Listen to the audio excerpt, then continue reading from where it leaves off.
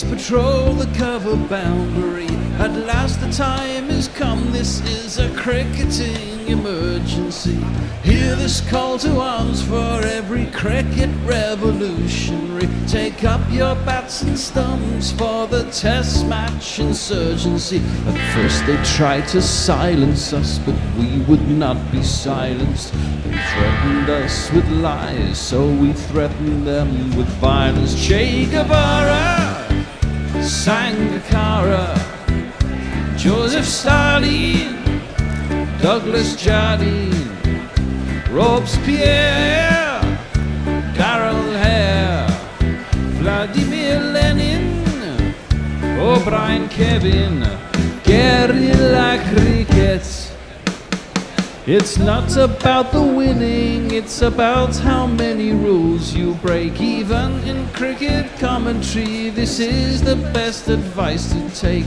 Pick guerrilla cricket, it's the finest choice you'll ever make. There's so much more to cricket than rev counters and a slice of cake. At first they tried to sanitize us and clean up our act, but people like it filthy, and we know that for a fact. Fidel Castro, Lenny Pasco, Carlos the Jackal, Umar Akmal, Mahatma Gandhi, Grant and Andy, Brendan Behan, Austin Ian, guerrilla cricket. Stick with us, cause you know we're not the kind of thing that you see on the TV and the radio. So vive la revolution. First they tried to buy us, but we would not be bought. Okay, we were, but then we ran away, and we will not be caught. Would not give up the ghost when they left us all for dead. They decapitated us, but we just grew another head. Chairman Mao, Jamie Howe, Ho Chi Minh, Asif Din, Václav Havel, Graham Saville, No Surrender, Percy Fender, Che Guevara, Sangakkara, Joseph Stalin, Douglas Jardine, Robespierre, Darrell Hare, Vladimir Lenin, O'Brien Kevin, guerrilla cricket.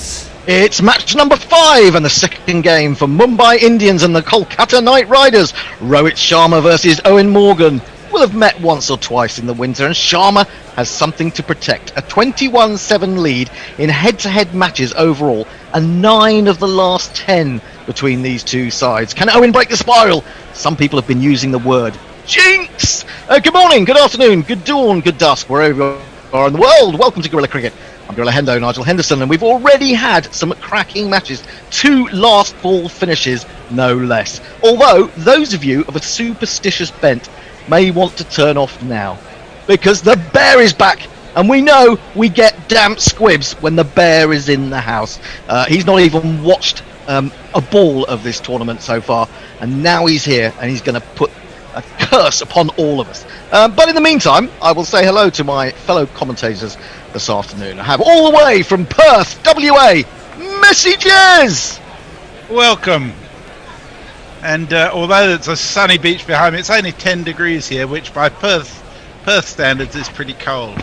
Freezing, absolutely freezing. We also have Rob Sutton, who is in a place that I find it really difficult to actually spit out. In fact, I would spit it out if I could. It begins with M, it ends with K. He's in Milton Keynes. He's in Milton Keynes. Afternoon, Rob. Afternoon, Hendo. Afternoon, everybody. Oh, and how is everyone feeling? How's everyone feeling? I mean, this tournament has got off to a wonderful start. I mean, I'm not one to hype things up, but it's been quite good so far, hasn't it? Excellent. Yeah. Some really good cricket so far. Especially the game yesterday was absolutely fantastic. Oh, and apparently you can read a really good report of that game in our news section. I don't know who wrote it, nothing to do with me. But if you go there, you will find that. If you just want to relive that moment, those moments of Sanju Samson. How good was he? How does he hit sixes? Because he just leans on the ball and caresses it, and yet it still goes for six. He is a thing to behold, a wonder to behold. Now let's turn to this match. What do we think? Mumbai Indians beaten in their first game, but of course that's par for the course for the Mumbai Indians. KKR, are they looking a little bit more attacking under the likes of Owen Morgan, Rob? Well, I must say, Nitesh Rana had a decent day out, didn't he, in the first game? That was a really good innings, and he took the crucial catch, Johnny Bairstow, who was going well for Sunrisers at the time. I thought they looked all right, yeah. I mean, they've certainly been given a tough start with the fixtures, getting Sunrisers and Mumbai first two. But interesting for Mumbai that Quinton de Kock is playing today. Chris Lynn, who I didn't think did a lot wrong in the first game, is not playing today. Well, you say he didn't do a lot wrong, but he did run out his captain, didn't he? He did run Yes, out his... that is sometimes a bit of an issue, but you know, I'm not sure. Be just professional level, should it? I mean, you should just accept it. But exactly, on a Sunday, you've been waiting all week for it, and then some bugger runs you out for three or something. I mean, it's too much to take. Yeah. He did look all at sea for the first couple of overs too. Oh, he did. He couldn't find the middle of the bat at all, could he? No. So I think it's probably a good idea to let the cocking. I tell you something I noticed as I was going through the teams today. What came to me is the fact that the influence of overseas players, in my judgment, has become gradually less and less in the IPL as the Indian players have just stepped up really a lot. Particularly in the last few days, noticeably. It's interesting to see that change, though, isn't it?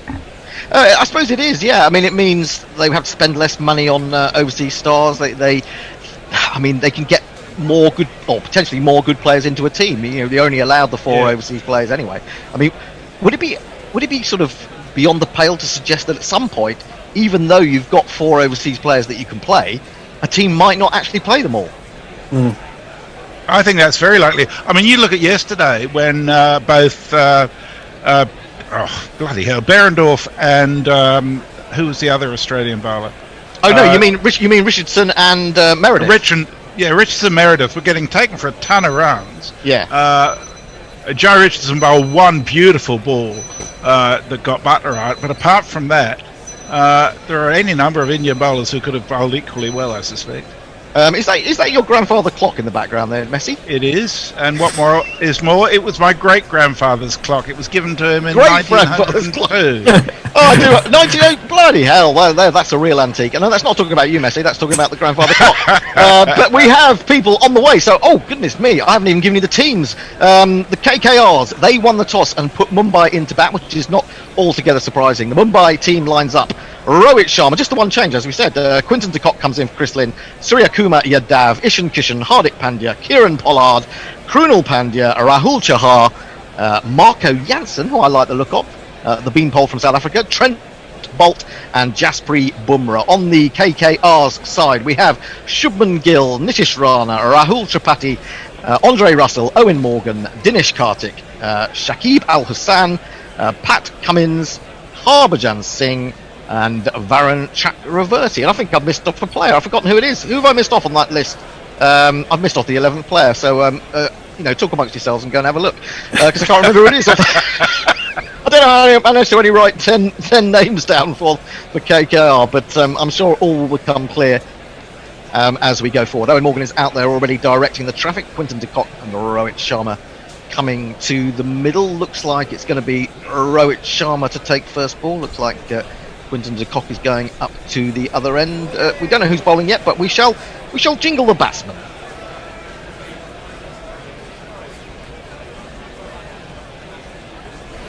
Jaya Wardner, popular sacred, winner 264. Yes, indeed, it is Rohit Sharma, and I believe I read yesterday he needs 61 runs in this innings to become the first player to score 1,000 runs against one team.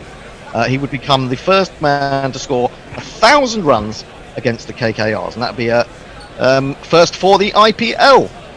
Quinton de Kock has a jingle that goes like this. Quinton de Kock has a name you can mock, but he's really quite useful at cricket. I have heard that he can open the bat even if he's not keeping wickets. It's absolutely true, and he will be facing a blast from the past, maybe for only one over, because that's how they used him on Sunday, I think it was. It's Harbhajan Singh.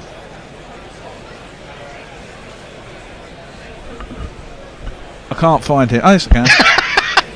That's just going to throw him. Harbhajan Singh, he wound up Ricky Ponting. Harbhajan Singh was accused of chucking. His first ball is just eased into the onside, and Quinton de Kock is quick to call his captain through, so they get a single off the first ball. Mumbai Indians 1 for none. Yes, Harbhajan. What do we make of Harbhajan being back in the IPL? Had to go down to his base price, didn't he, initially to get selected, and they're using him very sparingly. Just bowled that 1 over on Sunday, and then it was Andre Russell who used up his other 3.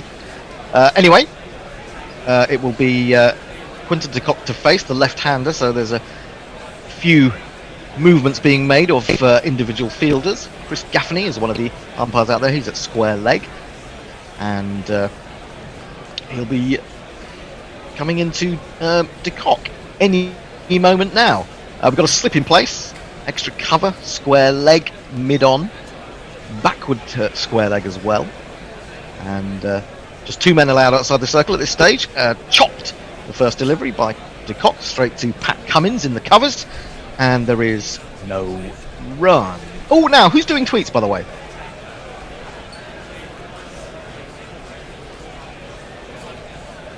Hello? Sorry, I was on mute there. Yeah, Brown We'll do Barrett. it in a minute, Messi. Thrown up, dips a little bit, but still remains a full toss, which is swiped into the onside down towards Cow. It is fielded, and they get back for a couple. Mumbai Indians move to 3 without loss. Sorry about that. To disturb you, Messi. Brian Barish is with us. He says, "G'day and tomorrow, cricket nerds. The IPL is back. I didn't know it was September already. It's a pleasant morning for Hit and Giggle. Excited to hear GC back in my earballs again." And he says it's the first time he's heard me commentate. I knew this would be a good day. Thank you, Brian. And Jay says hello from Yorkshire. No, they're trying to take a quick single to square leg, and de Kock is sent back because Rohit Sharma does not want to be run out by his fellow opener 2 games in a row. But this is curious because Harbhajan Singh was coming round the wicket. Now you would expect Rohit Sharma to be backing up on the other side of the stumps, but he's actually the same side of the stumps as Harbhajan Singh, although he's standing quite wide. I wonder why that is. I know they had a guy in close in the on Hayden position the other day, so maybe that's something to do with it. He's in again, bowls, and it's defended back to him by de Kock, and there is no run. Any idea, anyone? Anyone like to offer a theory? Well, it looks like he's been sent out as a runner, but obviously he's the non-striking batsman. It's very strange. Have they snuck on a runner? Maybe he's decided the spare pitch is the fast track to run on. Oh, it could be that. That's A little bit of a leading edge this time from de Kock as he tries to force, but it's fielded at extra cover, and there is no run. That's the end of Harbhajan's work for the day, possibly. 1 over, none for 3. Mumbai Indians 3 for none, off 1. Messi. So Warren says good morning all. Diana Patterson says good morning Hendo, Rob and Messi. I see SNFU with messages on tweets. Thank you Diana, good to hear from you. And we've got Legends on Hot Mic and the Ugly Morons. Greetings from Dhaka. Mumbai to get off the mark. We've got a person listening to us who's called the Ugly Moron. That's his handle. That could probably account for most of us, actually. Anyway, it looks like we're going to have spin at both ends, I think, here. I'm curious as to see whether this is what Owen Morgan is going to go with. But, yes, it's going to be Varun Chakravarti who is going to open the bowling. 18 wickets in his IPL career. Good economy rate, 7.24. Anything under 8 is pretty good, I think. He's played just the 16 matches, and he's going to be coming in to bowl to Rohit Sharma. There's a slip, and he drops forward and strokes it nicely. Good timing, but backward of square on the offside, thinking about the run, sent back by de Kock, and the score remains 3 for no wicket. So I don't think we've seen for a long time 2 spinners opening in the IPL. We have seen quite a lot of 1 spinner being used, certainly for a couple of overs. Chakravarti is in again, bowls, and this is short and pulled over the top of mid-wicket. There's no one back there. That is going straight into the boundary sponge for the first one of these.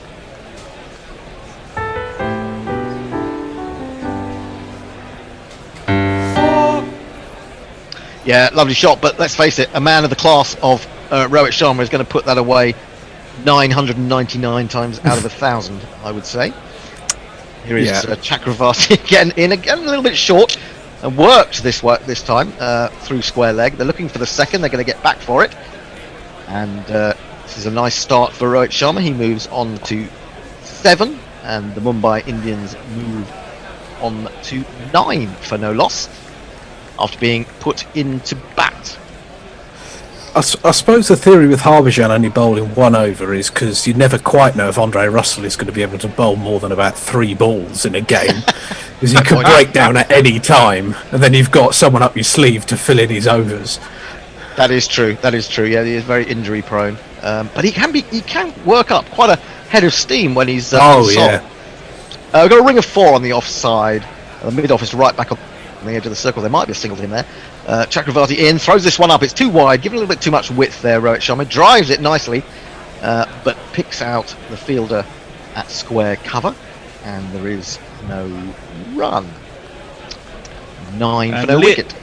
Leah is with us in a cheery mood, saying hello everyone. So Rohit loses another coin flip, eh? Terrible tosser, that man. Absolutely awful.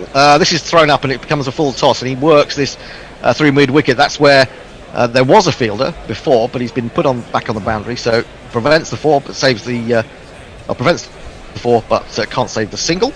That was Shakib Al Hassan doing the fielding. 10 for no wicket. 1 ball remaining in the second over. Quinton de Kock just taking guard.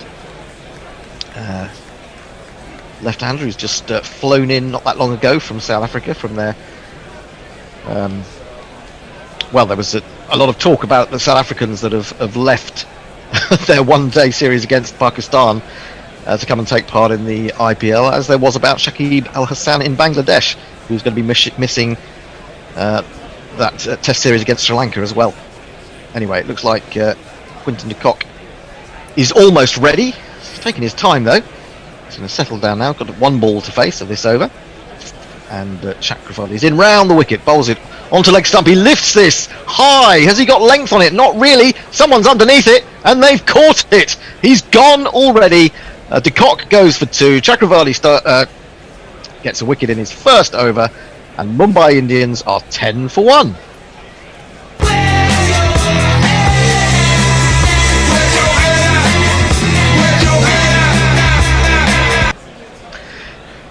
Yeah, trying to take it off his legs, and got underneath it a little bit too much, and the man came in from long on, racing in, and just about got underneath it. Didn't seem to take it with incredible comfort, but Tripathi it was, and on his way is Quinton de Kock. Let's have some tweets. So O'Neill Harris joins us from South Carolina. Says, wait, Hendo, did de Kock stroke it nicely, or did Rohit? Hey. We're free of de Kock jokes from now on, it seems to me. And Farong confesses that he is the ugly moron on Hot Mic. Thought it wouldn't be a more accurate description of myself. Can't use it on Twitter because many ex-prime ministers or presidents fix into that category. That's very true. Very easy to mistake them. If you label yourself the ugly moron, you sort of set expectations low and can only exceed them. Yeah, I suppose that's true. That's true. Anyway, out to the middle comes Surya Kumar, the man they know as Sky. He's got a jingle that goes like this. Surya Kumar, Surya. Now I know the others might have let you down. It's not too late to play Surya now. Surya Kumar, you're down. Well, I tell you what, Andre Russell must be carrying an injury, because it's a second over for Harbhajan Singh, driven up to mid-off, driven too well by Surya Kumar, and it is Andre Russell who just steps around to his left to field that on the edge of the circle, and there is no run. Was he just hitting it against the spin a little bit there? Yeah, Winton de Kock. A little bit of a leading edge, wasn't it? I think it might have stuck in the wicket a bit. Could have done. Swept from way outside off stump, and he's got that up and over. Square leg as Surya Kumar, and he has a 4.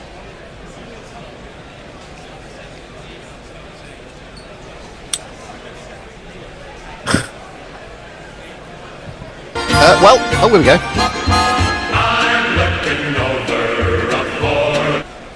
have to say, Zoom doesn't seem to be working that well today. Struggling to hear the jingles myself. Hope you out there in listener land are picking them up okay, but it's a little bit tricky for us on the inside, so bear with us if we end up talking over one of your favourite jingles. We'll do our best not to, but it may just happen. Surya Kumar on to 4. Mumbai Indians 14 for 1. A lot of wrist in that shot. Harbhajan in again, down the leg side. Well taken by Dinesh Karthik, moving across, but it won't prevent the signal of a wide. And Mumbai move to 15 for 1. Wide. Sorry if I spoke over the wide jingle. I know that the wide jingle is one that is loved by many. Harbhajan in again, bowls lifted this time by Surya Kumar over mid-wicket, just wide of the man running round from long on, and he picks up 4 more. It's Nissan She. It's Nissan She. Yeah, lovely shot. Thrown up a little bit on the Midland leg, and just a little step down the wicket, and then lifted it, and got it wide enough of the man at long on that he wasn't in any danger of being caught. But picked up 4 into the bargain. 19 for 1, halfway through the 3rd over. In comes Harbhajan, flatter, shorter, outside the off stump, driven off the back foot by Surya Kumar, but this time he finds one of those 4 men stationed on the single on the offside, and there is no run. Couple of boundaries then from this over. Harbhajan will not be happy with that. I think that second boundary is what de Kock was trying to do in the previous over, but didn't pull it off. I think you might be right. Well, this time Surya Kumar has got a 3rd boundary to his name, because he's found the gap between extra and mid-off. A little bit aerial, but his placement was good, and it's run away to the boundary. 1, 2, 3, 4. So great start from Surya Kumar. Sorry, Ron. I was going to say, I think you can see why 1 over was enough for Singh last Yes. Yeah, this might be. It may only be 2 this time. He's in to complete the over, and it's again chipped through mid-wicket. There is a man now patrolling out there, and so it's just a single, but he will keep the strike. Great start from him. 13 from 6 balls. Mumbai Indians after 3 are 24 for 1. So Brian had guessed it was Farong who was the ugly moron, as he was the GC Dhaka bureau chief. Oliver Birch says he moved to Delhi 2 years ago from London, thinking it would be a great chance to watch some proper live cricket. Reality, listening to GC, and had to rush back from getting groceries due to the new curfew. Oh, I'm sorry about that. Well, you're going under curfew, as we're all just coming out of it, seemingly. Yeah. The shops, all non-essential shops, opened yesterday, so prepare for the 4th wave in about 4 weeks' time. I haven't come out of lockdown since last March. I don't know why everyone else is complaining. I've been in lockdown longer than anyone. Self-enforced, it must be said, or self-imposed. Anyway, we're going to continue with spin. We're going to get a change of bowling. It's going to be Shakib Al Hassan.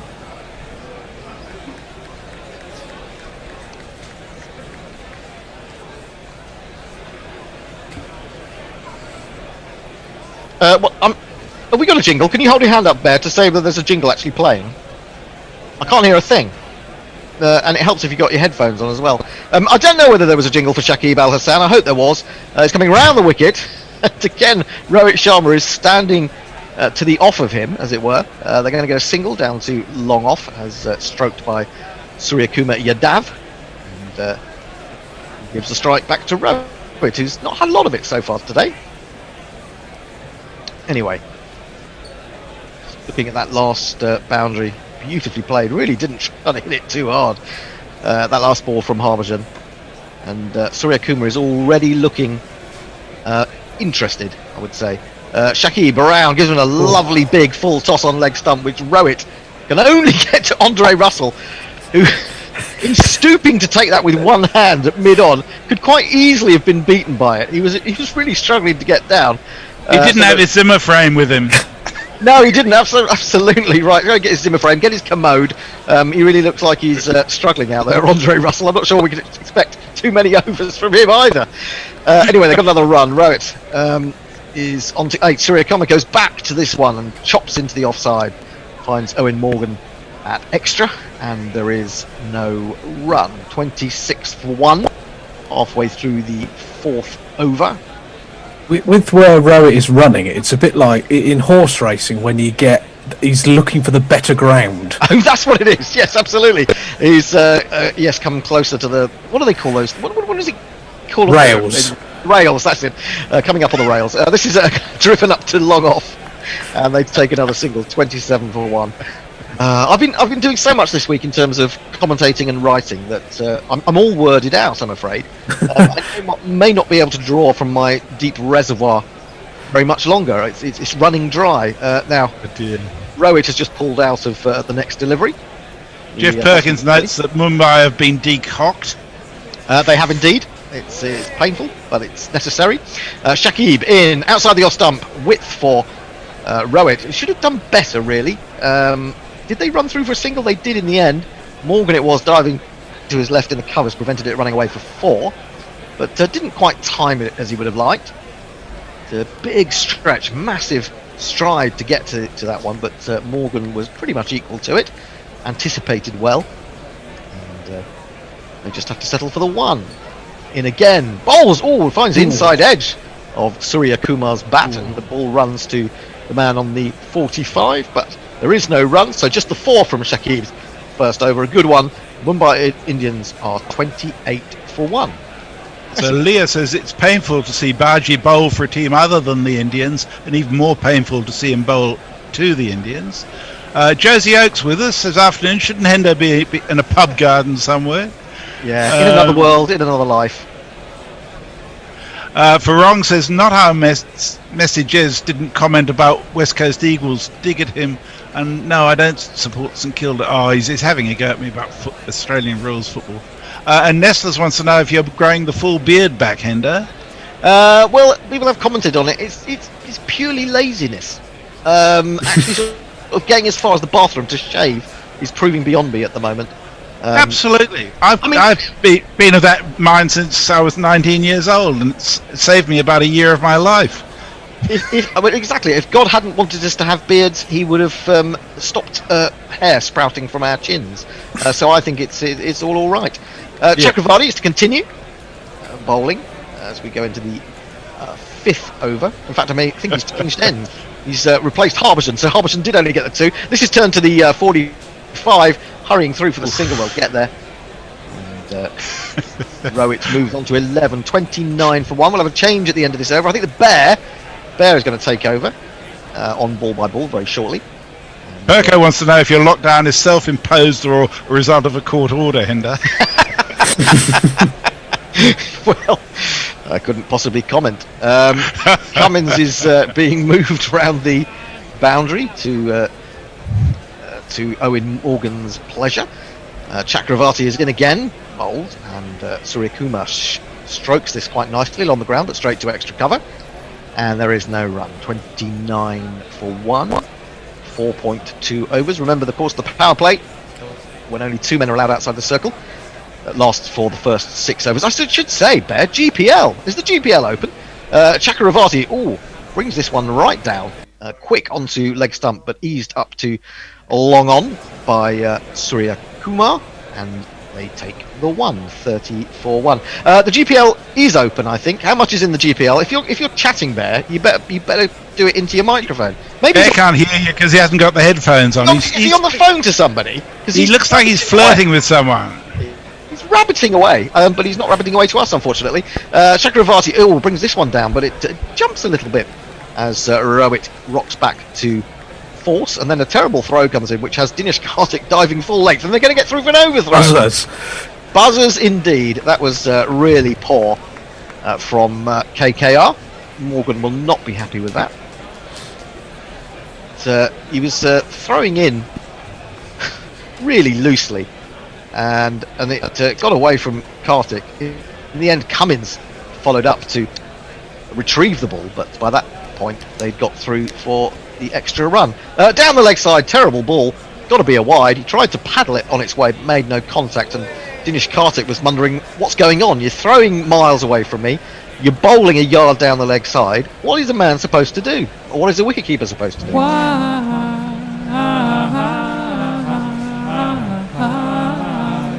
The Bear's back. He's listening to us. He must have been on the phone. GPL Bear, how much is on the GPL? Hold on. I've got it all lined up somewhere here. There we go. Good to know. Chakravarti in again. Bowls. Oh, in the air slightly from Suryakumar, but a couple of bounces before it gets to Andre Russell, who seems to have just livened up a little bit there. It was almost a dive. Suddenly someone's mentioned the fact that we're taking the piss out of him on Guerrilla Cricket, and if he wants to have any reputation left whatsoever, he needs to get his act together. One ball to go. The pills are cutting in. Could be. Chakravarti in again, swept by Rohit. Took that from outside off stump. The man is up at square leg, so that is going to run into the boundary and bring 4 more runs.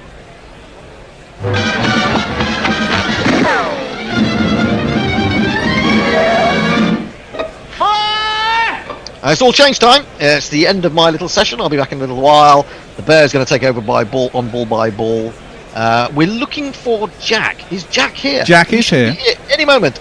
All right, I'll see you later then, chaps. See you later. Afternoon. Sorry, my web guy was in and we were yapping away whilst we were also there, so I missed a couple of jingles. I didn't get to play Shakib's jingle. I've got it. Oh, I did have it lined up, but now I haven't. So maybe I'll go back and find it because it's a great jingle. There he is. I'll play it in a little bit.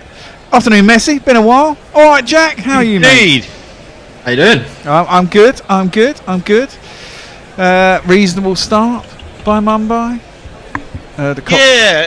It's been a bit sort of messy in my view. I don't know why, but it just doesn't seem to have much flow. But you know, it's a decent start. It's nothing spectacular. No. By the way, Jack, the next tweet is Mrs. Luigi Magpie from 6 minutes ago. Perfect. Now, I haven't watched much of the IPL, but I've been keeping an eye. I saw the end of one game. Who was it? Shikhar Dhawan and Prithvi Shaw. Saw them teeing off, I think it was, on Saturday. And they chased down that score really easy, didn't they? I mean, Pat Cummins is in, and his first ball is a little bit short of length, close to the batsman. He can only hit point as he's trying to get it out into the deep out on the offside. But he can't manage it. Let's have a jingle for Pat Cummins. When bankrupt scuffed it and threw you the ball, you must have known but said nothing at all. Yeah, they were tampering. What'd you do? So it's the IPL and we choose long jingles. That one is into the body once more. And Suryakumar can't get it anywhere. It's 2 dot balls in a row. Good opening. Good start by Pat Cummins. It's noticeable so far in the IPL. There's been some pretty good batting performances, but there's been some rubbish catching. Yeah, I saw a couple of terrible drops the other day. Crikey. Yeah. Butler made an absolute meal of one yesterday. What, behind the stumps? Or was he out? No, he was out in the outfield. Oh my He and God. Stokes were going for the same ball. Oh. And how are you, Jack? You've been watching much of it? Cutter into the pitch, and once again it's mistimed by Suryakumar. I've watched 3 out of 4 matches so far. Okay. Yesterday I was up with Jono at Woodstock Cricket, picking a cricket bat. Nice. Did you use code GC Radio? Oh, you bought it in cash. Could have got yourself. It was. Gone. It was no. It was with the podcast. We were filming some stuff for him about his about how you select a cricket bat. Very good. Yeah. No, it's a good thing. Pat Cummins is in full outside off stump. Gave him some width this time, and Suryakumar did not miss out. It's like a bullet out to the point boundary, and the man of point cannot get across to cut it off. It's 4 runs. There's not one boy for me, I must have 2 or 3, I need 4. 41 for 1. The Mumbai Indians in the 6th over. Nice shot that. Aerial 3-point, but he was just in front of the field there, so no chance. Any tweets, Messers? Or are you on tweets? No, who's on tweets? Jack's on tweets. I'm on tweets. Okie dokie. Pat in and on the back foot, or front of crease really, so Kumar just blocks it out to Owen Morgan, who is in a singular cap. This doesn't go well. Like him. A singular cap for 2 caps Morgan. It's a rare sighting. There's the mother of all pub fights that Josie Oak has tweeted in after the pubs reopened yesterday. Oh really? I can imagine. Did you go to the pub yesterday? I didn't know. No, you're young enough to go to. I don't really go to pubs anymore anyway. That stopped quite a while ago. I mean, I still like the odd drink, but pubs are just too busy for me. I'm an old man now. I'm over the other side of 50. Pat Cummins is in. Good shot. Suryakumar off the back foot forces it out to deep cover. It's in front of square this time though, and there's a man out there covering the boundary. It'll just be the single, and he will retain the strike, which will probably piss Rohit off a little bit. He's been out there for 6 overs and he's only faced 11 balls. Give us some tweets, Jack. So Mrs. Luigi, Magpie, can a gorilla cricket cookbook be far away? So I'm guessing that was a conversation just happening just before I logged on. Brian Barish, if Tony Knackle and Nethers are writing it, I'm all in reply to Miss Luigi Magpie. Anna Forsyth has said, hello gorillas, I already missed getting to cock out. How thrilling. Boom. Go KKR. Yes. A gift that just keeps on giving. Nesters has said that they've moved the F1 qualifying by an hour so that it doesn't clash with Phil the Greek's funeral on Saturday. It's in Imola. For crying out loud. Gotta say, as a Republican, you know, it was the whole experience was kind of weird. I got in a car on, was it Friday? It was Friday, wasn't it? He died. I got in a car to go somewhere at about 12:15, and I hadn't seen the news. And then they were gabbling on about Prince Philip. I twigged pretty quickly that he died. And it was just amazing how commercial radio just didn't know what to do. It's like, right, we'll just play slow songs. So it didn't really matter what the content of the song was, but as long as it was slow and downbeat.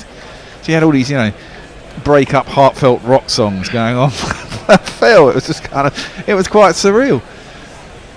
Oh, just, yeah. Shakib is back into the attack, which means I get to play his jingle, which I've got lined up. He is driven first ball out too long off. And Rana fields, and his jingle goes like this. Shakib, Shakib, Shakib, Shakib, Shakib, Shakib, Shakib, Shakib, Shakib, Shakib, Al sampai for Worcester. Shakib, Shakib, Shakib, Shakib, Shakib, Shakib, Shakib, Shakib, Al sampai for Worcester. Second ball is pretty flat, pretty quick, and just defended out into the offside. They scramble through for a single, and they're going to go upstairs. I thought he was quite easily in there, wasn't he? Yeah, I think so. It's interesting, you know. They're scoring at 7 and over, but it's as if they're not sort of doing anything spectacular at all. Well, they're only hitting the odd 4, aren't they? So PayTM get themselves on the screen. Of course they do. And he's in. He's about half a yard in. There's no real need to go upstairs.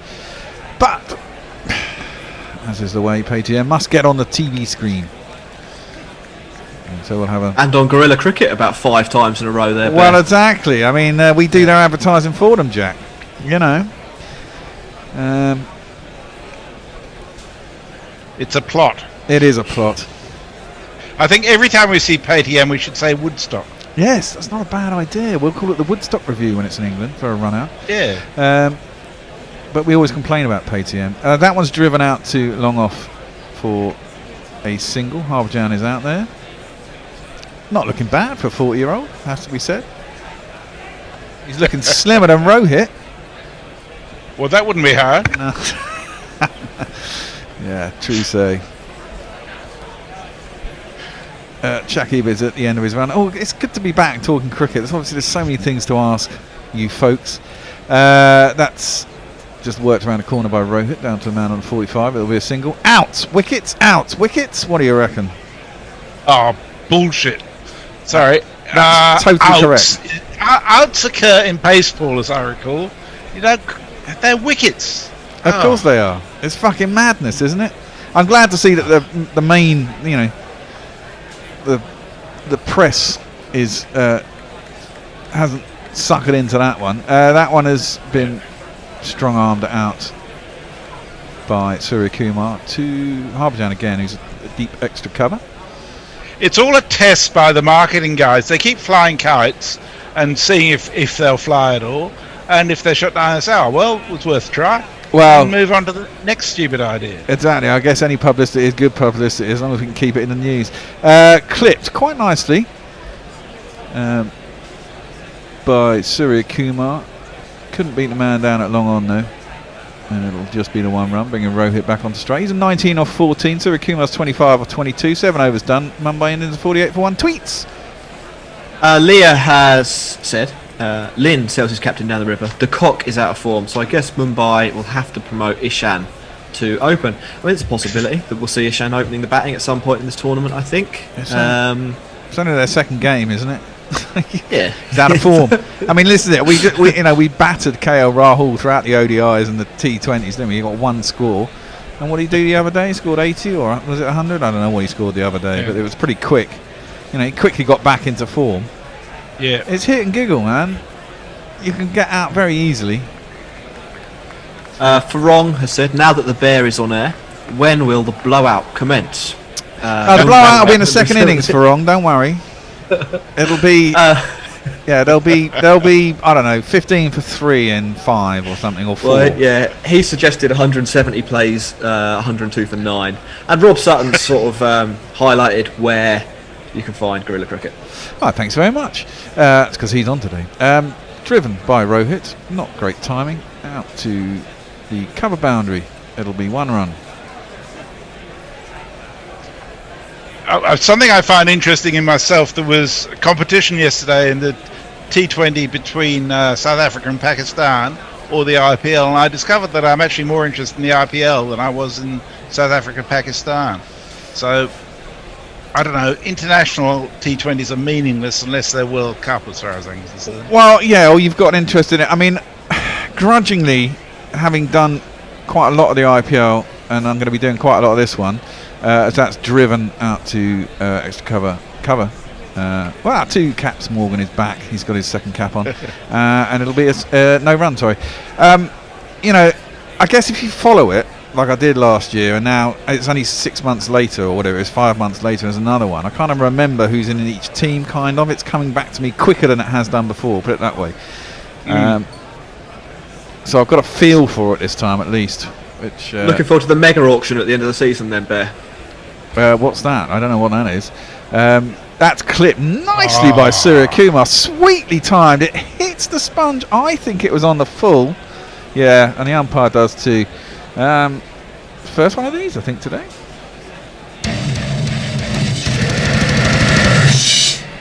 That was a really nice shot. It was a pretty straight ball. Perfectly timed. It was really sweetly timed. Just flicked the wrists, and a lot of wrist work in that to get it, A, the angle, and B, the elevation, because he really put a lot of effort into it.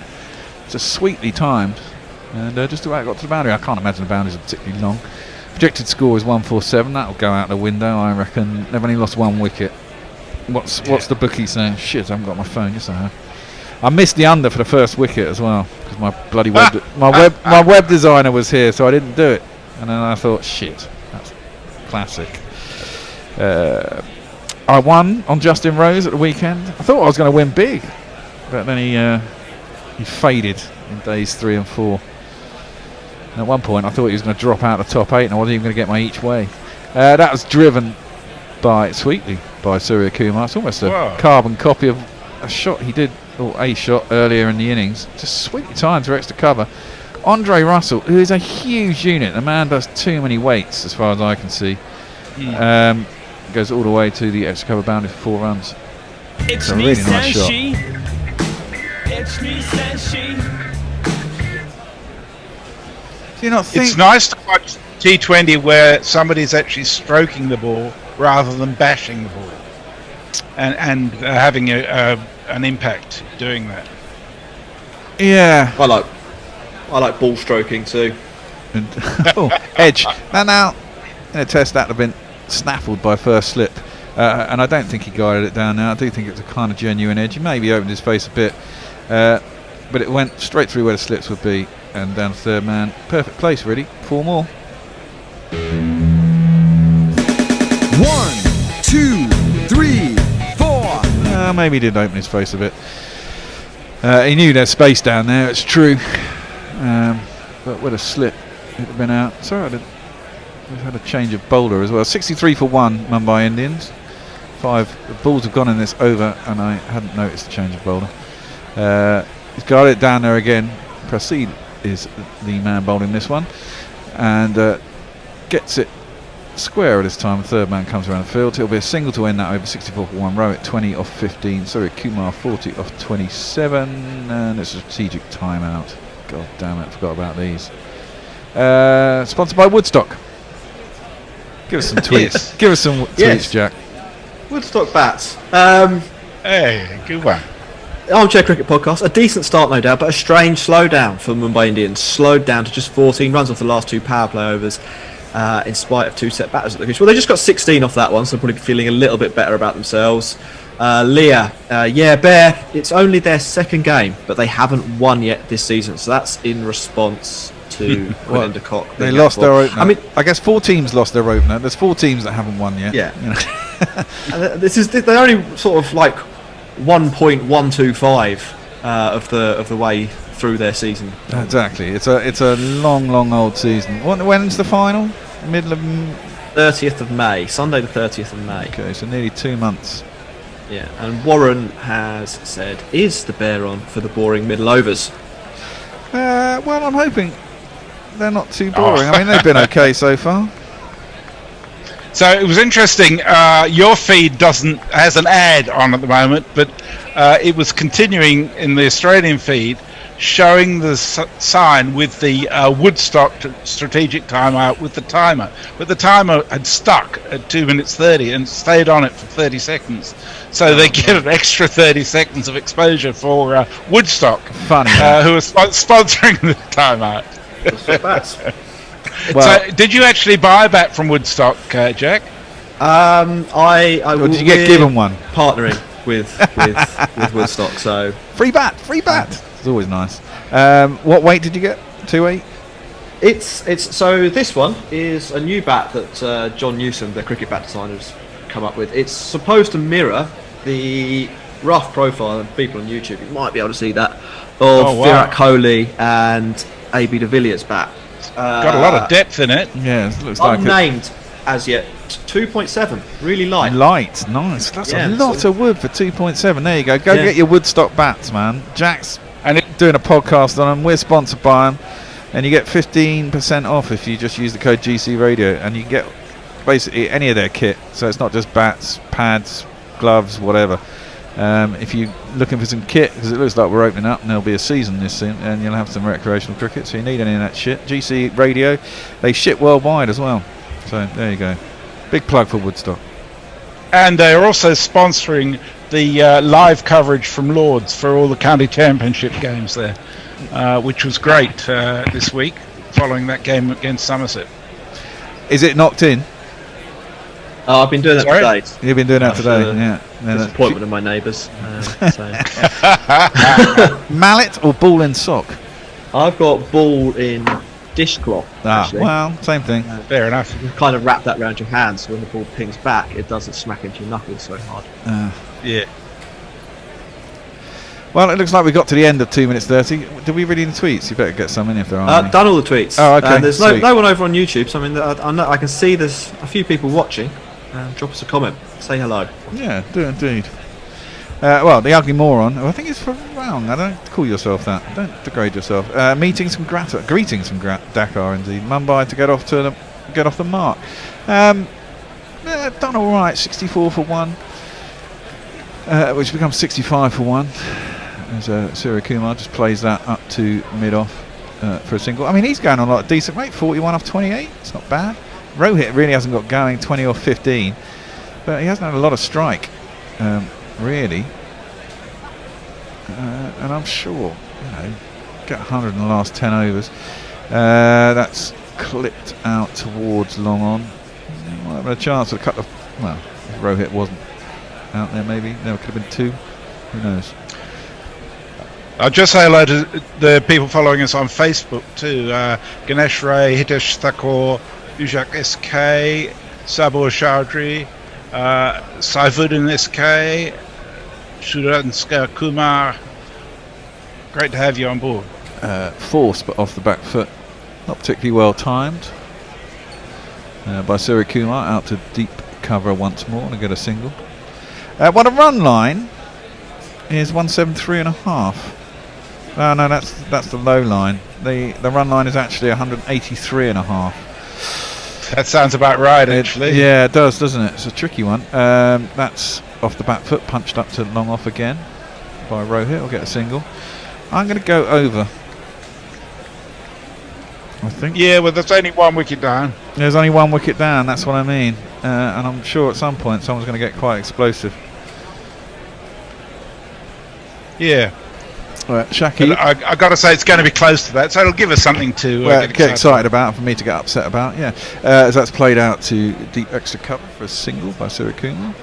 5 ones in this over. Shaki's bowled pretty well. He's gone for 15. 1 ball left in his 3rd over. That's a really good economy rate. If they go 10. Speaking of getting excited, is the GPL open for another few minutes? Yes, you've got 4 more minutes as that's played up to long on. There were 6 entries last time I looked, and that ends the 9th over. Let me just refresh it a little bit. Yeah, you've got 4 minutes left. There are 7 entries, spanning from 333 up to 381. Someone's got one of your numbers.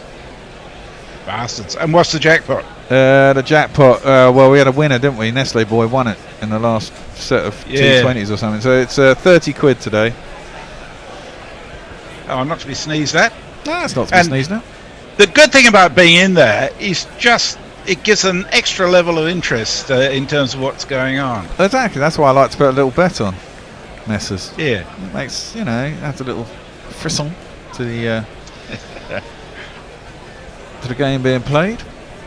Well, this is my last over on ball by ball. I think I'm hanging in after for the next 5 overs as well. 70 for 1. Rohit 23 off 18. Surya Kumar 43 off 30. And Morgan. I think Morgan will do well for them as captain, won't he? He'll add a little bit of discipline. Bring his England skills in. He seems to know exactly what he wants. I mean, he's not going to fail on that front anyway. He's got some pretty good resources. Cummins is in. It's guided down to 3rd man for a single. His first hit wasn't particularly impressive.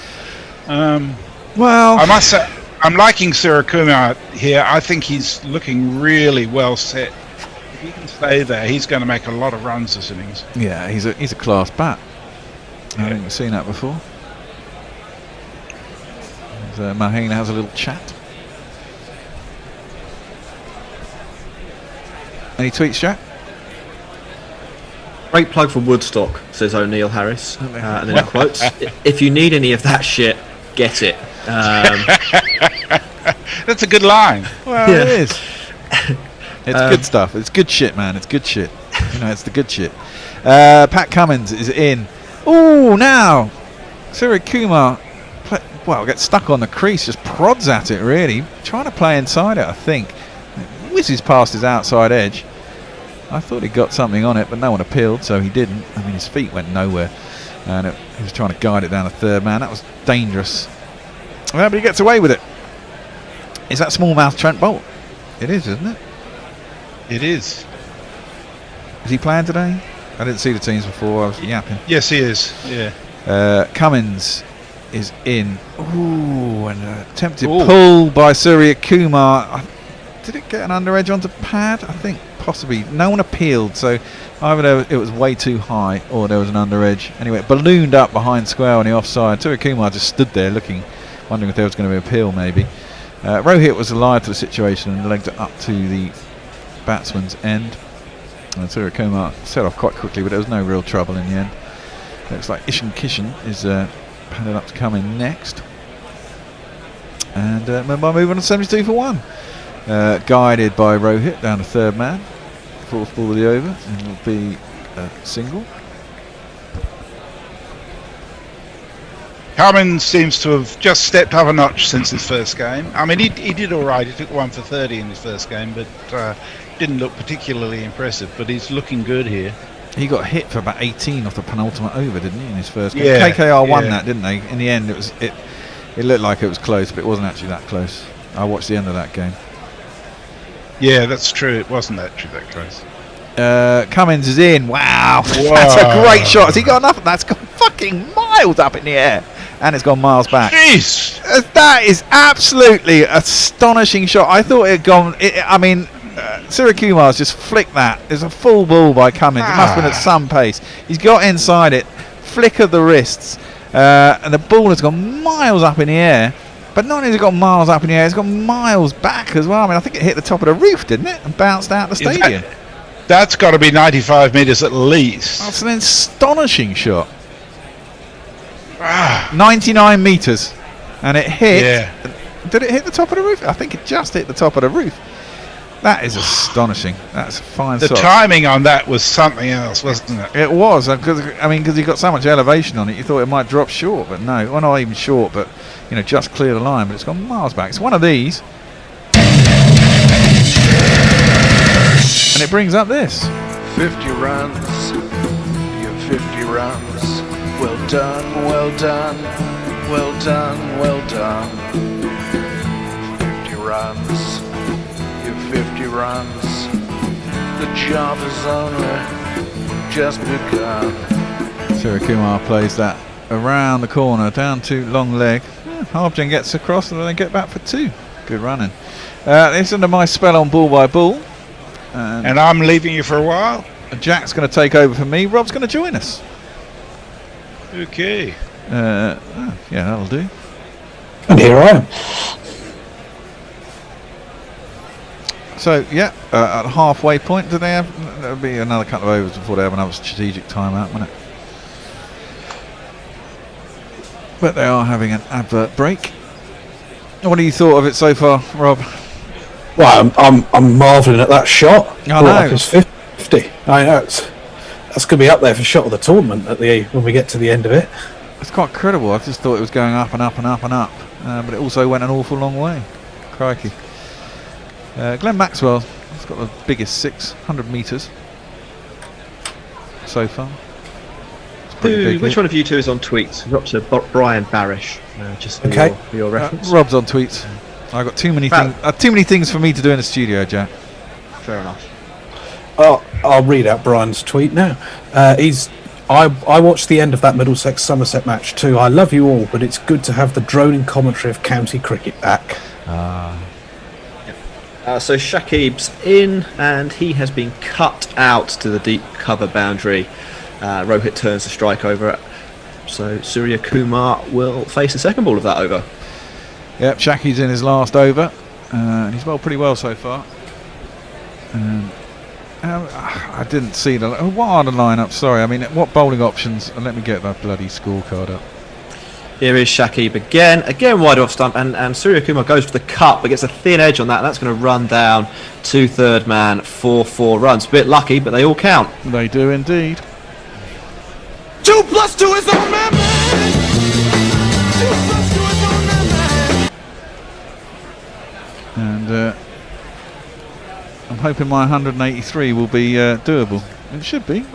It's certainly in play, isn't it, Bear? It certainly is. Did you bet on the national, Rob? I did, yes. Shakib again, a little bit straight this time. Surya Kumar's down the wicket, and he has hit that really high, but not very far. He's been caught by the man running in from long off, so his fine innings comes to an end. He's out 56 off 35 balls, 36 balls. Shakib takes the wicket. Mumbai Indians are 86 for 2.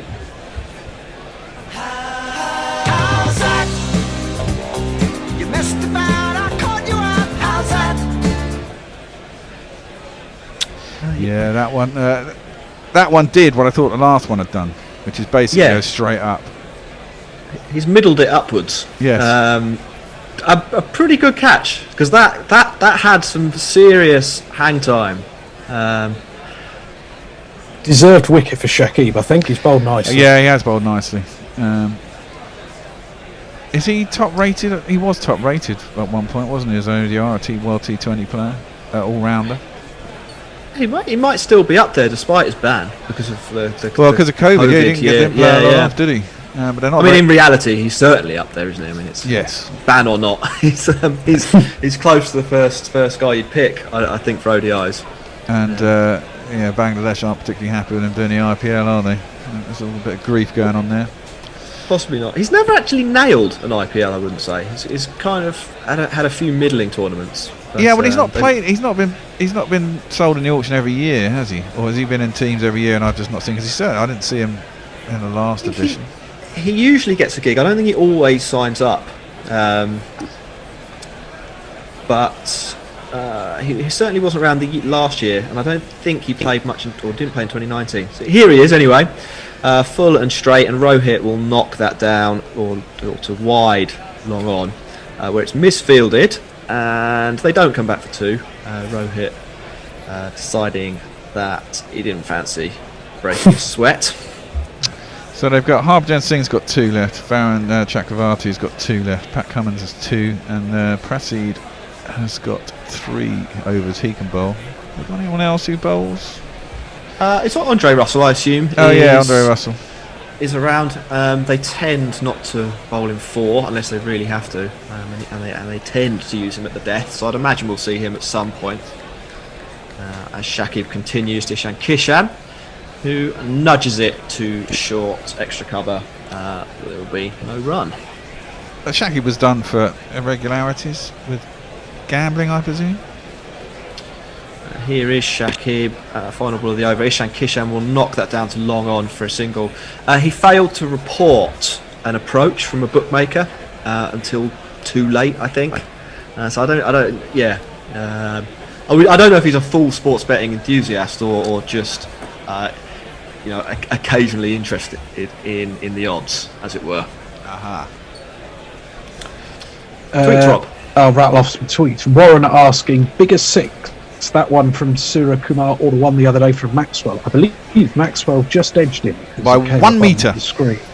But considering they don't actually hit the ground, it's all predicted. Hombre Nuevos says, afternoon gorillas, you're saving my sanity whilst I try not to electrocute myself with home wiring. That is a dangerous business. That's tricky. And Leah says, if Hardik doesn't get man of the match for that reaction to the 6 alone, I will throw myself to the ground and bite the floor. Okay.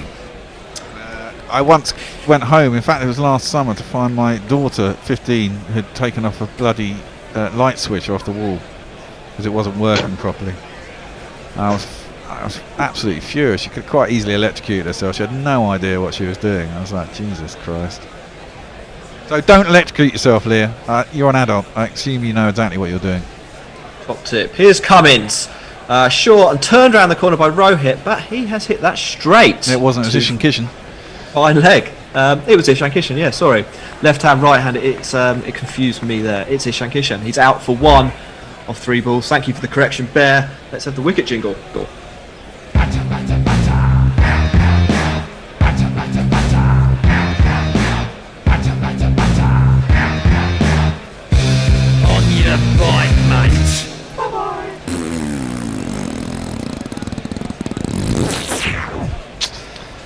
Reasonably tame dismissal, that one, wasn't it, Bear? Yeah, well, it was, wasn't it? I mean, it's probably a quicker ball that's into the pitch. He's only been out there 3 balls. He does like that shot, though, doesn't he? He played that a lot against England, and that innings he scored in the T20s there. He does like to get inside and under the ball. Fielder was well placed. Happens when you come in. You've got to go from the off, haven't you? 3rd ball, you're not quite in, not quite seeing it. He hit it quite well, but straight down the fielder's throat. Well, that's what I was going to say. What's quite interesting about that was it seemed to come just off the face of the bat. You'd think that if he timed it like he appeared to do, he'd have got enough elevation on it to hit it for 6. But Clearly not. It's few just yards inside the yeah, boundary. exactly. It's just slid off a little bit. He's not got the full face of the bat on it, but I mean, it's still reasonably timed, and the ball's got a lot of pace, hasn't it? So it's always going to carry if you don't get it quite right. Interesting.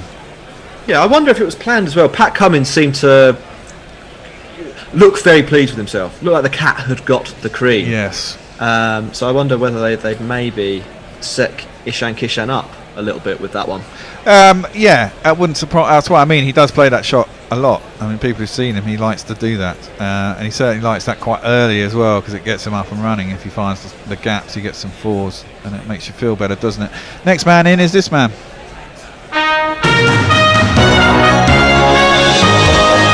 And in breaking news, Hardik Pandya. Yeah, one of the list of danger men in this Mumbai Indians middle order. Maybe in a couple of overs sooner than ideal, but we could be in for some fireworks here, couldn't we, boys? Well, this is it. It goes one of two ways here, doesn't it? I mean, they've got 2 quick wickets. Everyone's still got to go for it. You've only got, 8 overs and 5 balls left. You've got to carry on going. This is the Andy Ward theory. You've just got to keep going and going and going. But it's when you start and going from the off, you can always make a mistake early, can't you? So here is Cummins to Hardik, the new man. Looked like it might have been a slower ball, but it wasn't. 133 Ks. Wide off stump, and Hardik leaves it alone. Which is boring, isn't it, Rob? Oh, there's always a place for a good leave. not in a T20 there ain't, right, Rob? Can't leave balls in a T20. But this situation is sort of T20 in what I think makes it so interesting, because this game could quite easily go either way. If KKR can get another couple of wickets, Mumbai could fall apart quite quickly. Yes. Which is when, well, that could happen. I'm here. Here's Cummins wide of stump, and Hardik throws the kitchen sink at that one, but clots it a little bit out to deep point for a single, which will bring Rohit back on strike. Mumbai Indians are 89 for 3. Not sure I read the score at the fall of the last wicket. Well, so yeah, Rob, as you say, kind of middling. Equally though, if one of these, if these two bat through, they'll get a big score. It's well, exactly. It's I was just situation. Rohit has still only faced 22 balls, and they're in the 12th over. It's quite crazy. I mean, he's faced just 3 balls and 3 overs and 4 balls out of nearly 12. Here comes Pat Cummins, and short, angled in at the ribs. Well played by Rohit, who guides that down to third man for a single. It looked like that could have been a little bit uncomfortable, and he managed to get on top of it. I mean, maybe that's the strategy. Maybe you go, okay, everyone, as you say, everyone bloody hits a long ball in this side. Rohit is the elder statesman, I guess. He's also, senior pro. Get him through to the end, and everyone bashes it around after him, and he can let it loose at the end because he can score ridiculously quick if he wants to. Cummins then wide of off stump again, and this one's just dabbed to point. No run there. Good over from Cummins, whose figures are 1 for 18 off his 2.5 overs so far, which is a good spell.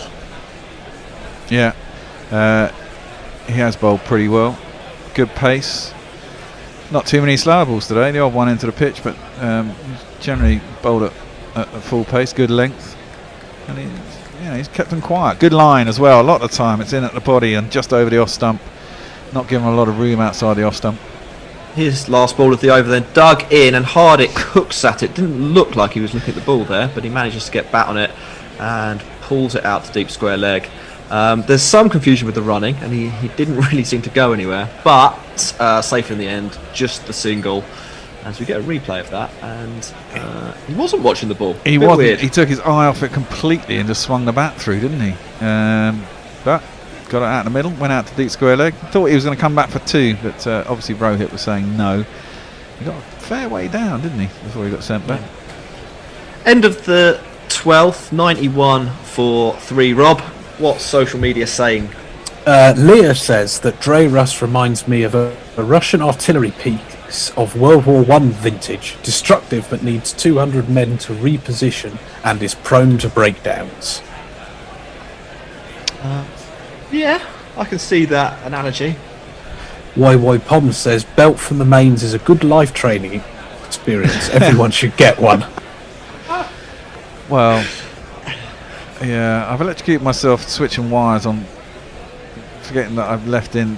Often, with a hedge trimmer or something, you go through the wire, and then I've basically got a splitter that I keep, shortening wires with. And a couple of times I've forgotten that I've left one end plugged in whilst putting it together before getting a quick shock and going, oh yeah, but go and unplug that. A change of bowling. Oh, one more, Rob. I'll do one more. Barry Phil, this is in reference to the Josh Butler clock. He says, will the alarm sound on the 1000th day since he last played for Lancashire? Well, no. It's Varun Chakravarti, the new bowler. He has bowled wide off stump. A big slash from Hardik, but just thin air. So that will be a dot ball. Varun Chakravarti, 16 for 1 off his first 2 overs. Do we have a jingle for him, Bear? We do indeed. I shall play it after this ball. Here he comes, straight. That looked like the googly. Might have deceived Hardik, who nudges it down to long on and will get off strike with a single. Let's play his jingle. Varun Chakravarti, Varun Chakravarti, Varun Chakravarti, Varun Chakravarti, Varun Chakravarti, Varun Chakravarti, Varun Chakravarti. Yeah, that's a bit techno. Here he comes, Varun Chakravarti, and that's come off the back of Rohit's bat, but he gets away with it. It squirts down to short fine leg. No run, but could have been worse, I think, for Rohit there. It seemed to drift in the air away, didn't it? Is he a leg spinner? He looks like he bowls off spin. I think he comes under the category mystery spin. To be honest there, but I generally leg spin, I think, is the answer. That one certainly was a leg spinner, just wide of our stump, and Rohit goes with it, knocks it out to deep cover for a single. Mumbai Indians not going anywhere fast since you made that bet, Bear. No, they aren't. Well, they were for a bit whilst the guys are out there giving it a bit of Humpty, but those 2 quick wickets has really slowed things down. I'm sure we'll be picked up again. Hardik, you imagine, Prasid's still got 3 overs on the clock, and I imagine they'll want a bit of pace. Varun Chakravarti in again. That one probably the googly, or maybe the one that goes straight on, or maybe the off spinner. Who knows? He's a mystery spinner. He does seem to, he just rolls it, doesn't he? It's not really. It doesn't look like he puts a lot of action on the ball. He kind of positions the hand and sort of just lets it roll out. The back Hardik happy to block it anyway, so there was no run. But yeah, it's an odd action. Here he comes again. Last ball of the over. Bit of loop on that. Hardik fancies it a bit more, smacks it back down the ground, but he will only get a single out to Pat Cummins at long off. That's the end of the over. 94 for 3, a quiet one. Chakravarti will be happy with that. Rob, how happy are the people on social media? Well, Jeff has said that Brexiteers will be happy to hear that there's always place for a good leave. Boom, boom, yes. Leah says this is about the Indians. This seems to be one of the seasons where they lose the first 5 games, get a stern talking to from the owner, then start winning because that was 3 hours of their life they'll never get back. Yeah. Have you seen that documentary about them? Yes, I have, yeah. Is it on Netflix? 8 hours of my life I'm not getting back. Yeah. Well, there's always talk. Their websites apparently are awful. I haven't actually looked at them myself, but all the chat on the WhatsApp group is how bad their websites are. Considering they've got so much money, and there's a lot of programming talent in India, you'd think they could get that right, but apparently not. So here comes Prasidh Krishna, short, and Hardik sort of swings through the ball. We saw that a lot in the England v India series, that dug in length, and Prasidh has nailed it against Hardik there, who can't score any runs. 4 off 9 now. Struggling a little bit. Yeah, still got enough balls. They'll want a big over 20 or something, and then and then 10s all the ways possibly. We'll get them another 80 runs. Here is Krishna, short, dug in at the ribs again to Hardik, who can only find point there. He looks desperate to get off strike, to be honest. Well, there is no run. It's a very good line. It's not giving any room whatsoever, is he? He's everything is in at the stumps, on off stump or angling into him. He's trying to. He likes to give himself room outside the leg stump as hard, doesn't he? Splay his feet and give it that. So if you can tuck him up for room, it's not a bad tactic.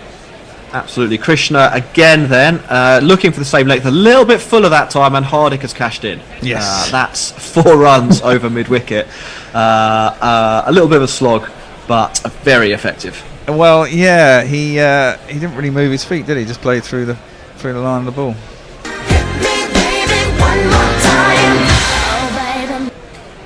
In fact, he didn't move his feet at all. They were just planted, and he just literally just turned the wrist. Good timing, though, isn't it? It's amazing timing, and the head so still, which I guess is the trick there. When I was last on, we spent a lot of time talking about Hardik Pandya's hip movement. On display there. Krishna in again. He's trying to find that back of a length to Hardik. Probably does on that occasion, but Hardik manages to get it away this time for a single. So 5 off the first 4 balls of this over, and Rohit will take strike. Need to get a move on, Mumbai. I don't think I'm going to get my money this time. Like you say, they need an over that goes for 20, I think. To get up to challenge 183, which looked very possible a while ago, but now they're back, languishing slightly. That shot from Krishna. Rohit's tucked into it. Has he got enough? Yes, he has, by about 15 yards. That's 6 runs, pulled over square leg.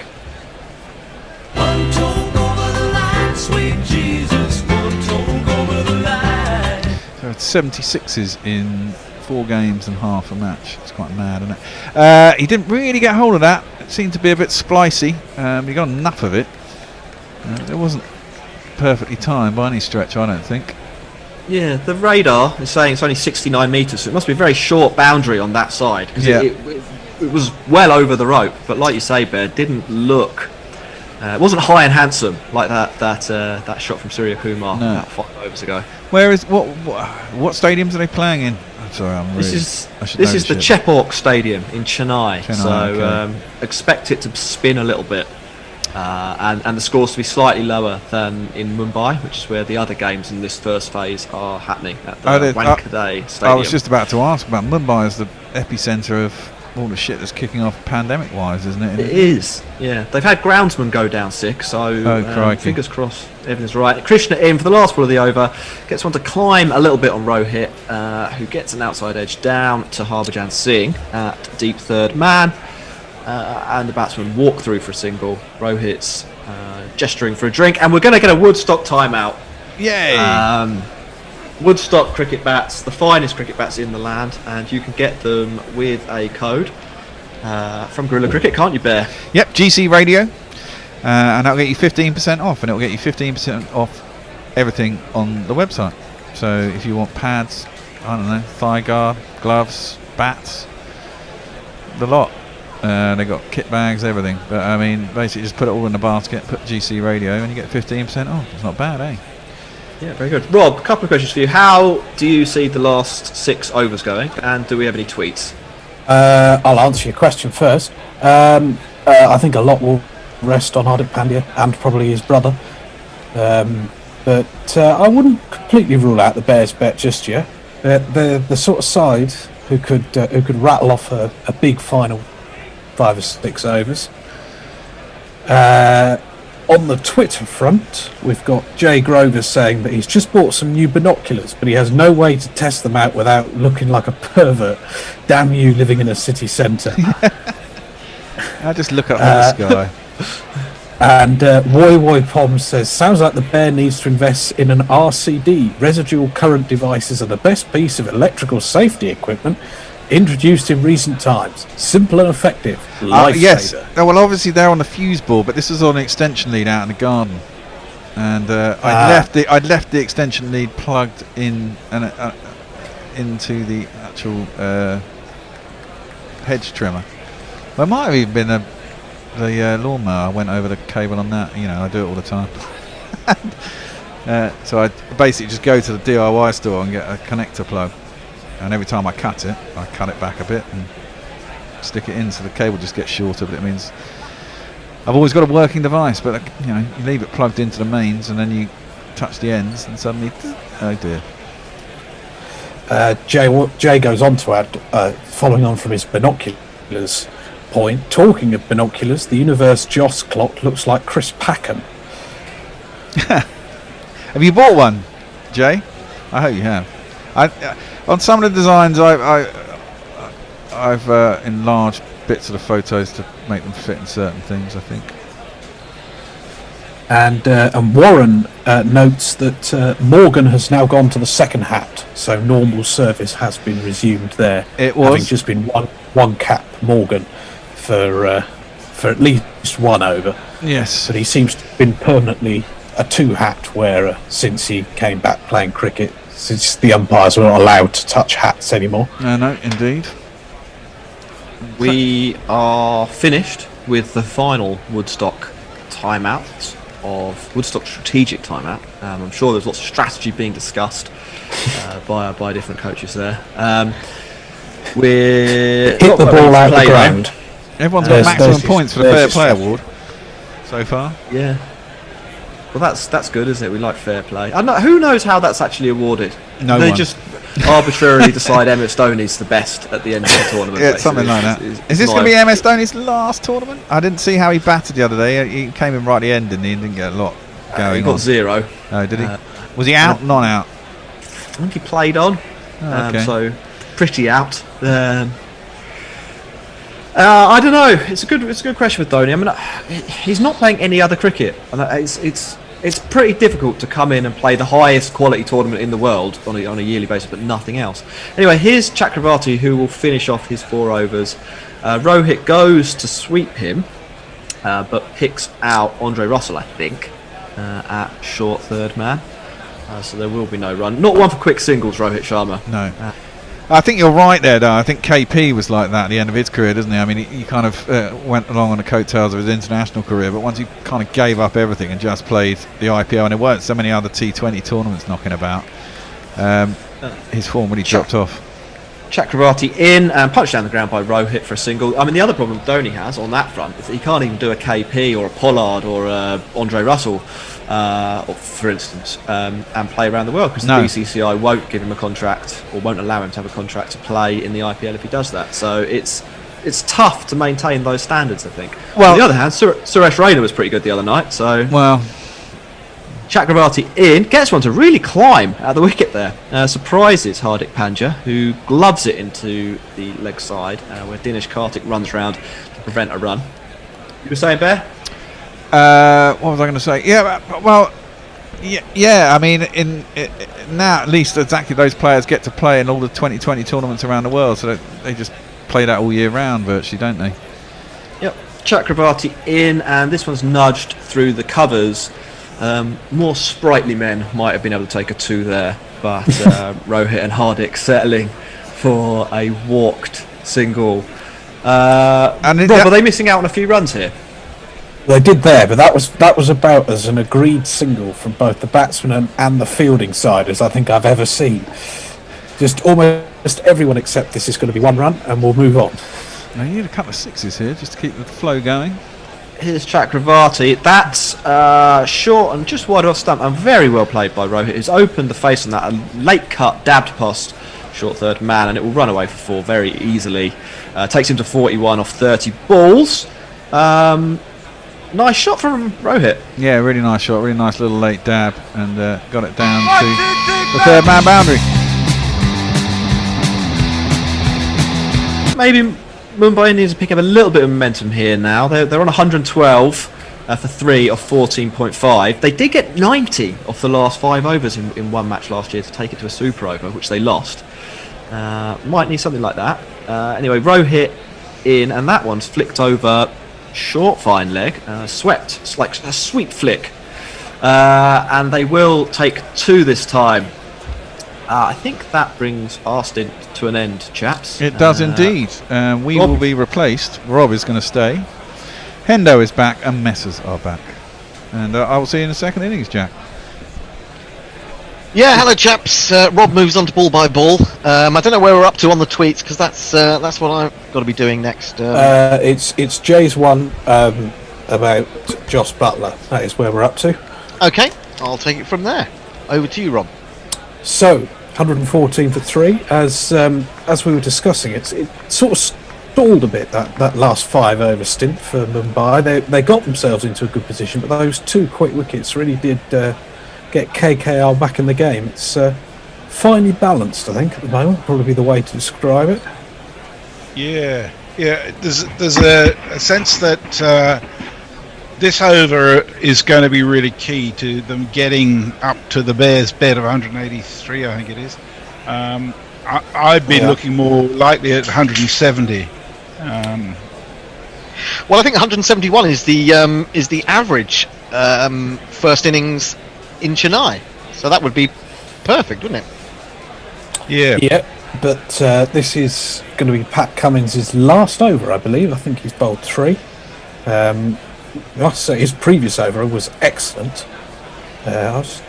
And he comes in to start the 16th over and he gets that one a bounce. And the batsman did well to actually play that and managed to drop it into the offside, did Hardick, for a single. Again, choosing to run very wide. It might have actually gone down as a leg by rather than a run. But it's 115 for 3 anyway. I know it has gone down as a run because Hardick's gone to 11. So yeah, Cummins 1 for 20 going into his last over. Well today. Yeah, he's starting to hit his marks, isn't he? You often find that with the overseas player that they need a run out. As Cummins comes in again, bowls, and he's bowled him. Rowett has chopped on, and Cummins gets a second wicket there. I wonder if that might have just kept a little bit low, but it comes off the under edge of Rowett's bat, and he is gone. In 15.2 overs, he only faced 32 balls, but he's out now, and that's a crucial wicket for KKR at this stage of the innings. I won't look back, 'cause by the time that I do, you'll be gone. That was a beautiful piece of reduction of pace. He was down to 120 k's on that ball. Yeah, very good. And you're right, absolutely. 32 balls he's faced from 92 balls bowled so far today. Wow. I don't know whether it was by accident or design, but somehow Morgan has managed to keep him away from the strike. Yeah. And it's worked really well for KKR. Yeah. Kyra Pollard is going to be the new batsman. Rowett was out for 43, and now at 115 for 4.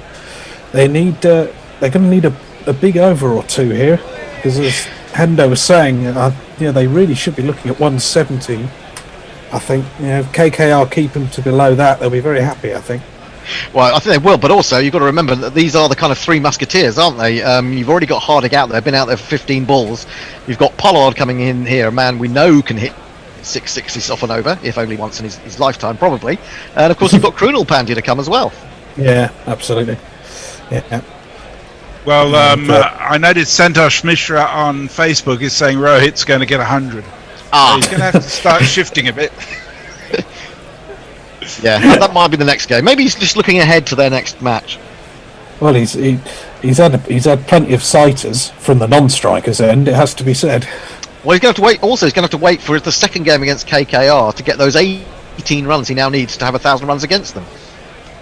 So Pollard taking a strike for the first time today as Cummins runs into him and bowls, and this is just defended back down the ground.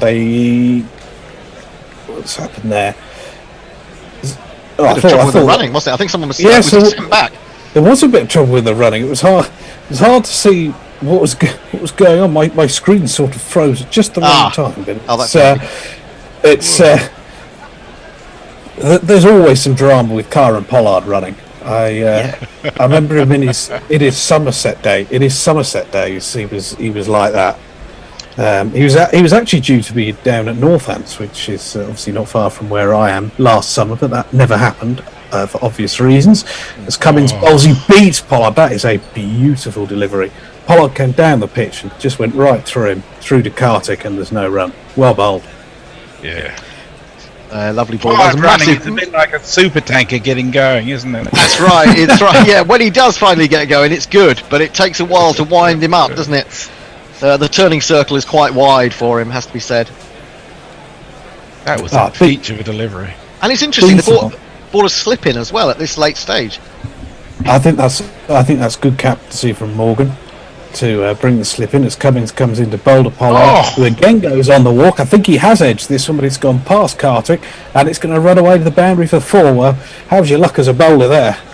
Yeah, very unlucky. That went like a tracer bullet. Well, it certainly came off the inside edge from Pollard. He took about 3 strides down and edged it. It was never a chance for Dinesh Karthik behind the stumps, and it's flown down to find leg for 4. But they all count at this stage of the innings. Well, at all stages of the innings, in fairness. As Cummins completes his spell, Pollard again runs down the pitch at him, and this time decides to leave one outside the off stump. So that was a very good over, I thought, from Cummins, who's bowled very well, full stop. 2 for 24. Yeah, I wonder if he's enjoying being in that new role of not having to open the bowling, not worrying about the power play. That might have been the great spark of invention from Owen Morgan today. Just coming back to that tweet by Jay Grover, talking of binoculars, the universe Joss clock looks like Chris Packham. I think he made a very good point there, and what I think we will do is we will make it interchangeable. We will put it on the World Wildlife Fund website as well, and so you can have it as Chris Packham if you would like. If you prefer your Chris Packham to a Joss Butler. Josie Oak says, sounds like the Bear needs to invest in an RCD, a residual current device. Best piece of electrical safety equipment introduced in recent times, simple and effective, and a lifesaver. Well, absolutely. We don't want the Bear electrocuting himself. Warren noticed 11 minutes ago that Morgan has gone to the second hat. And you can get RCDs that plug into a socket, which you then plug your lawnmower into. Oh, that's what they are. Yes, I've done that. Didn't know what I was doing, but that's what it is it? Yeah. It's going to be Krishna who's going to bowl the 17th over. And this one is lofted. Has that gone all the way for 6 from Hardick? I don't think it did. I think it was just short. Yeah, just short. Waiting for a signal, yes. It's just a 4, but I think this might be the over they target. Krishna's been a little bit expensive today, and Hardick has started with a boundary. 1, 2, 3, 4. Yeah, of all the bowlers, it's not been his day, has it?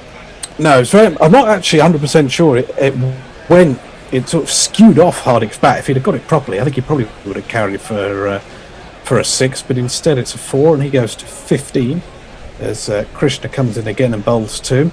And this time my screen is well, I can tell you again, but I can tell he's out because it's my screen's jumping all over the place. I'll have to change room at the interval, I think. As Krishna, I'll have to wait on the replay. Hendo, you better describe this one. Well, I think he was trying to whip it. Seen it. I think he was trying to whip it. It was a slower ball. It was a little off cutter, and I think he was trying to whip it away as the onside got a horrible sort of leading edge, or even the bottom hand came round right inside and out again. And it was the simplest of catches out at mid-off for Andre Russell, who's got hands bigger than the moon. So and luckily he didn't have to move either, which is always handy. That is handy. So that's one of the 3 musketeers gone. So they'll be happy about that. And KKR could keep them down to 150, 155 here. Yeah, well, I blame Bear for that. As soon as he bet on 183, they were doomed. Well, really, we should keep the Bear away from the IPL for so many reasons. One of which is saying Chris who's that weirdo to Chris Munro. Anyway, interesting move. No, we need those sorts of quotes. That's what sets guerrilla cricket apart. I should say Colin Munro, not Chris Munro. I'm getting mixed up myself. Interesting move from Owen 16 to wrap up Pat Cummins before the final 4 overs, but the wicket of Rohit Sharma has shown this to be a good move. Absolutely. Leah says hat-tricks by the angular one and the small-mouthed one are our lost hope for victory. Trent Bolt, who went for a number of runs in the first game, went for 36 off 4. Jay Grove says Chris Packham has less blood on his hands and does not feed on the screams of the innocent. That's the comparison between Chris Packham and Joss Butler. So one Pandya has departed the scene, and another Pandya has joined us, and Krunal's first ball is a beauty from Krishna that beats him just outside the off stump, and there's no run through to Kartik. They haven't got a slip in for Krunal, interestingly. They did for Pollard in the previous over, but decided against one for the new batsman. Warren says, saw various social media commentary about the RR defeat, Sanju refusing a run and depending on the multi-million-pound man Morris.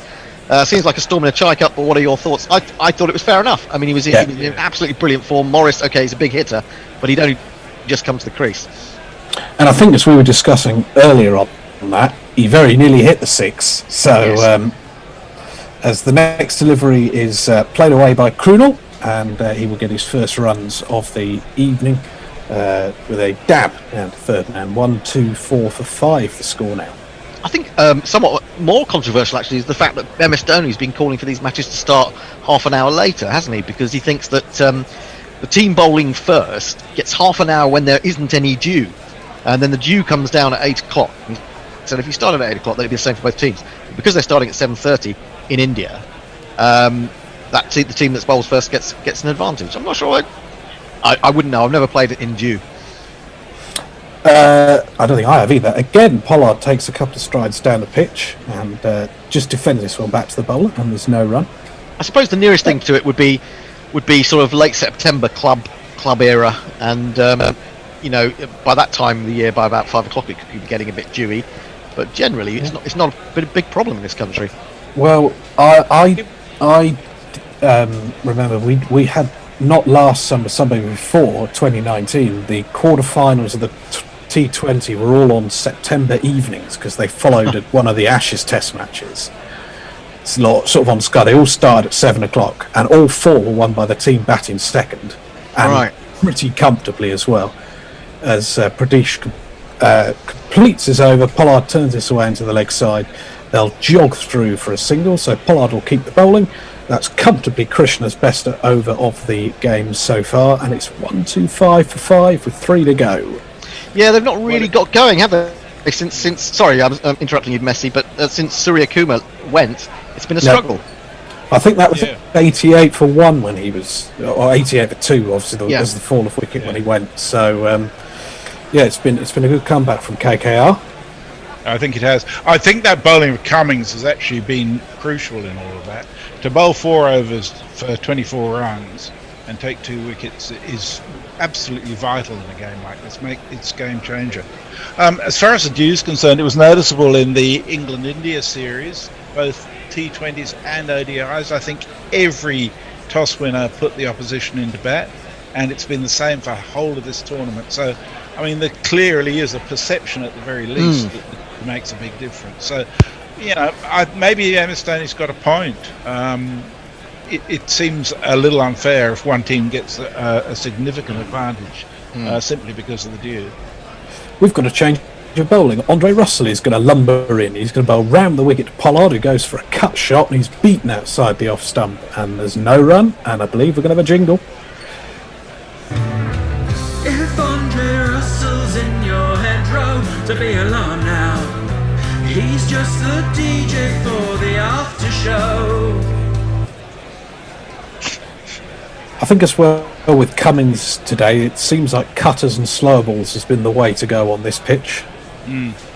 He's had plenty of success with that. As Dre Russ bowls, Pollard goes for a big swing, he's caught behind. So Russell's got a wicket with his second ball. There'll be no fireworks from Pollard today, and it's looking increasingly likely that there's not going to be much fireworks from this lower middle order from the Mumbai Indians, because they're now 6 down.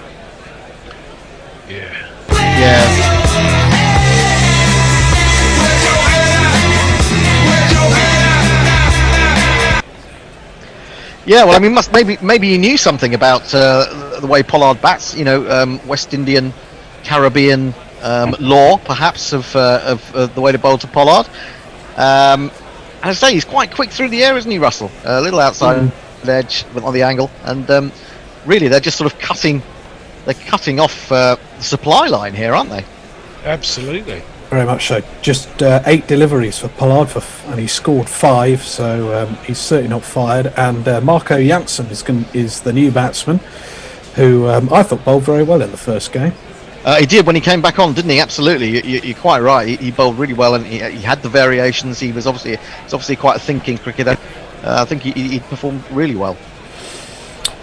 Let's see if his batting's up to anything. Well, he's supposed to be an all-rounder, isn't he? He is listed on Cricinfo as an all-rounder, but There are plenty of those.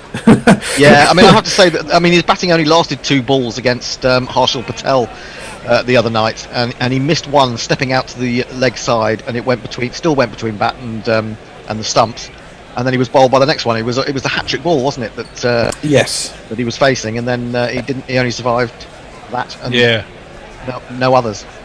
Again, it seems like Krunel is is going to run on the other pitch. We were discussing when we were on at the start of this game how wide they've been running today. Oh no, he's moved back across now. That's going to be a wide, I think, from Russell. Yes, it is. One for the over, signalled by Chris Gaffney, and that was a bit of a loose one. Wide. Yeah, I'm just trying to look at that pitch that they're not running on. Is it one that they're preparing for later, and they've been asked not to run on? It does look a little bit churned up at the moment. Yeah, very red. This one from Janssen is in the air. Is there a fielder going to come? Fielder coming? Yes, so he's there. He's caught it. So Janssen is out first ball. So having built him up as an all-rounder, he's out first ball, which rather sums up my commentary curses. 126-7 now, the Mumbai Indians, and this innings is rather subsiding away.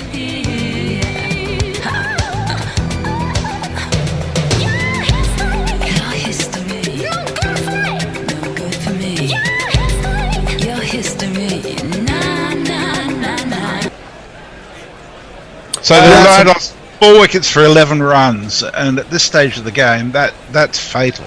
It really is, because this is when you'd be hoping to score 10 to 12 and over.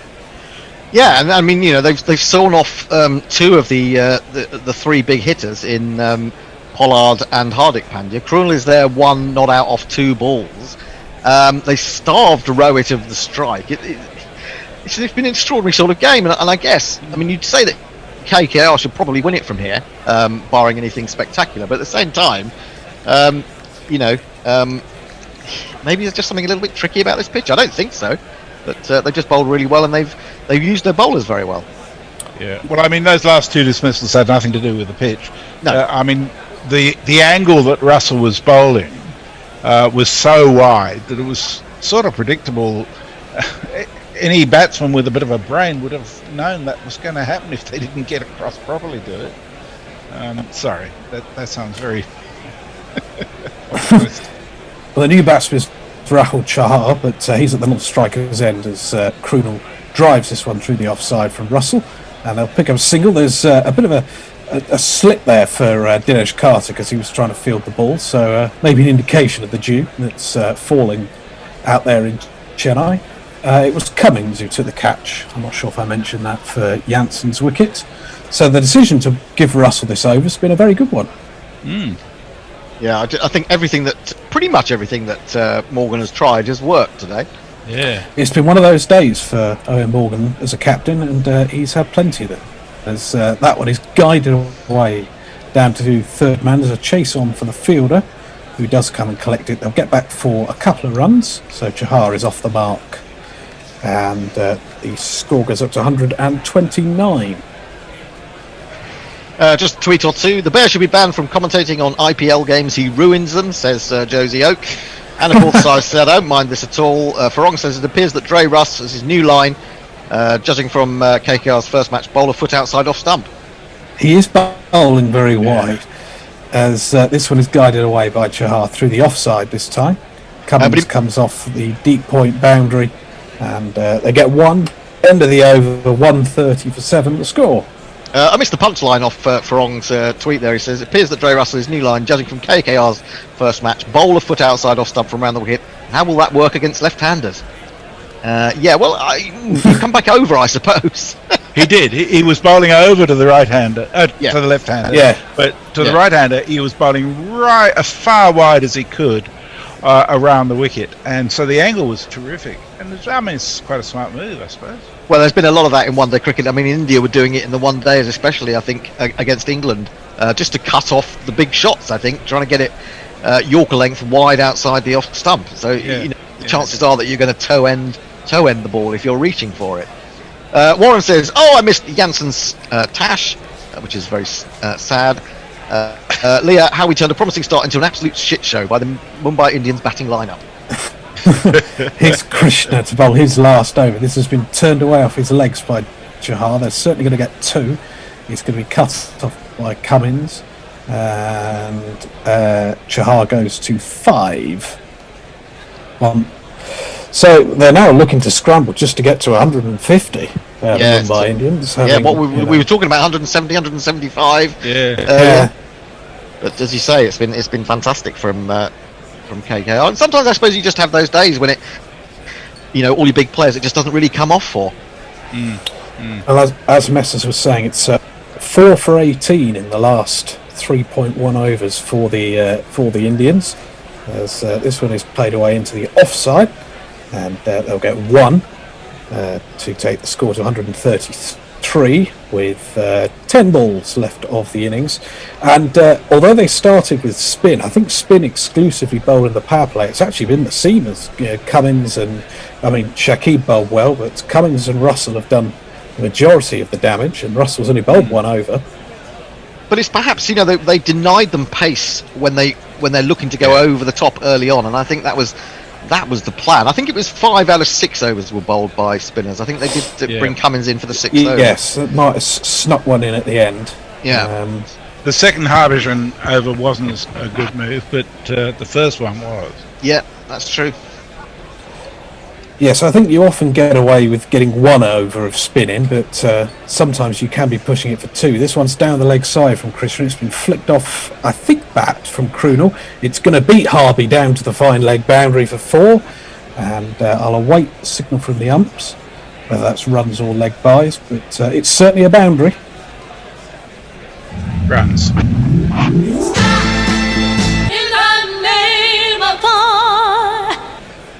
It was indeed 4 runs, as it was just tucked off the hip there, sort of bottom of the bat from the batsman.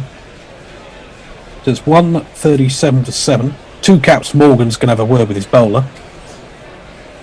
Well, yeah, he's been his most expensive bowler today, hasn't he, Prasid? He did finally get a wicket, but his first over especially was a real struggle. 1 for 37, the figures. So, and that's comfortably the most expensive of the KKR bowlers. This one is top edge. Oh, I thought he'd top edge to that. But, he has. It has gone for 4. This. I tell you what, Ando, you didn't want to introduce my place. The Wi-Fi here can be shocking sometimes. I can assure you of that. And it's top edged. It's gone away over.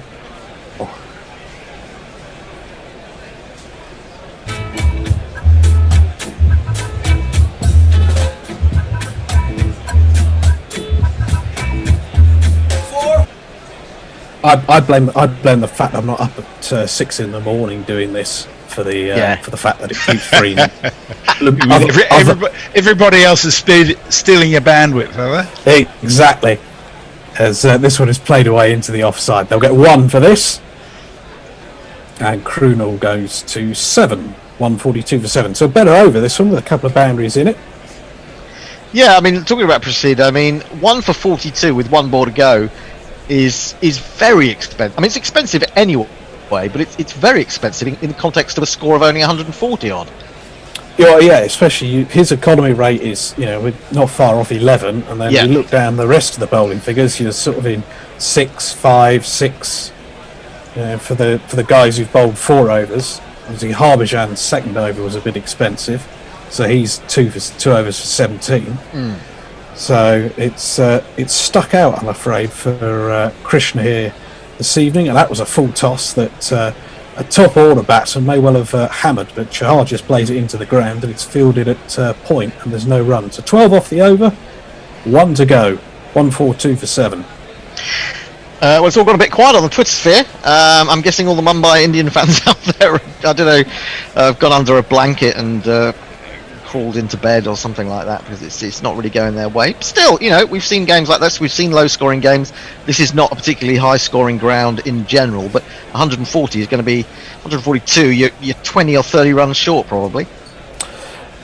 You would think so, but they've got the bowling lineup Well, that's true. to defend this. No, you're absolutely I right. mean, the decent scores, certainly so far, have all depended on at least two batsmen hitting their straps. And really, apart from Yadav, nobody's really got themselves in a groove at all in this. Here's the final over the innings then from Dre Russ, and this one, the first ball has been pulled away, and that is going to crash into the boundary boards from Krunal. So boundary to start the last over. It's Nissan She. It's Nissan She. That was a hack from Krunal. It was a real smear, wasn't it? This ball is going. I think we'll see. Well, he might as well have a go. It is the last over of the innings as Dre Russ lumbers in. This is going to be another boundary, so they have got up to 150 within 2 balls of this last over starting. Successive boundaries for Krunal Pandya. The number of the day. Who could ask for more? The number of the day is 4. And if the first one was a hack, that was very much in the lucky section as it came off the edge of his bat there. Russell again comes into bowl to him. This one is short, pulled away, and he's caught. Short fine leg does the business. So 2 boundaries and a wicket. And Russell has snuck in 3 for 13. So if you play the fantasy game, you've got Andre Russell. You're laughing with this end of the inning. You're kidding. You've got to say that was really clever bowling. It was the slower, shorter one, and he was almost through the shot, and he just couldn't restrain himself from carrying on, and gave a simple catch. I think it's to Prasid Krishna again. He was almost through the shot so early that he could have played it twice. Yeah, might have got it on the second time around. He might have got it. Yeah, it was that good a slower ball from Russell's. So Krunal made 15. It's 150 for 8. Bumrah's coming out. Yeah, now I'm not sure about this. I think Trent Bolt's a better hitter for the last 3 balls than Jasprit Bumrah. Trent Bolt has got a number of useful little cameos in Test cricket at the bottom. I'd like to see him above Bumrah. Anyway, not going to get it. I think Trent Bolt will probably agree with you on that assessment as Bumrah swings his first delivery from Russell away. Come on, pictures! And he's caught! I can tell you, he's caught! He's got another wicket. He's got another wicket. Russell's on a hat-trick, for God's sake. Russell's got 4 for 13. Oh, this is unbelievable, this is. He's bowled 10 balls, which is more than his normal allowance. So, Hendo's going to get his wish that Trent Bolt is going to bat, but they've rather wasted a delivery, I feel, there. Bumrah just went for a big heave on the leg side and was caught on the run. I'm not quite sure who that fielder was, actually. Well, I'll wait for it to appear. It was Shakib El Hassan. Shakib El Hassan was the man. Shakib, the fielder, 150 for 9, and they're going to be well short here, aren't they? Yeah. Jeez. Anyway, I'll come back to it after this ball. Because it is a hat-trick ball as well. Oh! It's heaved away. It's just fallen short. And in fact, Shakib, I think, got a bit overexcited with trying to take the catch because he's actually run past the ball. But Bolt went for the big shot, very similar to the one that Bumrah played, and Russell is denied the hat-trick, but he wasn't far away from it. I'm not sure that justifies Hendo's claim that he's a better number 10. Well, possibly not. They're both number 11s, actually. Final ball of the innings. Bolt swings this one away, and Russell has 5. That's to be one of the best and worst 5-wicket hauls I've seen in IPL cricket. Bolt is out caught for 2. Russell's taken 3 wickets in the final 4 balls of the innings and finishes with the remarkable figures of 5 for 15 in 2 overs. And the Mumbai Indians are all out off the last ball. Wow, what a finish to the innings. If you'd asked me to nominate death bowlers, Russell would not have been high up on my list, I've got to tell you. No, absolutely. I mean, that's he's kind of got lucky a little bit there, hasn't he? Really. I mean, when they've just and ultimately just got to swing, and you've got the batsmen that are not really very good at that, and so he's really feasted on the work that other bowlers have done for him, I would say. Yeah, so I think you're right, but they go down as his wickets. They do indeed. I mean, someone looking at this match in, I don't know, 3 years' time, or maybe in 1 week's time, will say, how on earth did Russell bowl so well? Oh, he's getting applauded off. He's going off. He's leading them off. Would you believe? Well, you got to enjoy it while you can, haven't you? I mean, he may not have many more years left, so he's got to enjoy moments like this. Oh dear. Are we fairly in agreement that is a below par total for the Mumbai Indians of 152? I think it is, but I would say you're quite right. They've got a very good bowling attack. That said, I think Owen Morgan's captaincy has spurred Kolkata on in terms of being more aggressive at the top of their innings. I suppose if they get a couple of early wickets, they'll feel more confident. But at the same time, I wouldn't be surprised in one way to see KKR go after this quite quickly. Well, apart from Rohit, who made 43, and Surakumar, who made 56, the next highest score was 15 from Krunal, and Hardik also got 15. So there was very little else apart from those two on the Mumbai card, and they were 86 for 1. Well, yeah, that's right. They were, and it was all going really well while Suryakumar was at the crease. The problem was once he'd gone, Rohit, who'd not had much of the strike anyway, just couldn't get it again. And wickets were falling all around him, and he felt that he had to get a move on. I mean, 43 or 32, you think that's quite a good innings, and it wasn't a bad innings at all. But he just couldn't get the strike. I think 32 out of 92 balls while he was at the crease. Yeah. So you know, if you can starve as good a cricketer as Rohit Sharma, good as batsman as Rohit Sharma of the strike, I mean, it's a pretty good tactic, isn't it? Well, I don't know that it was starving. I think it wasn't very smart play from the Indians. I just don't think they worked to get him the strike, which they should have done. My sense is, in terms of a total, 152 is not 150 is not a lot, but it's enough to be challenging. And I suspect that Morgan may be the key on this. He was out second ball for 2 the other day, and he's due for some runs. And if he gets in, then I think they'll get there fairly easily. But if he doesn't, they may be struggling. Well, I think you've kind of got to look at it as 150 at Chennai. It's not 150 at Mumbai. I mean, yesterday we had a lovely batting wicket at Mumbai, which helped the stroke play. I don't think this is a bad wicket at all, but it is obviously much slower. And as we said, the average batting first is 171. They've ended up getting 152. So they are short, but they're not short by a huge amount. Yeah. Anyway, I'm hoping that the Bear has got something lined up for your listening pleasure during the break, and it looks like we've got Knackle talking for about the 23rd time to Max Rushton. I've not been able to hear all of this interview, but I probably will now. Yes, it'll be Max Rushton talking to Knackle Pandy for your listening pleasure. Back soon. Our time on Guerrilla Cricket, watching it in a professional bar bank balance capacity, it is it is interesting how cricket. It seems to me the more time you invest in cricket, the more it gives you back, and that isn't always the case with a lot of other sports. And I think there's been a sense with football. It's a bit gauche to knock football when you're trying to defend whatever sport you happen to love that isn't football.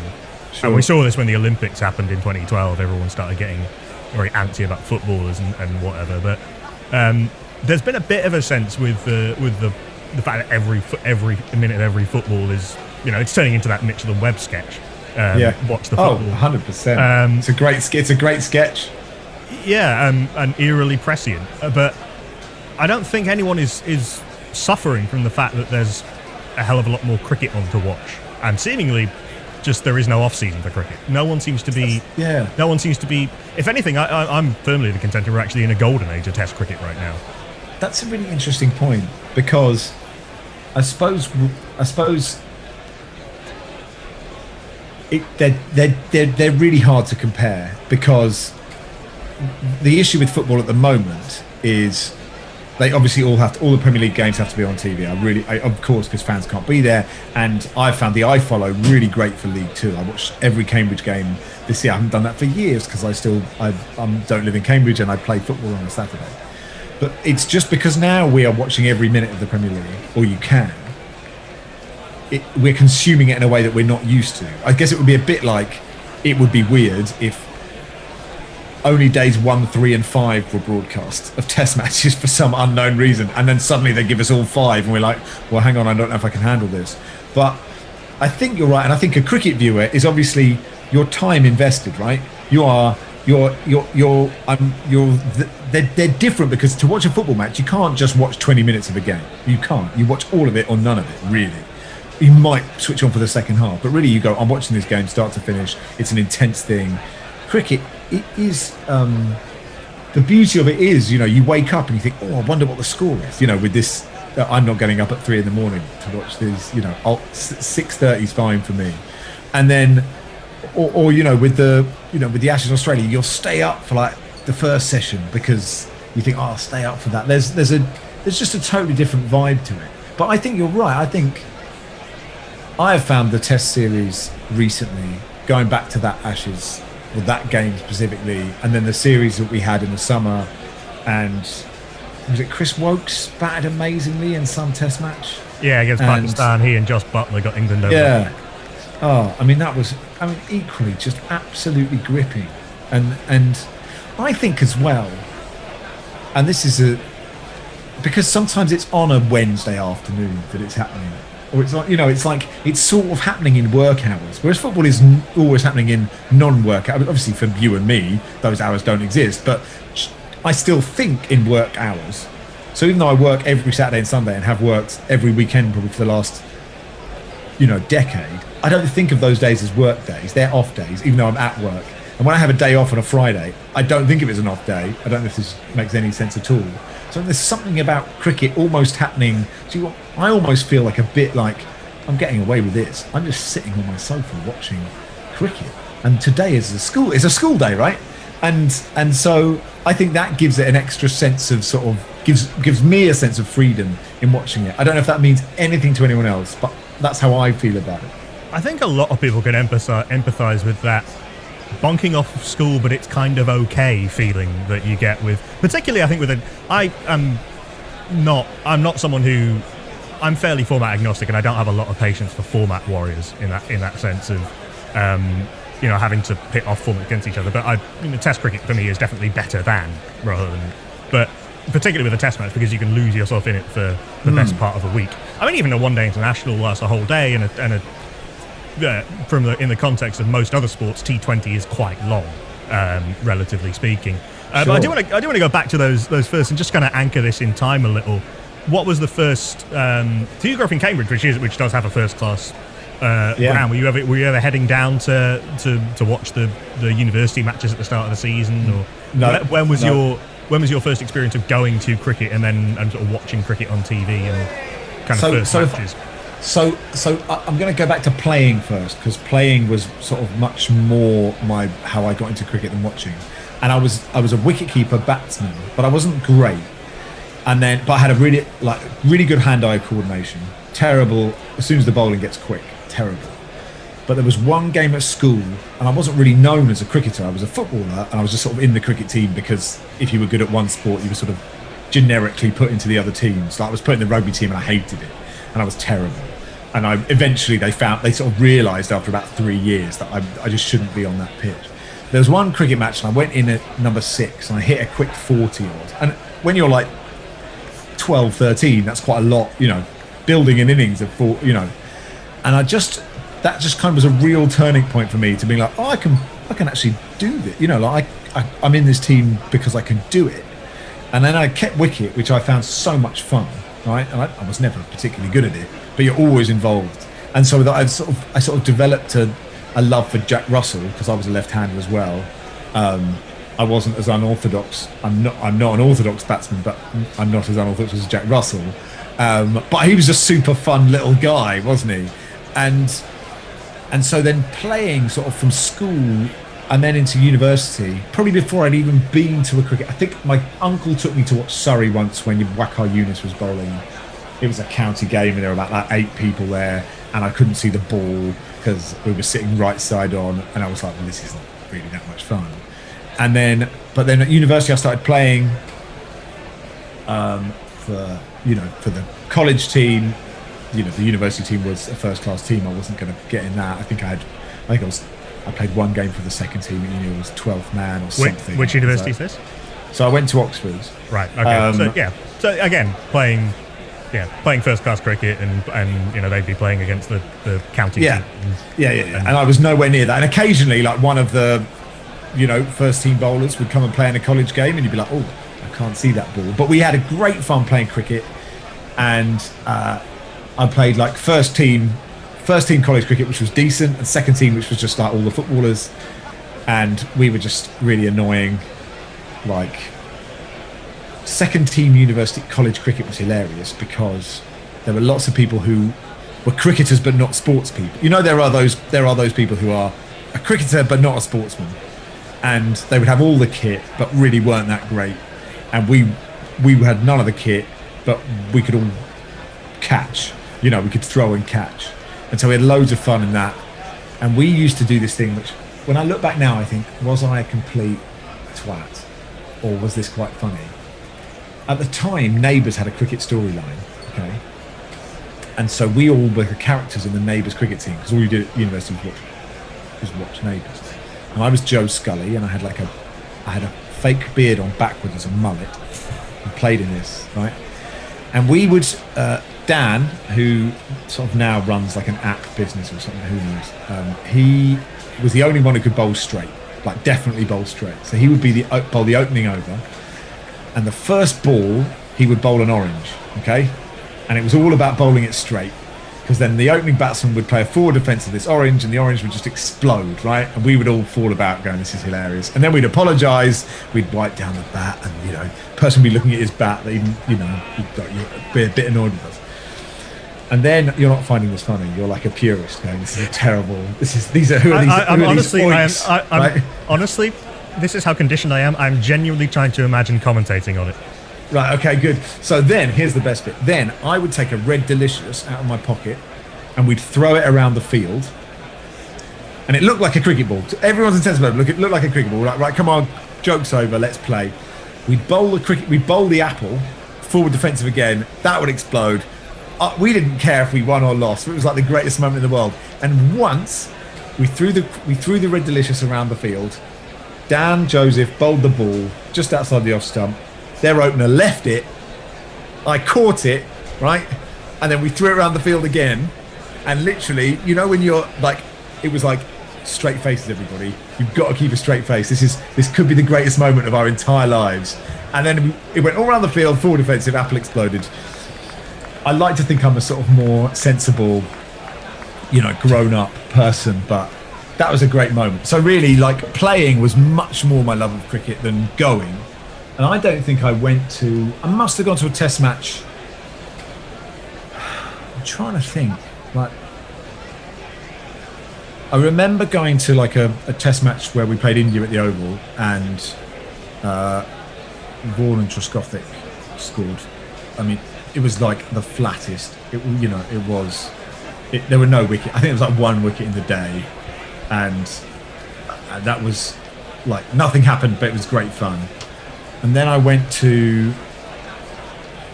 trying to get my years right, I went to Western Australia for Christmas in 2006, and I watched Adam Gilchrist get a century in about 8 balls, and it was so hot. Like, it really, I mean, it's not a surprise, right? Australia's hot, but it was like oppressively hot. Yeah, journalists who covered games at the WACA would sometimes have to tell stories about putting their laptops in the freezer to make sure they didn't explode. Oh yeah, I mean, and there was we were sitting on the hill, and there was just like, it was totally exposed.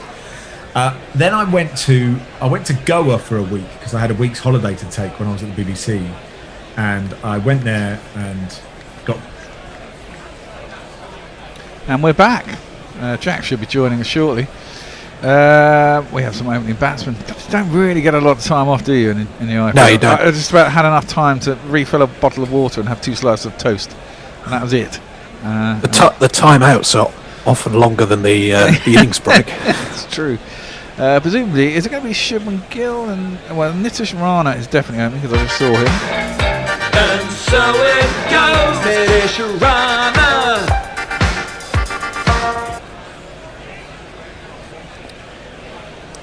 Yes, it is. Shubman Gill is the other dude, so we'll give him his jingle. There are plenty of guys who talk like they know what they're doing. Liars and frauds. Shubman Gill is the real deal.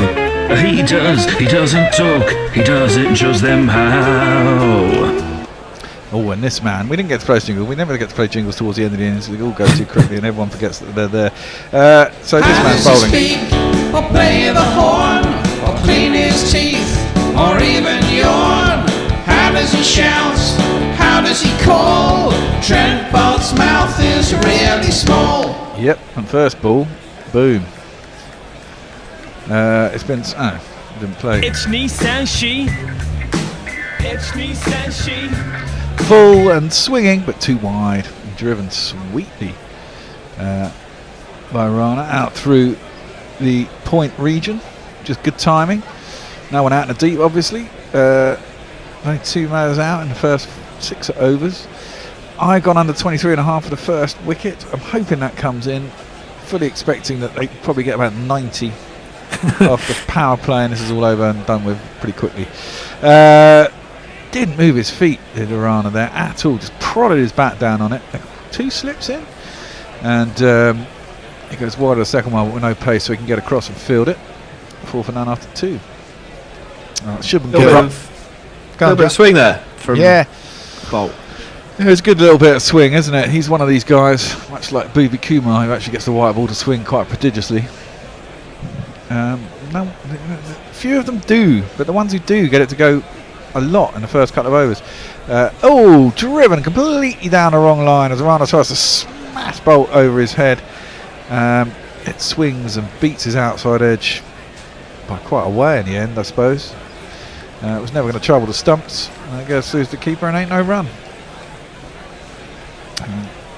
It's a lovely delivery. I got a few tweets. I think these are sort of from the back end of the previous innings. Warren saying, Russ and Bess, oh yes, excrement takes wickets. Wow. Stunning figures. Short. And Quinn de Kock just grabs it as Rana leaves it through to him. There's no run. Chewing furiously on grubs.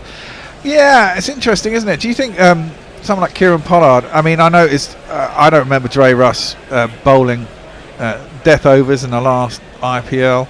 Certainly not bowling like that. Do you think this also, someone like a captain like Morgan thinks, well, I can use Dre Russ like this, right? And no one else has really used him like that, but he's come up with an idea that works for Dre Russ, and it works. You know, he bowling, especially as a right-hander, bowling from right round the wicket, and while they're all stuff very full. As that one swings again, and Rana just lets it through to the keeper, and there's no run. You think Kieran Pollard picks up, and that'll be a big thing in the in the World T20 at the end of the year. I don't know. I think Andre Russell has been a death bowler. Probably the reason it might feel like he hasn't been is because he sometimes is injured and can't bowl, and sometimes is injured and doesn't play. When he has played, he generally bowls middle overs, hit the deck, or 1 or 2 at the death. When he's fit, that is. That's a straighter delivery. Maybe a little bit of pace taken off it. No, not at all. And Rana just defends out to the leg side to mid-wicket. No run. And Bolt, having gone for 4 off the first ball of the over, Bolt 5 dots. Good over. I think that the West Indies tried him at the end of the innings in the 50 over World Cup, but he was often injured by the time it got to the 42nd over. Anyway, I mean, I remember watching. I was down at Somerset when they played. They lost to Bangladesh. Was it Bangladesh or was it Pakistan? No, Bangladesh. I think it was a massive run chase, wasn't it? Yeah, and he was. And I think a lot of people have been. Why doesn't Dre Russ play for West Indies in longer forms of the game? And the reason is, I think he's got so much bulk and his body just can't take it anymore. His knees were shot after about 4 games. And Clive Lloyd and the West Indians in the comms box were just chuntering away about he's never going to be fit for this form of the game. Why do they bother bringing him? And I think I guess if you don't know much, you think he'd be a good pick for that sort of thing, but his body just can't take it, it would seem. Jansen is in for the next over, Marco Jansen, and it's clipped through mid-wicket. He seemed to sort of dive late and over the ball, but Shubman Gill gets his account off the mark, clipping it through mid-wicket for 2 runs. I'm going to ask you a question after this. It's going to make me feel really dumb. You think Marco would play polo, but there's more money in cricket. That's cut into the ground, goes nowhere. Quinton de Kock fields it, and there's no run. Who the fuck is Marco Jansen? I never heard of him. Marco Jansen is a South African. So I've only seen him bowl in one game because I don't follow South African domestic cricket that closely. But he's very quick and left arm, as we can see, and apparently has got quite good domestic figures. Dan Weston, who some people might know from the Twitter, who's an analyst, had highlighted him. As that's driven into the ground, but not with much force by Shubman Gill, straight to cover, and there's no run. Carry on. As a pretty good pickup, apparently. So Dan does a lot of modelling of players' age progressions, basically. Apparently, what he has done at the age he is, and the speed he can bowl at, and the fact that he's left arm, mean that he tracks quite nicely into being a IPL quality player. And I think we saw for the first game that they're probably not wrong, the Mumbai Indians, and neither is Dan. So he's a kind of Moneyball pick. Marco Jansen is in, driven nicely by Shubman Gill. Just can't beat the man at mid-off. He's in the circle. He gets across and he'll get a single. I guess that's the only way you can describe that then, really, isn't it? I mean, within the broad tent of the phrase Moneyball, or yes, I think he is. Well, I mean by Moneyball is basically stats picked, because I wouldn't say that South African domestic cricket is the strongest cricket in the world. Yeah, and I therefore think having good figures at home. I think when Moneyball's successful, it's not necessarily stats picked. It's when you're able to see value in players that other people have been unable to see. So, if from that respect, I think that's something they've definitely been able to do. If you look at the price some people were paying for overseas quicks at this auction and what they've spent on Marco Jansen. Well, yes, true. Pulled, but totally mistimed by Rana. Under edge into the ground. Jansen goes and fields off his own bowling. There's no run. He's stick thin. Looks like the kind of guy. Is he? I take it he's pretty young.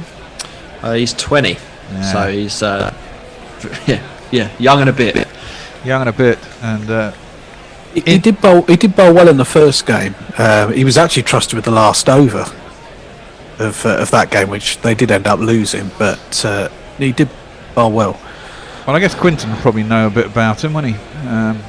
Some of the other guys, so they'll be able to give a bit of advice to Rohit about, who he's got. I think it sort of demonstrates how much money and reach the IPL have as well, that they're able to franchises are able to scout effectively in South African domestic cricket. Well, yeah, that's guided by Shubman Gill, but he can't beat the man at backward point, and there's no run. But effectively, anyone can enter. I could enter the IPL auction, couldn't I? I just wouldn't. No one buy me, obviously. But you could declare your eligibility. Yes, I think exactly. If you got clearance from the ECB. I could become the oldest player on the iPad. No, forget it. Because there were like 600 players, weren't there, in the auction this year? Something stupid like that. Yeah, but the teams register interest in them, so the actual auction, only 100 or 150 or so actually made it through to the mini auction. Because if nobody's interested, so like in the case of Srisanth or Steve Finn, for example, they don't invite them, or they don't have their name in the hat, as it were. To be pulled out and so I register my interest and they go fuck off, and then basically I don't make it through to the final bit. That's a shame. That's down a trap by Rana. Fine, he's got hold of one. Trent Bolt so it's smashed. First ball of the over again has been smashed over cover. A really nice shot all the way. First 6 of the innings. A little shimmy down the track, gave himself some room outside leg stump to free his arms, and clouted it. He played very nicely in the first game where he got 80. Rana. So my under wasn't probably wise. Did Shubman Gill get runs in that as well? This one he's driven, but at cover. Kishan is fielding there. He's thrown it back at the bowler's end, but we couldn't see what was going on there because they were focusing on Ishan, and there is no run. That was a lovely shot by Rana. A couple of steps down the track. Himself some room. Shubman got 15 in the first game. Okay. I should have really looked at what happened in the first game before I just randomly bet. No, well, that's not true actually, because often the people having to hit from the go. There's often an early wicket. And Trent Bolt's a class bowler. He's gone for 10 in 2 balls, and that one has been hoiked into the leg side. Is that one of the men? No, there's no man out there. It's bounced into the deep. Of course, the bowler would have known, and the batsman would have known that. He didn't hit it particularly well. With no one being out there, it's dribbled over into the line, and we'll get him another 4. Super shatter, super shatter, super shatter, super shatter, super shatter, rocka, super shatter. Wow, he's really, really deep in his crease. His front foot is on the line, and his back foot is nearly touching the stumps. Rana faces up, not the 4th ball of the over. Tries to give himself some room again. Bolt maybe spotted him, banged in a little short and a little wide, and he couldn't set himself for it. Got an under edge into the ground. Divrana up to mid off, and no run. I think we'll encourage KKR supporters and KKR players and staff and so on. Is that in the first match, Nitish Rana and Rahul Tripathi were the guys who got the runs. Another short ball, tries to up and over it to the keeper. Doesn't get anything on it, goes through to Quinton de Kock. There's no run. That's probably one for the over. It's not going to be given as a wide. It's a dot ball. Possibly in the last 2 IPL seasons, you could accuse them of being a little bit reliant on their overseas players doing all the hard work. I mean, I know Shubman Gill scored a lot of runs last year, but they weren't particularly quick, and not quick runs aren't particularly useful runs. But Nitish Rana and Rahul Tripathi were really exciting, really dynamic in that first match. Slower ball. And he had to wait and wait and wait, did Rana. It was almost like a table tennis or topspin backhand as he pulled it out to deep square leg eventually. Trent Bolt has a good laugh. He gets a single off the last ball. 11 off that. 3rd over the power play. They're going on just over 6 and over. So it's, maybe it's not the easiest pitch to score. And Mumbai only went on about 7 and over for the entire power play, didn't they, by the end of it? Maybe even slightly less. I think they're on 39 after the 6 overs. So maybe it isn't the easiest pitch to bat on, and it just happened to be that Surya Kumar made it look easy and was in the groove. I've got a couple of tweets from Jay Grover. First one says, I've gone from somewhere unaware of Max Rushton's existence to getting paranoid he's narrating my life. At least he's not in Malahide. Well, this is true, but I mean, the fact is that we have about 7 minutes, so it could be anything. And he also says that he read an interview with Andre Russell in which he said he spent too much time lifting and missed a leg day, which caused a lot of his later problems. He's got his fucking arms are tree trunks, man. I mean, they are enormous. As Rana faces up to Bumrah, who is into the attack, and he just defends that into the ground for no run. Let's give him a little jingle, and it goes a bit like this. And now then, Monty Bumrah, oh, you're bowling again, aren't you? Oh, I thought as much. And 16 or 14 though, it's not bad. Rana is facing up to Bumrah. He's coming around the wicket to him. It's into his thigh pad. It goes very fine off of that. There's no one down at long leg there. And he'll get himself probably, was it 4 or was it leg byes? No, it's given us 4. I thought it came off the thigh pad, but it didn't. And it's one of these.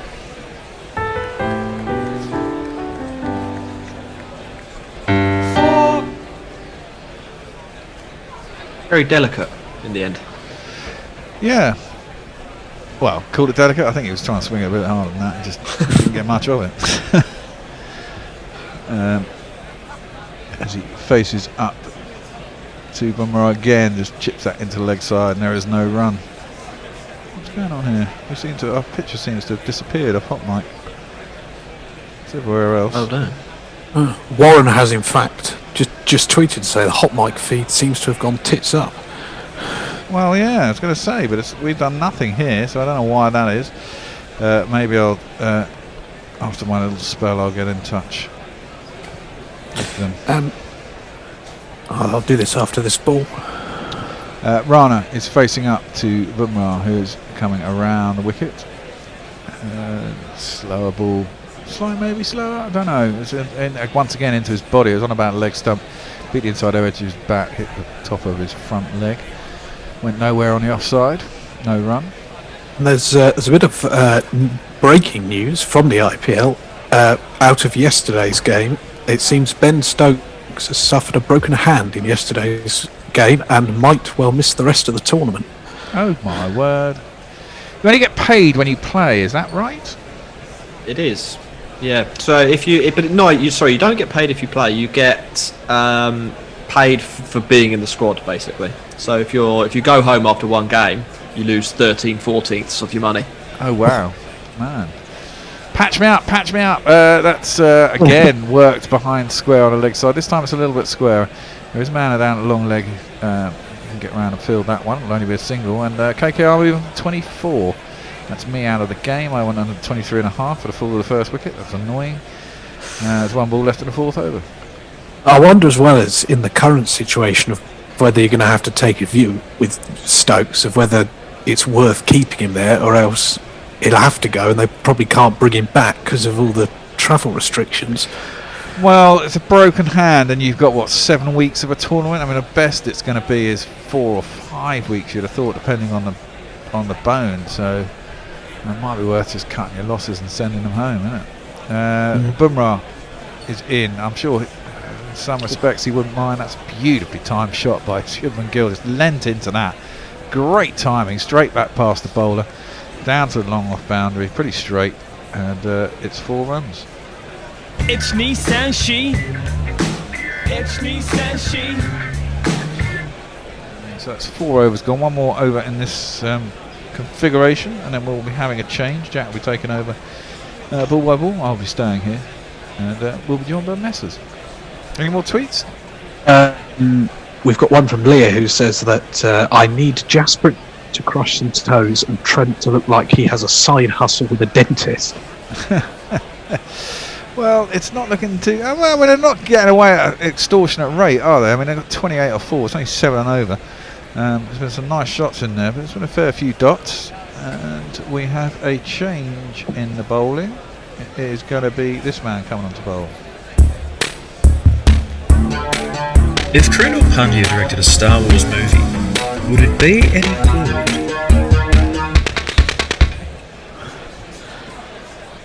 Well, who knows? It's interesting because we discussed this at the end of the previous innings that KKR bowled 5 overs of spin in the power play, and this will be the first over of spin in the second innings. Yes, and it all went quite well. Well, reasonably well anyway. Only got the 1 wicket. And I guess with wickets in hand, that's the thing. Mumbai just screwed it up in the middle, and Joey Russ cleaned up at the end. Rana is going to face up, 21 up at 18. 5th over starts. Pandya is around the wicket, down the leg side. It's going to be wide, and it's going to be a bye, 2 wides even. Nice. Poor absolute keeping. Garbage. Yes, garbage on all fronts. Shit ball, shit keeping. I suppose you can't blame the batsman for anything.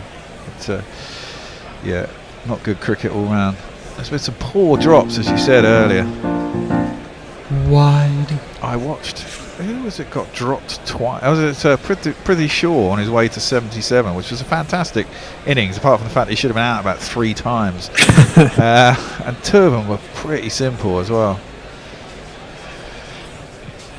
But that'll do good for him. I mean, he had a bit of a shocker, didn't he, in the last edition? Everyone was bigging him up, and he really didn't do a lot.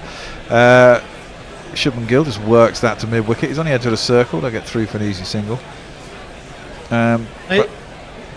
He's had a bit of a hard time, hasn't he? Yeah. He's knocked his facing the India side as well, but he went back to Indian domestic cricket and he scored thousands of runs in the Vijay Hazare Trophy. Yes, well, he's clearly got a bit of talent. He just, I think, everything built him up. It's a classic example of that, wasn't it? It just dropped into the offside by Rana. They'll get through for a single. He just came out and wanted to crash everything in all forms of cricket, and pretty much got found out. He's clearly got the talent, but he just needs a bit of patience and a bit of a strategy when he gets out there. Maybe he'll find it this time around. Being dropped will probably be doing some good. Krunal Pandya around the wicket to Shubman Gill, who just defends that nicely back to him, and there's no run. He's only 8 off 8. I do think as well, facing that Chennai Super Kings attack in Mumbai is about as easy as it gets in the IPL. They're not a team with a particularly quick set of bowlers, or particularly... Well, they slaughtered them, didn't they? Now, clipped out to the leg side to mid-wicket by Shubman Gill, and they looked like they wanted to take a run. There wasn't one. Whoever it was at mid-wicket flung it at the bowler's end, and it bounced off Rana's bat. Could have gone anywhere. They didn't go for a single though. And Shubman Gill is in again, driven out to extra cover this time. Sorry, Krunal Pandya is in to Shubman Gill, who drives it out to extra cover. No run. 1 ball left in the 5th over, and then Jack will be taking over the commentary. Rohit Hawana.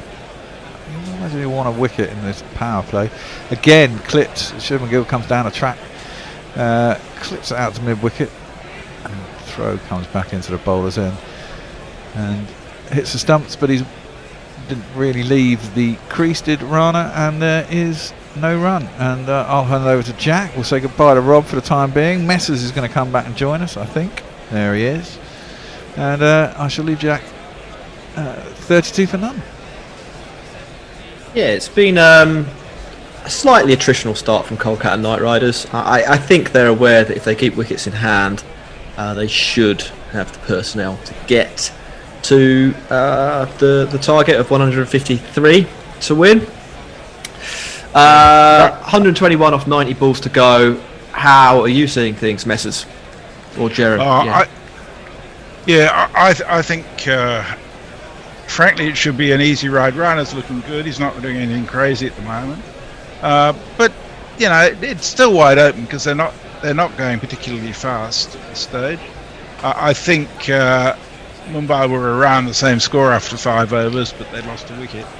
But yeah, anything could happen at this stage. I'm not saying it's easy, but certainly my money would be on KKR if I was going to bet on it. Well, the bookies certainly with you on that. They have 9-4 on Kolkata. Marco Jansen's in, and that's dropped in the block hole, and they try and take a quick single. Marco Jansen footballs it at the stumps, but it looks like he's just slid that wide of the near post. I think if he'd have hit the stumps, that would have been out, wouldn't it? It would have been close. I mean, it would have been out by a good couple of feet. And you know what? I mean, as it's a bit of an open goal. It was. He's not very good with his feet, clearly. Yeah, all three stumps from 3 feet away. Well, with the all that football training they do before the game. Anyway, Marco Jansen at the end of his run. Very impressive in his first over, only 4 off it. Here he comes on a length and punched up to mid-off, where Kyron Pollard will pick up the ball, preventing any run being taken. I think the thing that's probably in KKR's favour here, or one of the things that's in KKR's favour, is that Chennai is traditionally known as a bit of a spinner's paradise, and I think this Mumbai team only have a couple of spinners, Krunal and Rahul Chahar, so there should be a few overs that are slightly more hittable or slightly more in favour of the batter across this innings. Here's Marco Jansen again.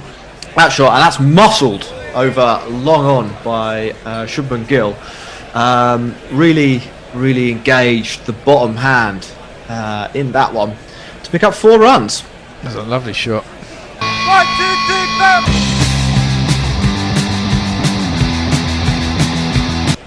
I do like what I see of Shubman Gill. He didn't have a great test series against England, but in last year's IPL, I mean, you say he didn't score particularly quickly, but he always seemed to get a decent amount of runs and keep the innings going a lot of the time. Here's Marcus Jansen again. That's short on the hips, and it's been turned around the corner on a kind of pull type shot from Shubman Gill, who will pick up another 4 down to backward square leg. That was a gimme. There's not one boy for me, I must have 2 or 3, I need 4.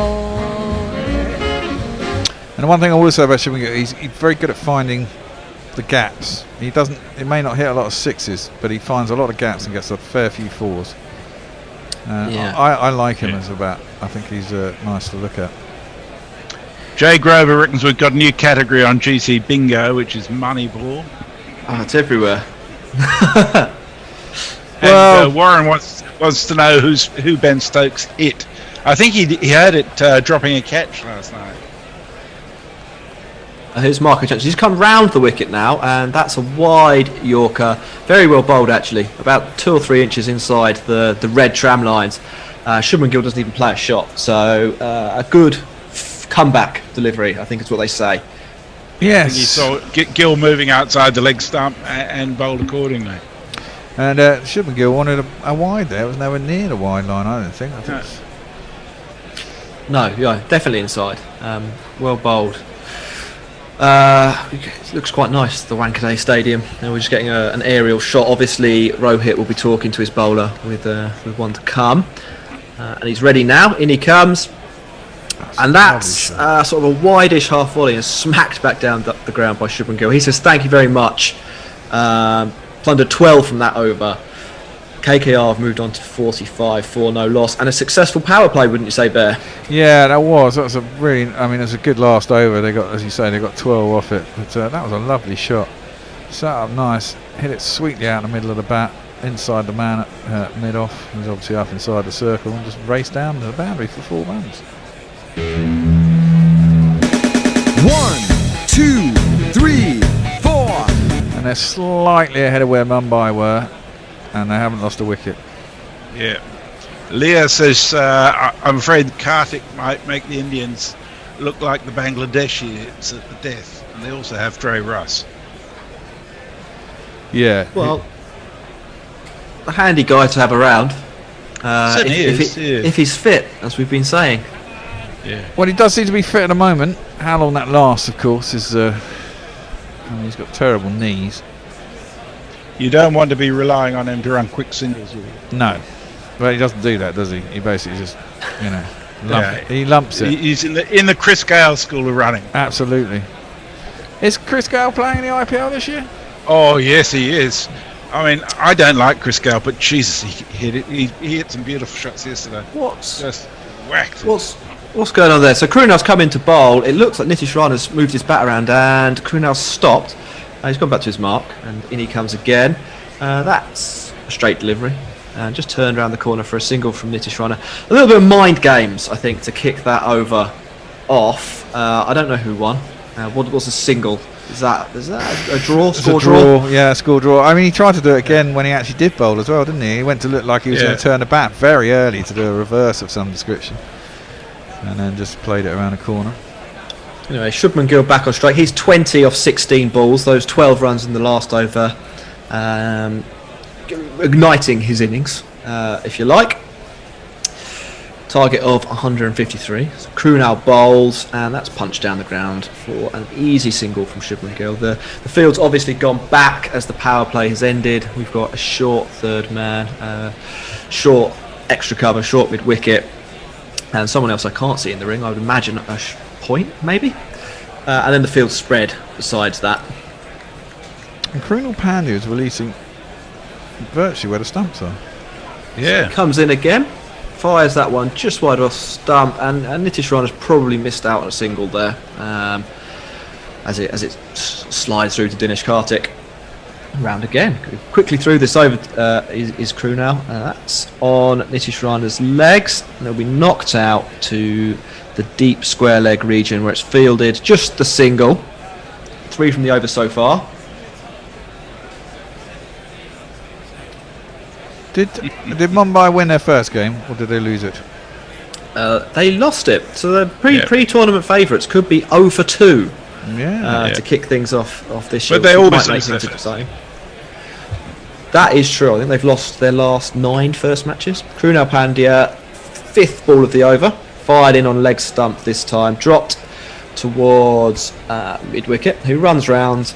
They do manage to get through for a single though, which takes Shubman Gill to 22 off 18. The partnership 49 off 42, not express pace, but building a solid platform to chase down this lowish score the Mumbai Indians have set.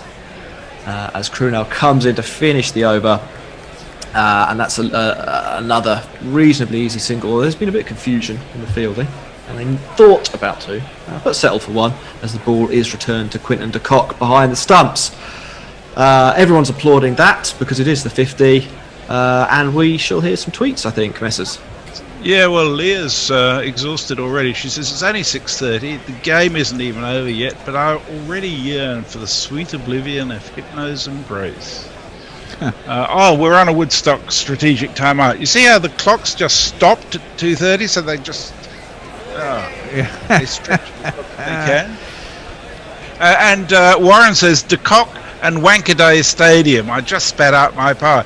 It's the Wankhede Stadium, I think you'll find. It's always been the Wankhede Stadium for us. Dear. Bear. Yes. It's looking like it's not going to be a blowout, but possibly one of those IPL matches that sort of blurs into some of the other IPL matches. Well, if you know what I mean. We're starting this already. It's only game 5, but I mean that is the IPL all over, isn't it? I mean, I think we had this discussion a long time ago, but as I said, I think having watched it only 5 months ago and actually covered it properly this time, last time and this time, even though I'm not watching every game, I keep an eye on the scores, I find, which I never used to do. But yeah, I mean it's the eternal problem of T20. You play it too often and the game looks the same. Occasionally you get something really exciting, but too often it doesn't. This is looking very much like a Bear game. It's kind of looking that way. A couple of wickets would certainly change things around. I guess on the flip side of that, because it's a high variance format of cricket in that the best team does not necessarily win, and lots of random moments can have significant impact on the outcome. You do need to play quite a lot of cricket and have quite a lot of matches to have any idea at all of who the top 4 should be. If you play, in a one-off match, the worst team in the IPL versus the best team in the IPL, the best team's probably only got a 60% chance of winning that match. Well, that's I mean, if you look at last year's table, I mean, everybody in the apart from Mumbai, possibly whoever it was in second, and the bottom team, I mean, the 5 teams in the middle were either 7 and 8 or 8 and 7. And that is the problem. I mean, for me, that's what. I get that everyone's got to play everyone twice or whatever, but I mean, it just makes it interminably long. Okay, to get enough to of this. Enough negativity. I know, Bear, that you don't get the exciting games generally, but the truth is that for all of that stuff, the actual occasion is often really exciting. Last night's game was just fantastic. That was terrific. I agree with you, Messers. I'm a big fan of the IPL. I think it's one of the best 2-month blocks of the year in terms of sport.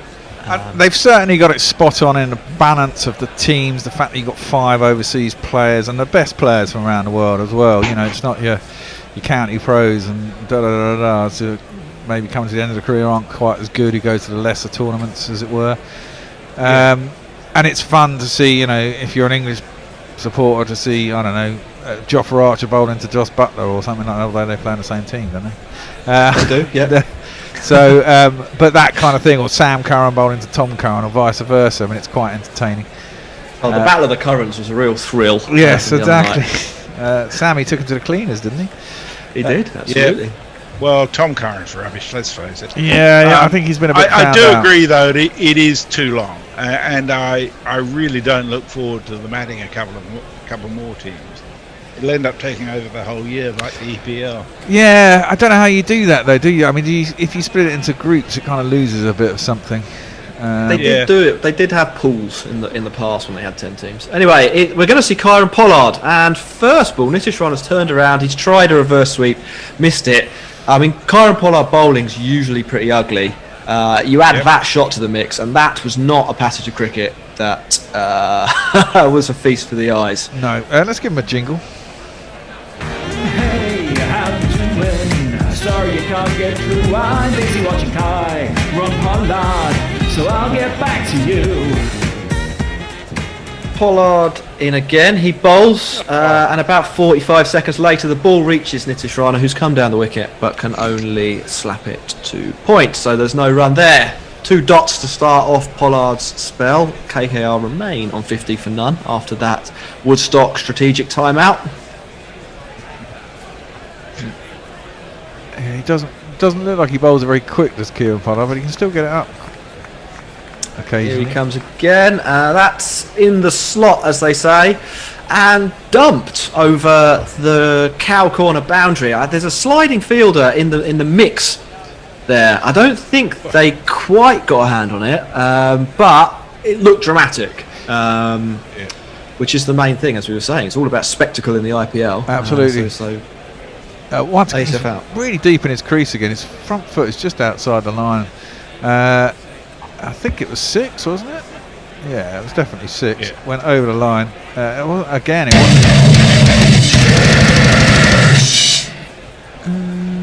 Yeah. He didn't get hold of that by any stretch, did he? It was a mishit 6, which we're quite used to seeing. There's a lot of oomph in it all the same. Yeah, gave it a big swing. Yeah. But, not all ding, I'd say. Anyway, Nitish Rana moves to 32 from 27, and Pollard has got the ball back. Here he comes again. That must have been the intentional slow ball, because that was ridiculous, and it's wide of off stump and carved over extra cover, or cover really, for 4 runs. 101 kph. I mean, I could have hit that before, I reckon, Bear. I was just thinking exactly the same thing, you know. Yeah, it's about 70 miles an hour.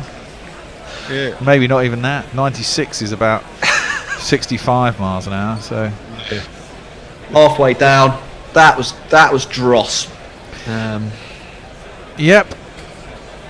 And Rohit doesn't look very happy. Sort of beach cricket ball almost. Here comes Pollard again. Nitish Rana dancing around his crease. I'm not sure really why he's doing that. He seems to be quite effective when he stands there and smacks it. Yeah. But he managed to knock it down to long on for a single, and now he's thinking to himself, why didn't I stand there and smack it, as he looks up to the heavens in mild distress. Yeah, you see, I've often thought that even in my shit bowling at my age, I could probably go, if you gave me 4 overs, I reckon I could go at 8 or 9 and over, even to professionals. Sorry, in the IPL was this, Bear? Yeah. Just because they're going to hit me for 1 6 and over, and I'll probably get a couple of dots or close to. It's a bold statement. Pollard's in again. That's short. Just pulled out to deep mid wicket for a single. Before we go to tweets, Bear, I'm sorry, I might have to pick you up on that. At least in this scenario, do the batters know that you aren't a professional cricketer? Because I think if they know that. Look, if you go for less than 70 if you're 4 overs, I'd be quite impressed. Really? I lay money and I go on for under 70. I've bowled to professional cricketers before. We should set it up. Set this up. Oh God, no! Don't start with my stories. Oh, for fuck's sake, this goes on forever. Messages, tweets, quickly. Okay, well, Nestler is usually in front of the news. Has sent us the news that we were on top of a couple of hours ago that Stokes has broken his hand, according to Annie Chafe. I'm sorry, Nestler, so we're way ahead of you on that one. But at least it wasn't in a punch-up this time. Well, indeed. We're going to have a change in bowling. This man is going to bowl. Maybe you have a dream of bowling a perfect ball. winning the vital game. But when you wake up, you're Rahul Chahar. Here he comes, Rahul Chahar in short to begin with, and that's just kind of pulled round the corner. I thought there might be a guy out on the deep square leg boundary, so initially I wasn't too excited by that, but there wasn't. No. So it's gone for 4 runs. Because that was a shit ball and doesn't want to be rolling there. See, I can bowl that ball. Fuck me, I can bowl that ball, mate. I'm telling you. That's short shit outside the leg stump. I reckon I can bowl that ball Well, too. exactly. But it doesn't make me any good. Here's Shahar's second ball of the over. That's a lot better, a lot fuller. No foot movement from Gill, and all he can do is sort of bunt it on the half volley to short mid wicket for a dot.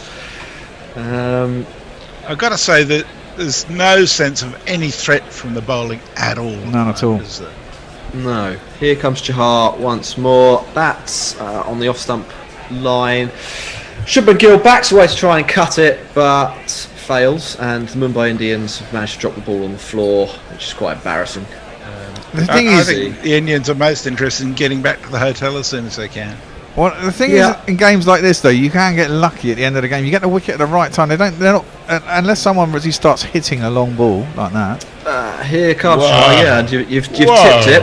Shubman Gill has hit that into the stratosphere, but not particularly far. It's only just cleared the rope. Well, I say only just cleared the rope. It's cleared the rope by about 10 metres, but it looked like it might have cleared the rope by about 50 metres. 73rd, 6th of the tournament. Long ball, indeed. 1, 2, 3, 4, 5, 6. I mean, this is it. If they dawdle along and then need, I don't know, 16 off the last 2, and then you get a couple of wickets, suddenly things can get a bit panicky. Even though they could have only lost 3 wickets up to that point. If it's looking easy, you've got to get the wickets at the right point that can really jam things up, cause a little bit of panic. Even if you're looking like you're losing, you've got to hang in there, I suppose. So Chahar will reload, have a think about what he's doing, toss that up, maybe looking for the googly, and it's been skied. Straight to Kieran Pollard. Long off, and that's out. A little bit of a gift of a wicket, I think. Wow. Shit gets wickets. Often happens, doesn't it? You got to hit balls, you think it's there to hit, beaten in the flight a little bit, possibly, and just miss-hit it. Close the face a bit on it. Well, he goes.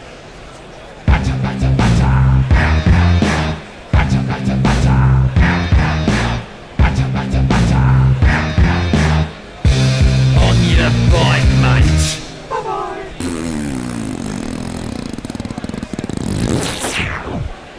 I think it's fair to say Rahul Chahar enjoyed that one from the gesticulations. Yeah, and they really, really needed that, didn't they? And they needed another couple quite quickly. Yeah, what I will say is it's not been the easiest wicket to start on all evening. No. So we saw in the KKR innings they were probably in a similar situation to now, and in the Mumbai Indians innings, and they got a bit bogged down in the second 10 overs.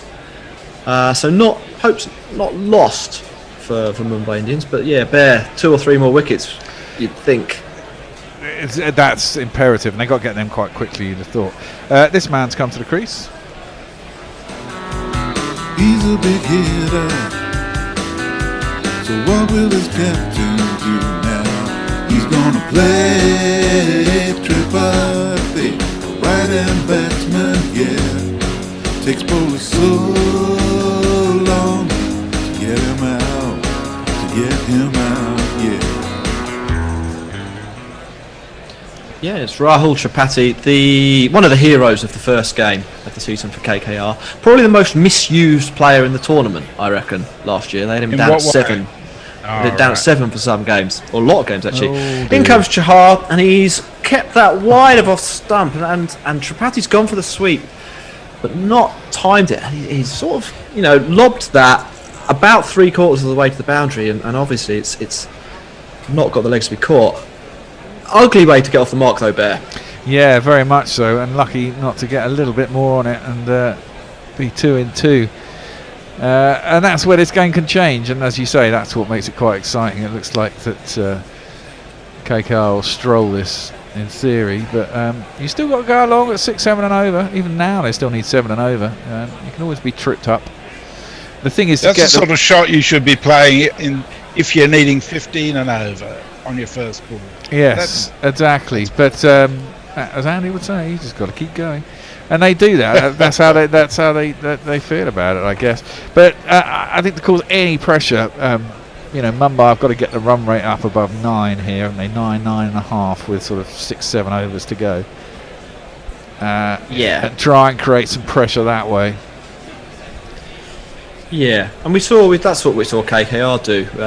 Chakravarti and Shakib weren't going for boundaries in the overs they bowled. And that gave Pat Cummins, I suppose, the opportunity to bowl a few wicket-taking deliveries or to take a few risks. And we saw him get Ishan Kishan with the one we thought was planned bare, where it was pulled down to fine leg. They were good, KKR, basically. I think is where I'm kind of going with that point. Yes, they bowled pretty well. Here comes Trent Boult, the new bowler, and that's a little bit wide of off stump. Guided down to deep third man by Tripathi, 2 off 2. He moves through. Looks like he's been caught to the umpire there.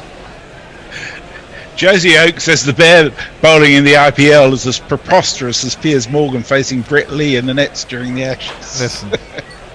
Well, that happened. So, Yeah. I'm never going to bowl in the IPL, but I reckon I could go for under 70 in 4 overs. I'll tell you that. That's a steep increase on under 8. Here comes Trent Boult. That's a full toss, and Nitish Rana just pokes it down to long on for a single to keep things going. Brendan McCullum's on our screen, looking very serious. It's not a particularly light-hearted league, the IPL, I will say. They take the jobs very seriously. Yes. In this tournament. That sort of money. Oh look, he's got strapping on game 2 as Andre Russell on his thigh. Trent Boult short and pulled or hooked round the corner on the bounce to the fine leg fielder, deep fine. It's Jasprit Bumrah. He takes it, returns it, and that's another single. 3 singles to start Trent Boult's 3rd over. It's interesting, I expect maybe Bumrah to get more than 1 over at the top. I mean, they've got some good bowling to have some good bowling left with only 10 overs to go. You've got 3 from Bumrah, you've got another 2 from Boult after this. Yeah, here is Boult. That's a little bit short and wide off stump. And I tell you what, that's actually a very good shot, I think, from Nitish Rana. It wasn't quite as short as I first thought. He's pulled it through the mid-wicket area. A few bounces into the rope, 4 runs. There's a slower ball as well. Now my innings going, great guns, I hit the ball.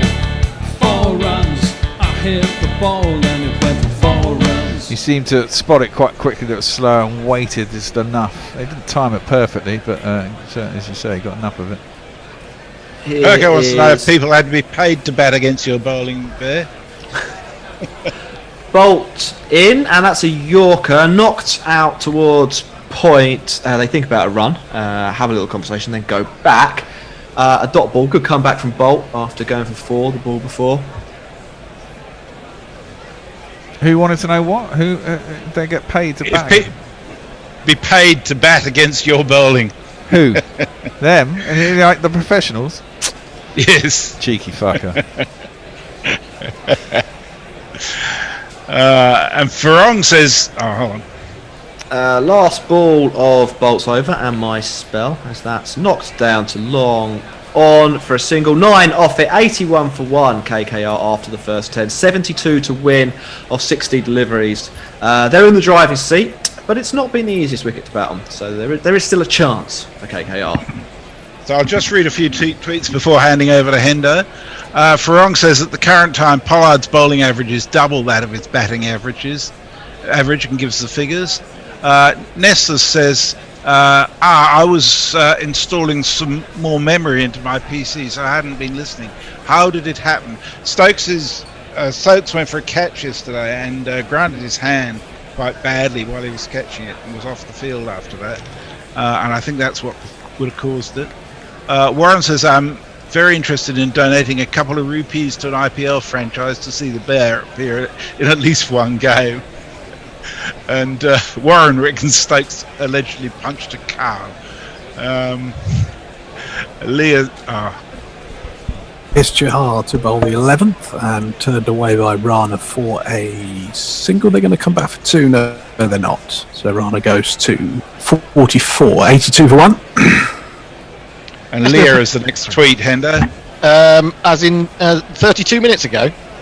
No, it was 1 minute ago. Oh, sorry, I'm well behind you on the tweets. I'll come to that in a minute then. Absolutely. I'm sorry, I've just been concentrating on writing the match review for the evening. Fair enough.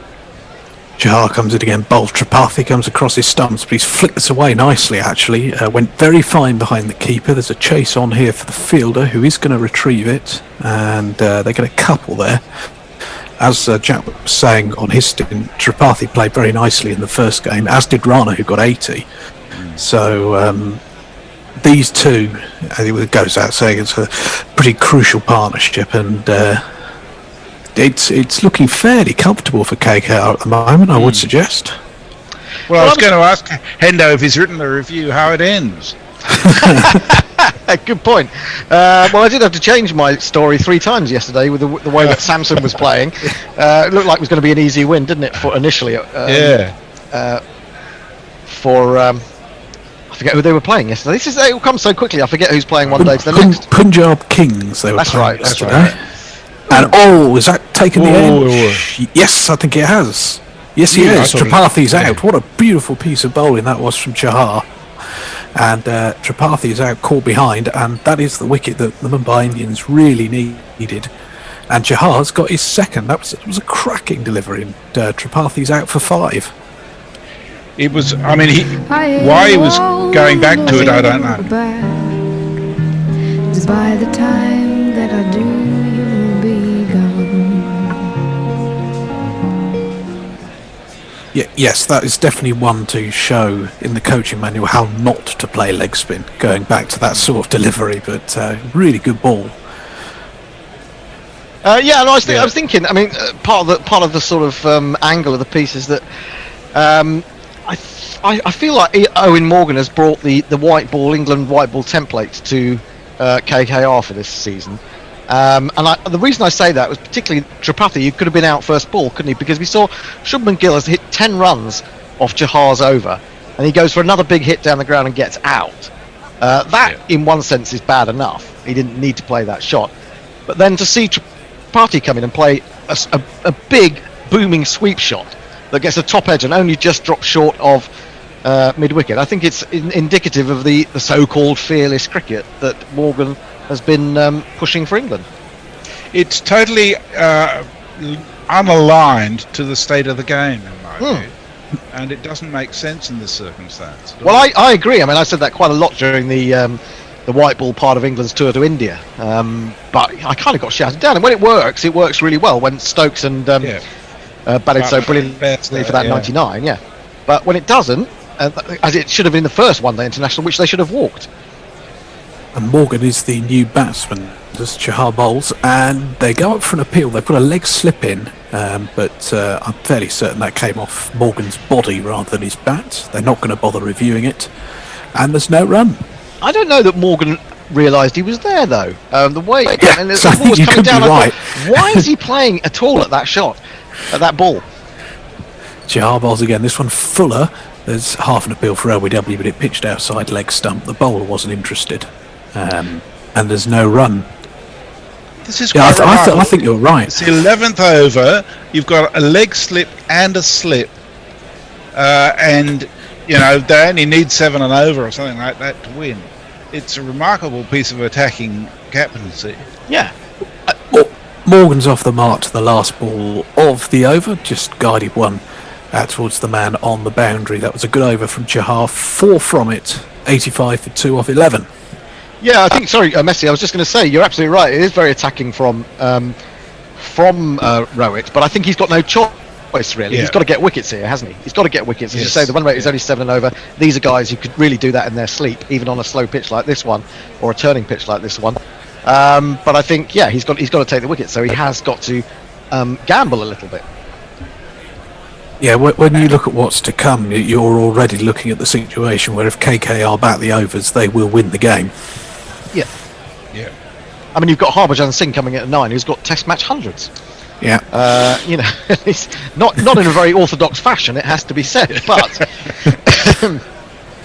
anyway, on the tweets, Leah says, "I'm still filthy. Binga didn't do us all a favour of reenacting that moment with Scanners from Scanners with a bouncer when he had him in his sights." I don't know what the hell that is about. Perhaps someone It's about Piers Morgan. Oh, okay. Where is he? Where is Piers Morgan these days? Where's he going to pop up next? On that new right wing. GB News, or the Murdoch version? I bet he does. Yeah. Well, you have to decide which one. There's two right-wing news stations about to be set up. One called GB Well, it depends News. who's going to give him the most money, no doubt. I suppose, yeah. Well, the guys before us were talking about the fact that Bumrah's got 3 overs left. He's going to bowl his second now as Morgan guides this one away in rather typical Morgan fashion, where he took a couple of steps to leg and then played it away to off. He gets 1. It's a good move, actually. This is another example of having to play attacking cricket. He's using, perhaps his best bowler when he prefer to have him at the death. But we may not get to a death, so he's got to use it now. I think that's right. If he can get Morgan out now, it'll make a huge difference. Yeah, Morgan's looking a bit nervous, frankly. But he didn't get many runs in the first game, did he? Out second ball for 2, yeah. As Bumrah's going to bowl round the wicket to Rana, who tucks this away. It's gone very fine. I think the ball's going to win. Yes, it does. It beats Chahar, goes into the boundary in front of the KKR dugout. Is the umpire given that as runs? I think he has. Yep. So Rana goes to 48.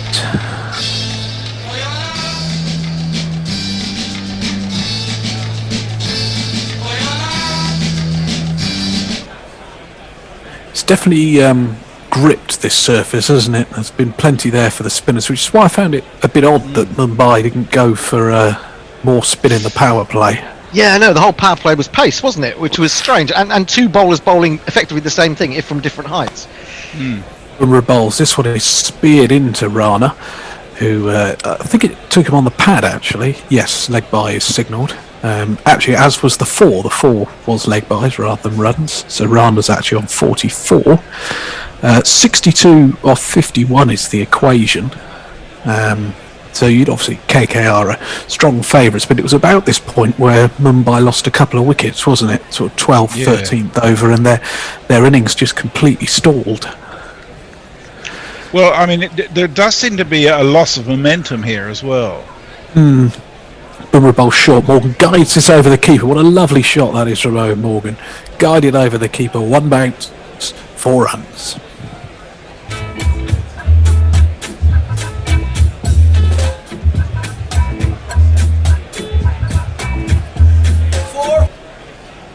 I'm not sure Bumrah's done anything wrong with that delivery. It's just a good shot from Morgan. I think It's a superb shot. It really is. So delicate, isn't it?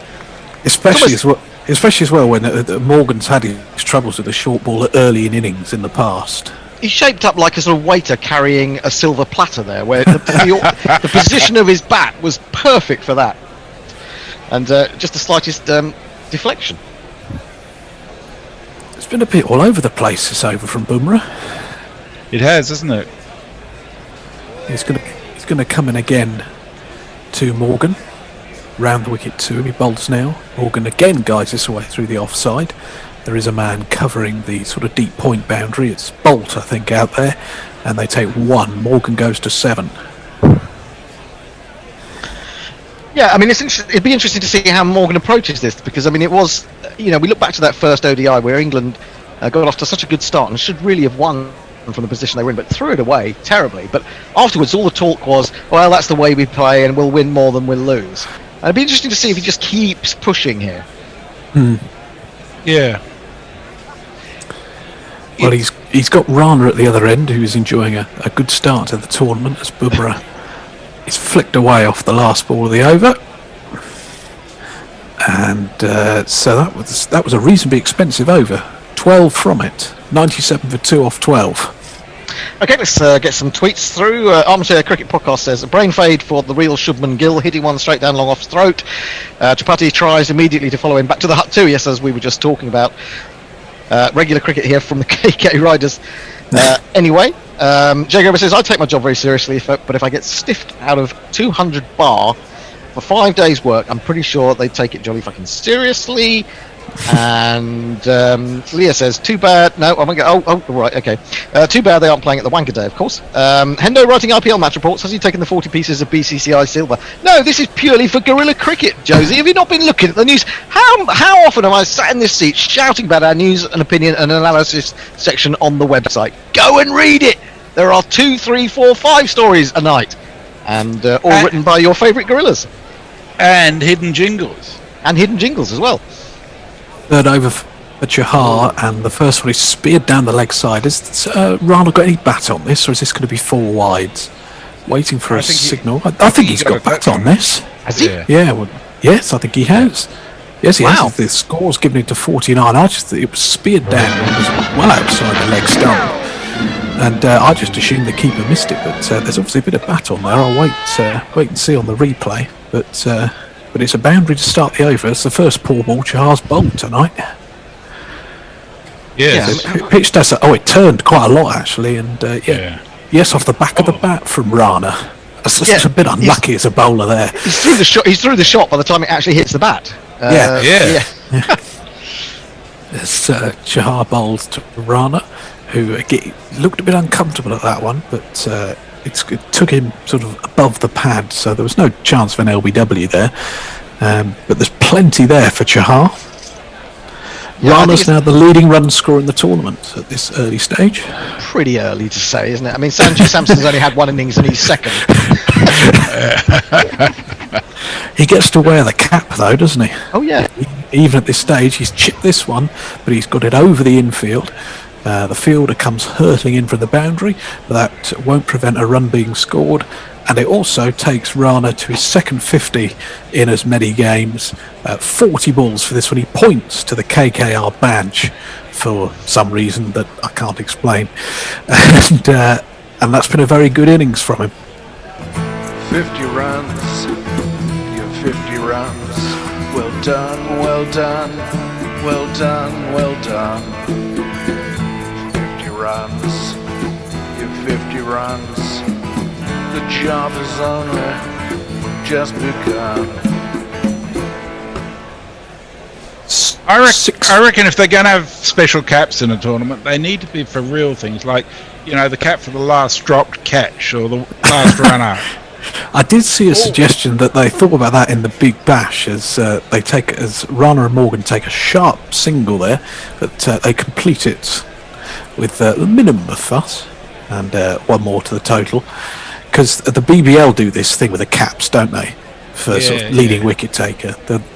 There was a stage where so many catches were going down in the Big Bash that they thought it might be an idea. As Morgan comes down the pitch, this has gone high in the air. Has he got all of this? I'm not convinced. No, he's caught. Oh, no. Marco Janssen takes the catch, and Morgan is out. He has gone for that big shot that we were talking about.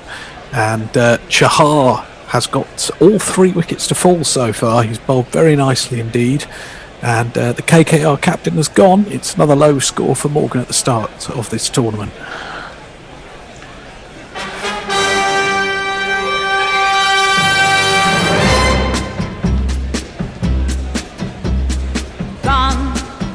Well, I mean, that's exactly my point. He has still gone for it when he didn't really need to. And okay, if you're going to play that way, you're going to die by the sword sometimes, and you take the wins that you can get. But I don't know, as someone brought up in cricket 20, 30, 40 years ago, it just seems a very strange way to play when you've got yourself into a position where you can win. I really don't understand it, because I don't see why you can't adapt. I don't see why if your earlier batsmen have got you well ahead of the rate, then why can you not then just see the game through? Also, they've got a boundary from this over, which is what they effectively need, and this Chahar's probably been the best of the Mumbai bowlers so far. So I thought that was a very strange approach to try and launch him into the next streak. But there we go. Yeah, well, I mean, he hasn't reached double figures in his last 4 T20 innings now. I don't think he's in very good form at all at the moment. Well, I think when you've got 4 innings, you haven't been out there for very long. You can't get into any form, can you? Really? If you're not out there, you've got to be out there long enough to get into form, and he's just not doing it. The new batsman is Shaki, but he's down the non-striker's end for the last ball of the over, the 13th, which Chahar bowls swept by Rana, but the short fine leg fielder does the business. There's no run to end the over. Chahar's figures now 3 for 22 from 3 overs. He bowled very nicely indeed. Very good from him. Jeff Perkins says, how it ends, this is the IPL match report, between Hendo, his bookie, and Shahib. Ooh, I say. Jerry Grover says, I've never seen my dislocation of my perception and actuality. What is this, Jay? Sometimes I can't understand your tweets. He's talking something about Rob Houghton. Who is Rob Houghton? Is he not the BBC man who trains all their commentators? He may be, anyway. I'll come back to that in a bit. It's not my name, it's not just me spelt wrong, is it? Oh, maybe you're Rob Sutton. Yeah, I thought, yes, maybe it is your name spelt wrong. It should have come out as Sutton. I'll revisit that tweet and see whether it makes any more sense. I've never seen my dislocation of my perception and actuality between Rob Houghton's voice and face. Sounds like Alan Gibson, looks like McLovin. Who's McLovin? Oh, God. Anyone know? Anyone know who McLovin? I know who McLovin is. I've never been called Alan Gibson before. Yeah. We've got an interesting bowling change because Rohit Sharma's come on, and I believe he's slipped. And has he done himself a mischief here? Done his calf muscle. I think he's done his. I think he's injured himself here. Oh no! What's happened is has he slipped? We'll see it on the replay now. So he comes in, and he's just gone over on his foot, and that could be nasty for Rohit. It looks like it might just be a twist. Twisted ankle rather than his calf there. I think you're right. I think it's more ankle than calf. Yeah. Yeah, no, you're absolutely right. Looking at that again, it's a strange approach that he took to the wicket there, wasn't it? He almost came into the stumps and then moved away again. By the time he'd done that, he'd injured himself, so he couldn't deliver it. And he's down now. He's got his boot off, and he's feeling the. It's probably a metatarsal, isn't it? I think probably a metatarsal. I was just thinking that, as England football fans of a certain era who grew up when I started watching football, a metatarsal was part of every tournament build-up, it seemed. One of them seemed to do their metatarsal in every tournament. Certainly David Beckham did it one year. Oh well, that's the one. That's the famous one, the David Beckham metatarsal. But I think Rooney did a metatarsal as well before one of the tournaments. But do you think it was? Is that what McGrath did when he trod on that ball? Oh, possibly. Yeah, possibly. At Lords in 2005. Yeah. Yeah. Oh, Edgbaston, wasn't it? Edgbaston. Yeah, Edgbaston. Yeah. But I suspect he won't bowl. But at least he didn't deliver the ball, so someone can bowl a completed over. That's the one positive from it. But I wonder if it was the dew maybe made him slip, or whether it's his action. I'm not sure. Well, he's a very irregular bowler, isn't he? Very irregular. I mean, he's a man who's got a hat-trick in IPL cricket, believe it or not. When he was playing for Deccan Chargers, if I remember correctly, back in the early days of the IPL, before he moved to the Mumbai Indians. I think I'm right. Let me go through some tweets while we're waiting for Rohit to see if he's fit to go on. We have been contacted by Armchair Cricket Podcast. He says, Chahar is doing his best so far in IPL 2021 to disprove all those who claimed that Mumbai Indians did not have a good spin bowling contingent. He's got both wickets to fall, and he's got all 3 now. So that's we're going back a few minutes there. Leah says, I can't believe Mumbai bought Piyush Chawla in the auction and didn't play him in Chennai. What is going on with Mahela, as in Mahela Jayawardene? Look, who is of course the coach of Mumbai, the head coach. It looks like Rohit is okay. He's had some spray, and he's going to continue, or he's going to start, should I say? The magic spray has worked its magic again. So after all that, Shaki is finally going to face his first ball. And Rohit's sharing a joke about it now, so he's obviously okay. And let's see this rather strange run, because he sort of bends in from behind the stumps, and I think Shaki was under-edged this, or has it beaten everybody? No, I think he did under-edge it. Yeah, I think he has under-edged this one. It's run away to the boundary for 4, and yeah, it has gone to the batsman. And it's a boundary off Rowett's first ball. There are plenty of guys who talk like they know what.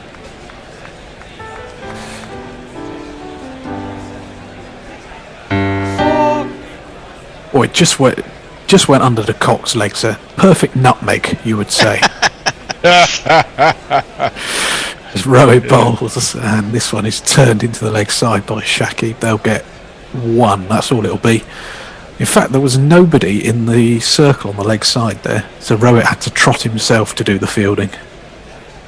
I think that there does appear to. I didn't see the ground dimensions when we started. There does appear to be one particularly short side that they are defending in this game.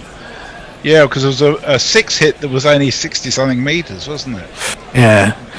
As Rowett bowls down the pitch comes Rana, and Rowett can't quite gather it in off his own bowling, and it will go out to I think that's Hardick at long on, and they get 1. So it's 43 to win off 39 balls. It's the current equation for KKR. I mean, if Rana stays in, they should get these reasonably comfortably, you would imagine. Rowett bowls, Shaki turns this away onto the leg side. Shaki was running the first one hard. They're going to try and come back for 2. No, there's no point risking it, I think, at this stage. Well, they wouldn't be, but I mean, if you're playing fearless cricket, I mean, really challenge yourself. I think coming back for the second when it's already in the hands of the man at mid-wicket would be quite good. If you're playing fearless cricket, there's 3 there. Absolutely. Rowett round the wicket, bowls to Rana. It just plays this away into the offside again. It's a very leisurely single. Janssen does the fielding. So they've taken 8 off the over, and they've barely broken sweat, really. Yeah, I suppose that under-edge for 4 that gave them the good start to the over in a way. Yeah. Well, it's not been a bad over. It's not been bad at all, no. Shakib comes down the pitch, the last ball of the over, will be another single. So, yes, that under-edge for 4 and then 5 singles. So it's 113 for 3 after 14. Now, this is much more like the Jager over on Owen Love. He says, if I were a religious man, my fairy wish would be Morgan ending up tied to a shopping trolley in a particularly shitty sinkhole in the River Don, getting bowled at by Brett Lee for all eternity, which kind of suggests to me that he doesn't particularly like Owen Morgan. Don't know why I get that feeling, but there you go. Farong, who's been sending us a wonderful chart telling us who wins every day and how many balls it's taken and various things like that. It's very, very beautifully illustrated as well with all sorts of felt tip pens. Says conundrum for me. My Cherries, I think that's Bournemouth, are up against Huddersfield, but the IPL game isn't a foregone conclusion. Despite Hendo finishing his match report. I haven't finished it. Sound from Guerrilla Cricket, vision from the Championship. He copies Tony Bishop into that. I don't know where Tony is today. He's been very, very, very strange. Jahar bowls and Shakib turns this way into the leg side. Again, he ran the first one hard, but there's no chance of them coming back for the second. Speaking of football, Hendo, I came across a score of 5-1 the other day, which shocked me. Oh, don't. You know, when I was told it was 5, I'm not watching them anymore. I'm not watching them on iFollow, which is what you pay to this company to watch all the games. I've just got so fed up with it. And then I was told that we won, the score was 5-1, and I automatically presumed we'd lost. But no. Here comes Rana down the pitch to that next in from Jahar. There's a bit of a fumble in the outfield, and this time they will be able to get back for the second run. Rana goes to 56. Actually, I must tell you that actually in you know, this is my commitment to Guerrilla Cricket. It's in about 18 minutes. It will be Hendo versus Grubby in football as the Mighty Dons take on Ipswich at Plough Lane, starting at 6:30 our time. Don't tell me the score. Don't tell me the score. Pulled away by Rana. He might. Oh no, he won't split the gap. Hardick does the fielding on the boundary, and they just get a single. The Guerrilla Cricket Derby then in League One this evening. Yeah, it's the Tooting South Wimbledon Derby. I mean, you know, at least I'm in Wimbledon. He's not in Ipswich, is he? I mean, he's in Tooting. calls himself a supporter. And he supports Somerset from Tooting as well. Yeah. Oh, what a ball that is from Jahar. It beats absolutely everybody. And he's going to run down to the boundary for 4 byes. He's bowled really nicely. He has bowled. He's been the best bowler apart from possibly Cummings, in my view. Notwithstanding a certain West Indian getting 5 wickets in 2 overs. Well, I think you can say about. I think you have to say about Andre Russell is that the other bowler's got his wickets for him, basically. Yes. Yeah. Here's Chahar then, and Ran comes across. There was nearly a spectacular catch there. I'm not quite sure who that was fielding. Was it Rohit? It was Rohit, yeah. Throwing himself to with a chance there at sort of mid-wicket. It was actually Shakib, the batsman, rather than Ran. He certainly didn't time it. Ooh. And he wasn't far away from that one-handed effort. Would have been a hell of a catch. Oh, it'd been brilliant. Brilliant for a man of his age. Last ball of the over. Rana stumped. So it's a 4th wicket for Chahar with his last ball, and that's thoroughly deserved. And Rana's just run past one, and he's stumped. And that might keep the interest up for these last 5 overs with Rana out. This hasn't looked the easiest pitch to start on, especially for those lower down the order. And he's just run past one there, and he's gone stumped. Again, I don't know. Their jingle.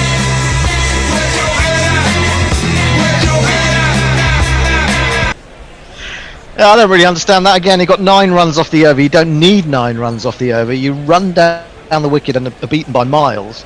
Yeah. You batted well, 57 off 47, but you've just given a sort of inkling of a chance to Mumbai. Yeah, and Mumbai is not a team that you should be giving chances to. This is a team that's won 5 IPLs. They don't need to be given chances. And I just don't understand it at all. And he put pressure on those coming in now because, as Rob was saying, it's not that easier pitch to actually start on. And it does seem to me to be taking more spin than it actually was in the first innings. Certainly Chahar has got it to move more than anyone today. Got it to turn more than anyone today. But there you go. We shall see. It's the end of the over. It's time for me to take on ball by ball, is it not? It is indeed. That is the end of my stint. It's time for me to bugger off. Yes, and me. And me, I'll leave you with Hendo to take us home. Lovely to have been with you all. Lovely to have you, Messi. Well done. Watch out for the cyclones in Western Australia. We're up to Leah 7 minutes ago, if whoever's on Twitter.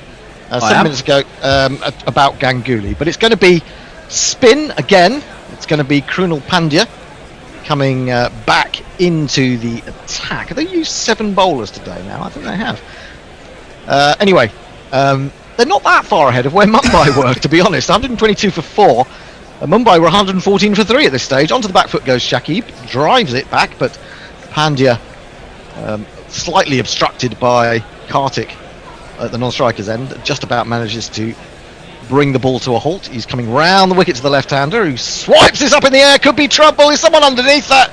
This is absolutely brainless from the Knight Riders. 122 for 5. The catch is taken at deep square leg, and Krunal has his first wicket, and KKR going to throw this away.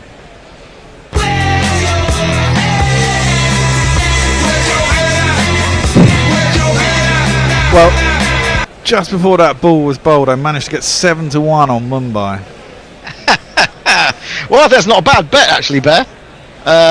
You've now got 2 complete starters. Kartik hasn't faced a ball. Shakib, one of their best players, has thrown it away. We've seen Owen Morgan, one of their best players, throwing it away. Nitish Rana, who's had been out there for 47 balls, threw it away. I really struggle to make sense of this. If you're a good cricketer and you're a good attacking cricketer, you're a good cricketer in general, you should be able to adapt your game to the situation. And we've seen it with England. We're seeing it here now again under Owen Morgan. They may still go on to win, in which case everyone will say, what are you talking about? But it's just crazy, isn't it? Surely. Well, yeah. I don't know. I mean, players you want to play or get you over the line. I mean, if you play conservatively, you should still get there, shouldn't you? But some players will say, well, I've just got to, I've got to do what I've got to do to get in my zone, and that's how I play. I don't know. You don't get more points for winning in the last over. Get the runs early on a pitch like this, I'd say.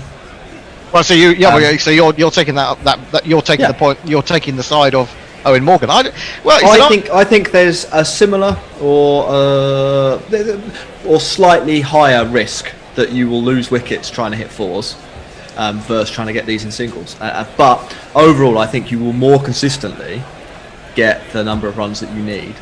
Well, that's something that's got to be looked at, and probably will be looked at by some data specialist at some point. Well, I would speculate. Yeah, that's a fair enough speculation. I'm just saying that at some point, I'm sure someone will look into it.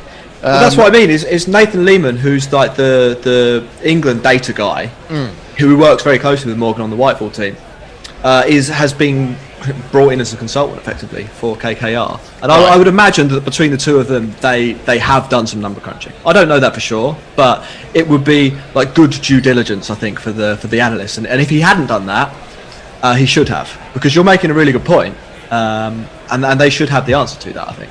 The problem is, I mean, it'd be interesting to see what they say after if they do lose this from this position. It's going to, in a sense, I think there's always going to be more questions asked of Morgan than there would be by an England fan base. I mean, England's fan base is quite happy with the way that Morgan has gone about things for the last 5 or 6 years, in general. And you've won a World Cup. You're one of the best white ball teams in the world, and on your day, you're absolutely spectacular. I wonder whether the KKR fans, the average Indian KKR fan, is going to take it the same way. What do you think? I don't know. But what did KKR do last year?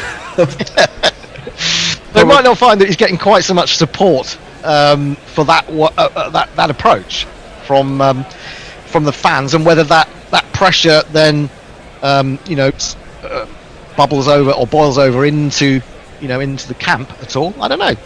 I think in terms of playing style, the Indian public and the Indian team itself is a lot more conservative than the English public and the English international cricket team.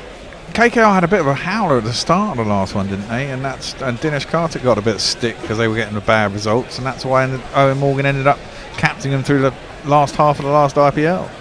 No, absolutely. Anyway, we've got two batsmen on North, two batsmen who haven't yet faced a ball. It is going to be Dinesh Karthik to face because they've crossed. They must have taken a timeout while that was going on. It's a Woodstock timeout, as we have decided on this show, anyway. Yeah, well, it's 122 for 5. They still need another 31 to win with 28 balls to go. Slip is in now. Pandya comes into the right-handed batsman who flicks it away through mid-on, or a little bit square of that, in fact, towards mid-wicket. They come through for the 1. Is there a point at which you've lost more wickets than you would have hoped for that you then say, let's just rein it in, let's do it in singles? Because they can still do it more or less in singles. Yeah, the problem if you go that way is if you get a couple of dot balls and only 4 and 1 over, suddenly everything starts climbing pretty damn quick with only 5 overs to go. You get 2 overs like that and you're in trouble, whereas if you just get 1 4 and over and 2 singles, you're there, aren't you? Pretty much. Well, a man who can hit big 4s and 6s is Andre Russell. He's facing his first ball from Krunal Pandya. A man's coming at silly mid-off. I don't think I'd want to field at silly mid-off with Andre Russell wielding the willow about 1.5 meters away from me. Anyway, the first ball is played square and there is no run. He's fucking huge, Dre Russell. He's absolutely massive. Pandya into him again. He drives, he caught it! Oh no, he's been put down! And that might be controversial because Karthik kind of got in the way a little bit of Krunal Pandya. I don't think deliberately, but I think he would have hung on had the non-striker not been in that exact position. We're going to see a replay from the batsman's viewpoint. Oh, should have caught it. Well, no, he should have just caught it, really. The only difficulty was whether he was going to take it on the rebound as he sort of fell behind Karthik.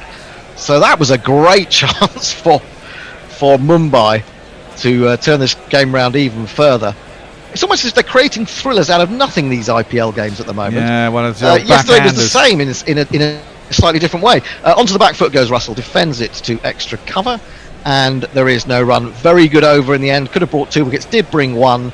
The Night Riders are 123 for 5. Tweets.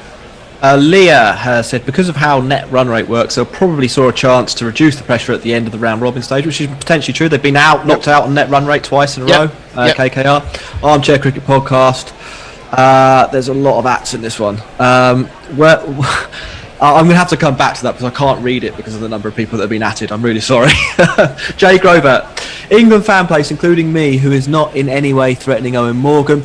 Jay Grover is very keen for us to get across that he hasn't threatened Owen Morgan. If he dies, he says, I do not want it to be because Hendo got Piers and Owen Morgan confused.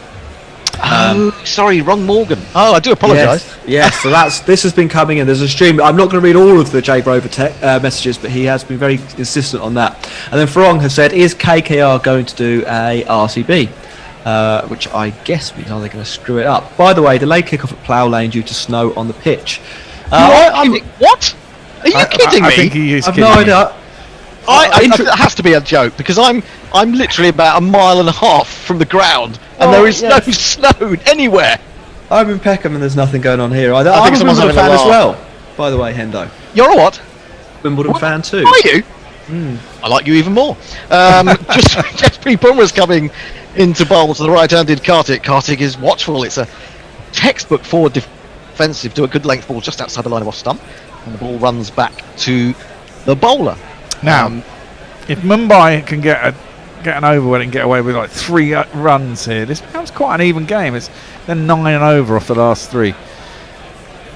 There's a very interesting thing that's been picked up about that wicket of Shakib Al Hassan, and you don't see this often in professional cricket, but I've seen it quite a bit in club cricket, where you get spinners in particular who will bowl a yard back from where they're entitled to make the pitch longer, and he just did that Krunal Pandya with Shakib Al Hassan, and maybe that's why Shakib didn't quite get to the pitch as he wanted to. So it's been really well picked up by the guys on TV commentary. Someone there has noticed that. He's actually been doing it the whole game.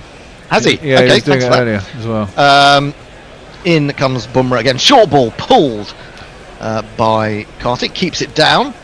It's Ishan Kishan out there at long leg doing the fielding. By the way, 224 for 5. Yes, there. No one can win a GPL. The lowest score in a GPL was 333, which means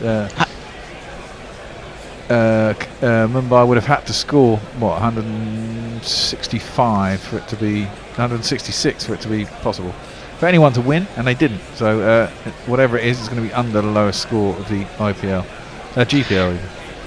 So how many entries did we have today? 7. Oh well, it's not bad for a T20. No. I'm just trying to work that out. 7 times 53. How many games is it? 58 games? Yeah. Although we're only on air for 32, so that's 7 times 32. I'm just trying to work out what that is in financial value to Gorilla Cricket. Bumrah in, bowl short, and Russell fiddles at this one a little bit, as if it was too quick for him, but manages to get it back to the bowler. 224 quid. 224 quid. 7 Brilliant. times 32. Blimey. You should be on countdown. That was quick. He's got a young mind, Hendo. They're generally quicker than us old boys. Yeah, true. Got the Sunrisers against RCB tomorrow. We won't be covering that one. We're covering again on Thursday. Remember, we're doing Tuesdays, Thursdays and Sundays. There are double headers sometimes on Thursdays and mostly on Sundays. Outside the off stump, again, a little bit of a seeming delivery from Bumrah, which had Russell in all sorts of problems. And it's just getting a little bit tricky now for Kolkata. And the bastards are going to make me rewrite the match. Is that a no ball? Review, aren't they? Free hit. That said, it's a no ball and it's a free hit. That's a crime. Oh, it's only just though. Shit. We're going to get there. I was just waiting for you to jingle. I don't know where you were going to. I was just... Over the line! Huh? I'm sorry, Smokey. You were over the line. That's a foul.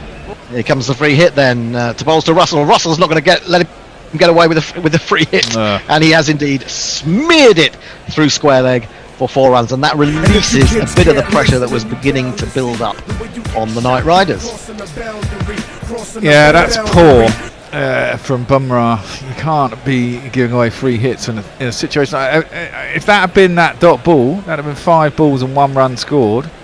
Instead, it's 4 balls and 6 runs scored in the over. And I was just saying at the beginning of the over, if you can get them out of the over with 3, you can put some pressure on, but you've just wasted it all.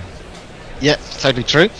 Bumrah again in bowls outside the off stump. He's feeling for that. Gets a horrible inside edge. He's just about going to have enough steam to get up the other end. Although Jasprit Bumrah was running towards mid-wicket to pick up the ball and might have fancied turning and throwing down the stumps. But Russell more or less hobbles his way there. And they move on to 130 for 5. 1 ball remaining in the 17th over. Now, who would you go to for the next over? Would you go Bolt or Jansen? I go Jansen, actually. I've been more impressed with Jansen. Bolt, it's not bowled very well so far in this tournament. He's only had 2 goes, to be fair. Hasn't picked up a wicket yet, I don't think, has he?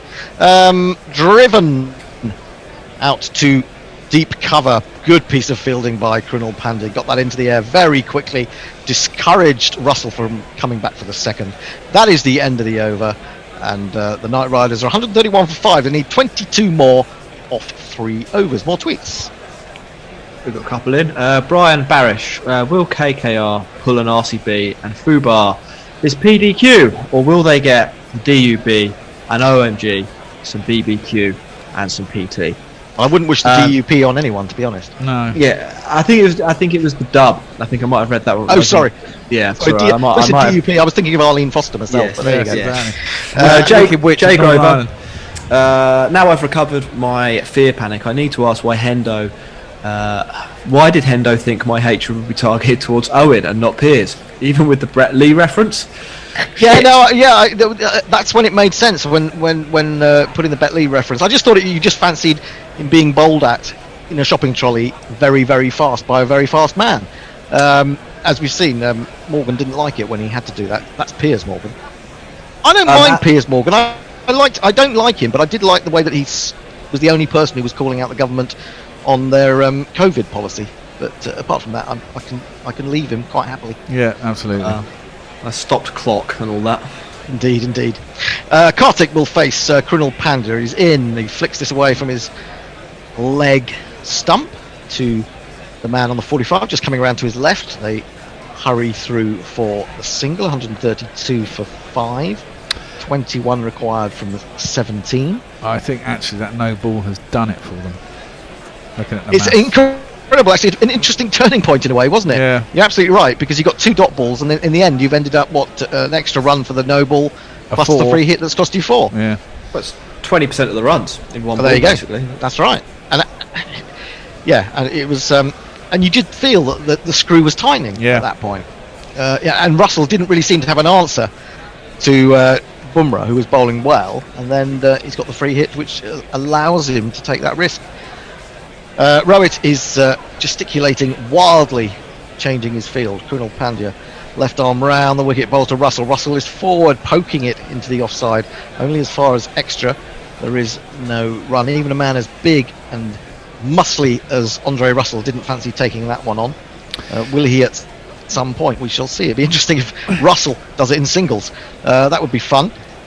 As Krunal has the ball back in his hand. He's got a slip there, waiting. He goes for the big shot. It's gone miles up in the air. Someone's going to get under that. He couldn't resist. No! By Jasprit Bumrah. In fact, not dropped. He barely got a hand on it in the end. Oh my word. Mumbai are giving it back to the Knight Riders. They really are. That said, it came down with I don't know, a little bit of space trash on it. It went miles up. Scared. Really scared. He did look scared. Maybe it was swirling in the air. Russell had given it up. He sort of slumped after he played the shot. He got nowhere near it. It just got away from him at the last minute, didn't it? He looked like he was perfectly poised, but he was perfectly poised in the wrong position. So they just get a run. 133 for 5, 20 required off 15. Couple of escapes now for Russell. He's in again, bowls to Russell. He plays a much more orthodox shot, a nicely stroked drive up to long off. Sorry, that was Kartik, wasn't it? Yep. He just got no position at all, Bumrah there. I mean, he is not a great fielder, it has to be said. And probably the one man on the team you wouldn't want underneath the sky, but still, yeah. Yeah, costly for Mumbai, having been given the opportunity to get back into this game. Now they're throwing it. No one wants to win this game. Pandya, flat ball, tries a big sweep from outside off stump, goes straight through him underneath the bat. and it's taken by the Cock, 134 for 5. Russell dropped on 0 and 5. It's his day, isn't it? He's done 5 wickets in 2 overs, and he's been dropped twice on his way to 5. Well, 6 he's got now, 6 off 10. Again, if they can get dot ball here, they add the pressure. They get 9 and over for the last 2 overs. It's the only chance they've got. And then if they can get if they'd held on to one of these wickets, especially Russell, because he could do it in 3 shots. Yeah, absolutely. Flat, he tries to sweep this one, it rebounds off his pad. There isn't going to be a single. The man from slip hurries round to field. And that is the end of a pretty decent over and Krunal Pandya will look back and think, I should have had much better figures than this. He gets a consoling pat on the head from one of his teammates. And there are 2 overs to go. Tweets. Warren says the Bears bet has initiated a match-fixing situation. Messi Jez, the catching performance in this IPL is the sort of thing you expect from people who've been sitting around in hotel rooms for the last few weeks. I bet the Bear could have caught that one. I wouldn't have fancied that one. That went really high. Let me tell you, I've seen the Bear drop a catch that was probably 500 times easier than that. It's true. But then you also caught me a bullet caught bowled in the same game here. Yeah, well, it's off your own bowling. You catch it, don't you? Good. Sorry, carry on. I was just it's a bit unusual, I would have thought, to see Krunal Pandya bowl the 17th over of the game. Maybe a bit indicative of the wicket they're playing on. Well, I think that, and I also think that they think that Dre Russ likes pace on the ball, and he hits it a long fucking way. And I think they thought he's pretty new to the crease. They take a bit of pace off the ball. He's going to try and swing it, and it might create an opportunity, which it did, but they just didn't take it. Yeah, what's he bowled now? Has he bowled out? Yeah, he's bowled out. Pandya, has he bowled out? Yeah. Or has he still got one? He's bowled out, okay.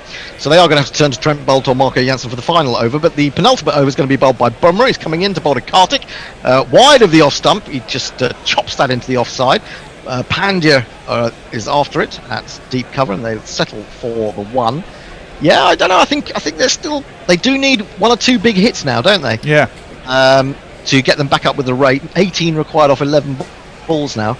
I've got a sneaky feeling that besides themselves that Mumbai are going to pull this off. I'd have 7. What did you get it at? 7 to 1. 7 to 1. Yeah. Put a 5 on it. Thought, what a fuck. Shakib is looking quite pensive in the dugout, and Bumrah is coming into Russell. Russell needs a big heave. I can see the stumps going. I can see it in my mind's eye. Here comes Bumrah in, bowls, full toss, smashed down to long on Pollard Fields, and Russell knows not to chance it on his rather powerful arm. So it's again just a single. 17 required from 10 balls. 136 for 5. Karthik has 6. Russell has 7. Like 2 singles in this over so far. Is this a change from my IPL history? Is it going to? It looks like it's going to go to the last over. One would have thought. A thriller for the Bear. A thriller for the Bear. Jesus. It's hard to believe. If that can happen, anything can happen. Bumrah in, bowls. Karthik crunches into the offside. Going to get 1. That's all it's going to be. Rohit ambles round to his left to field of extra, just outside the circle. And the score moves on too slowly for the Knight Riders. 137 for 5. 3 singles from the first 3 balls. They do need a big hit. And it seems to be getting harder. The ball seems to be coming off the pitch more slowly. Sticking in the pitch perhaps even for the pace bowlers now, and you'd have to say that Chahar is going to pick up a man of the match here if Mumbai pull it off. Bowled really beautifully, although you have to say in some ways Knight Riders giving it away a little bit. Let's see what's happening. We've got a man coming back to long off, man coming around to mid wicket. So there's a singles galore, but singles aren't good enough now. Anyway, try and put it in a block hole. That's Bumrah's MO, isn't it? It is. Right it is. There. He's coming into bowler Russell, and Russell muscles it down to long on. There is a man at mid wicket who runs across that almost, then realises there's a long on to do the fielding. So it's just another single. 15 required off 8. Mumbai are going to pull this out of the fire. They really are, despite the drop catches of Andre Russell. Somehow the Knight Riders have completely and utterly cocked this up. I don't know. You still fancy the Knight Riders? I think it's 50-50. I mean, only you're 1 6 away from this being a runner ball again. Yeah, and you're right. Andre Russell hits more 6s than anyone. It's Yeah, but it's Kartik facing for the time being, and Bumrah is in. He bowls. He's down the wicket. He's beaten by a slower one that he hits over the top of in the end, I think. And that's very clever bowling from Bumrah. De Kock takes it, makes sure that they can't take the singles. The wicketkeeper runs up quickly. And Patrick Cummins back in the dugout as well, waiting to come into bat. He's looking also a little bit tense. Well, very good from Bumrah, that, though. The bookies are almost at evens. They still have Kolkata as slight favourites. KKR 11-8 on, and they got Mumbai 11-10. I want another dot ball or only a single off the last ball that swings the other way, would be my bet. Well, this has been a tremendous over. He's coming in now to bowl to Kartik again. What can Kartik do? He gets a wide one just inside the guidance line. Umpire Gaffney says no, that's fine. Kartik has made no contact. Brilliant stuff from Bumrah. He has won this, I think, for Mumbai. 15 now required off the final over. Who would have thought? I like the fact that they've changed that rule, that if the batsman goes right across now, it's not automatically a wide, because in the last edition, or you see it quite a lot in internationals, it seems to have changed in the last 4 or 5 T20 internationals and whatever T20s I've looked at. If they go right across and play over the ball, it doesn't matter if it's outside the wide, don't give it as a wide, whereas it used to be almost sort of automatic, didn't matter where the batsman was. Just going to rattle through some tweets really quickly before they get into this. Leah has said Russell's hamstrings don't allow him to take it in singles, which is maybe true. Armchair Cricket Podcast, second drop of Dre Russ, and Mumbai Indians look like they're not very keen for the win. Frankly, the number of drops in the IPL so far has been shocking. Jay Grover's still going on about Piers Morgan. I agreed with Piers Morgan about gun control. On the same way it turned out, Andrew Mitchell was being lied about. Oh yes, the Grimsby MP, Yeah, that were a proper day of confusion. Warren has said something to Gary and just tagged us in. Anyway, thanks, Warren. Jay Grover again. A thriller for the Bear. Yep, there's a film. Well, actually, a film of this game would be a very good one. Who bowls Wouldn't be a very good one, would it? Be one of those they put on about 11 o'clock on a Saturday morning. Bolt is going to bowl the last over. Under edge from Russell as he tries to heave it cross-batted into the onside, gets an under edge and gets a single. It's not enough. They need Russell at the other end. He's only got the one. Maybe he should have stayed at the other end like Sanju Samson did last night and said to Kartik, listen mate, you're not going to hit 3 sixes, I might. But anyway, he hasn't. He didn't think of it. Dinesh Kartik's a smart cookie. He's not a bad bat, Dinesh Kartik himself, is he? He's not a bad bat, but he's struggling against the slower ball at the moment. It's a slow pitch. And he's not really got into his innings yet. He's 7 off 10. Hasn't really felt, when you get a boundary or when you hit the ball in the middle of the bat, it just makes you feel so much better, whatever level you're playing at. And he hasn't really done that so far. 5 balls, 14 required, and we're bringing the man up inside the circle at mid-off, or so the long off is dispensed with. The man will presumably go back to long on. We've got a deep square leg, mid-wicket, and a long leg, I think. So we've got 4 deep on the onside and maybe just the 1 on the offside. It's Bolt, left arm over the wicket, coming in to bowl to Dinesh Kartik. He's in. He tries to play the backhanded flap, and he plays all right. But there is a man, a short man. If he could got it a bit finer, it would have been better. And they have to settle for a single. 140 for 5. It was Bumrah, I think, doing the fielding there. And now 13 required of 4. It's surely a foregone conclusion now. Shorter one there, the shorter, slower one from Bolt, who is they bowled really well. I mean, they bowled really well to the pitch's demands, I would say, in these last few overs. Indeed. Anyway, we've only really seen one batsman, or 2 batsmen, I suppose, Yadav and Nitish Rana down the leg side. He's got him caught and bowled, I think. Has he? Or was it a bump ball? No, he's caught and bowled somehow. Russell has finally gone. His third life is the one which has been ended. And KKR have made an absolute pig's ear of this. 140 for 6. Oh dear, oh dear, oh dear.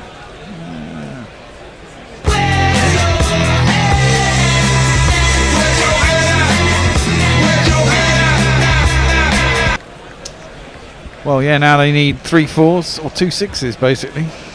And they've got a new batsman coming in, and they've got Dinesh Karthik. Andre Russell's gone. The big hitter has gone. Bowler's taken that wicket. Extraordinary. The bastards are going to make me have to completely rewrite my tonight. Thank you so much.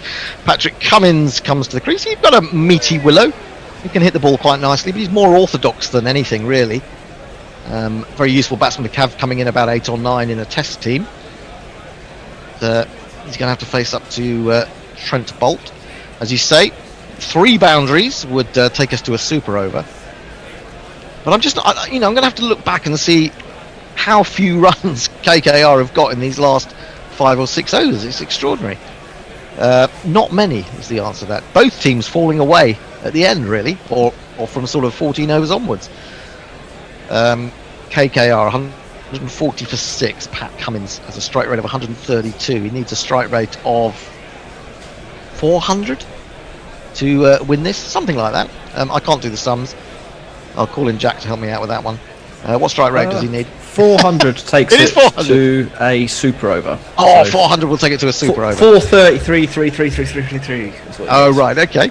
Boult in, and he's bowled him! He's flattened his off-stump first ball as he tries to swing into the onside, and that has it done and dusted. They now need 2 sixes off the remaining 2 balls to take it to a super over. Boult now has 2 for 25. Just fuck off! Night Riders are 140 for 7. Yeah, dear oh dear.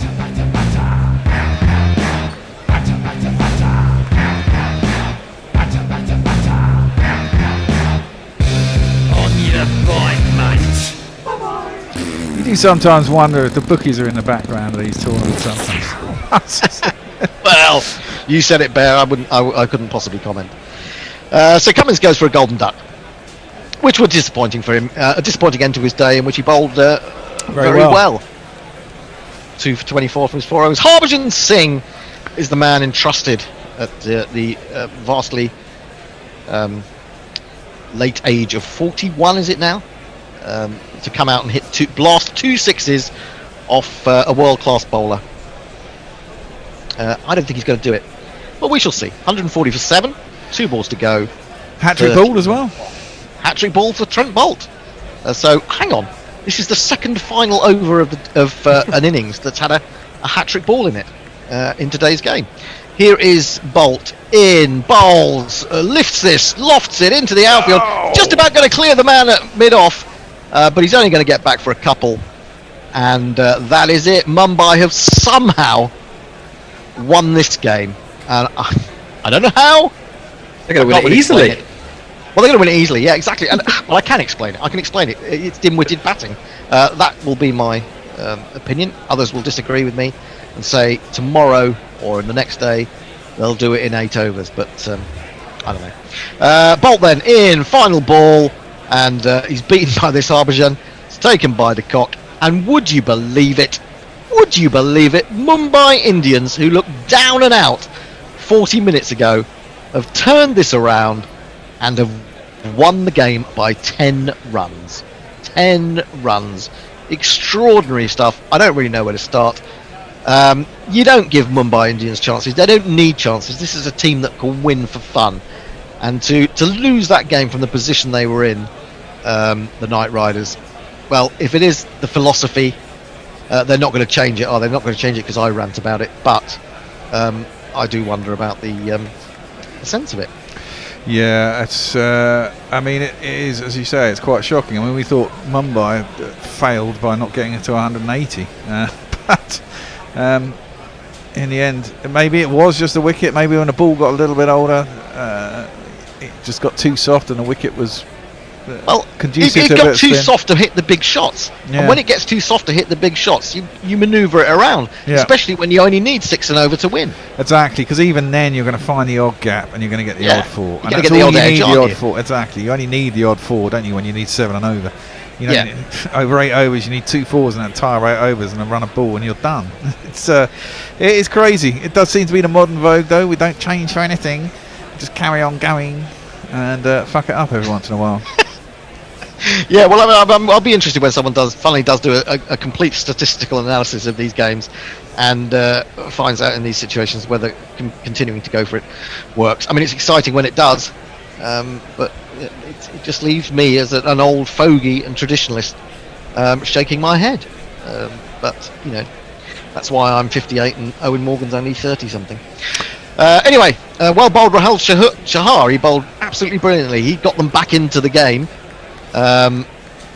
in one sense. It was given away a little bit, but he did bowl, really well, and a couple of really good wicket-taking balls as well.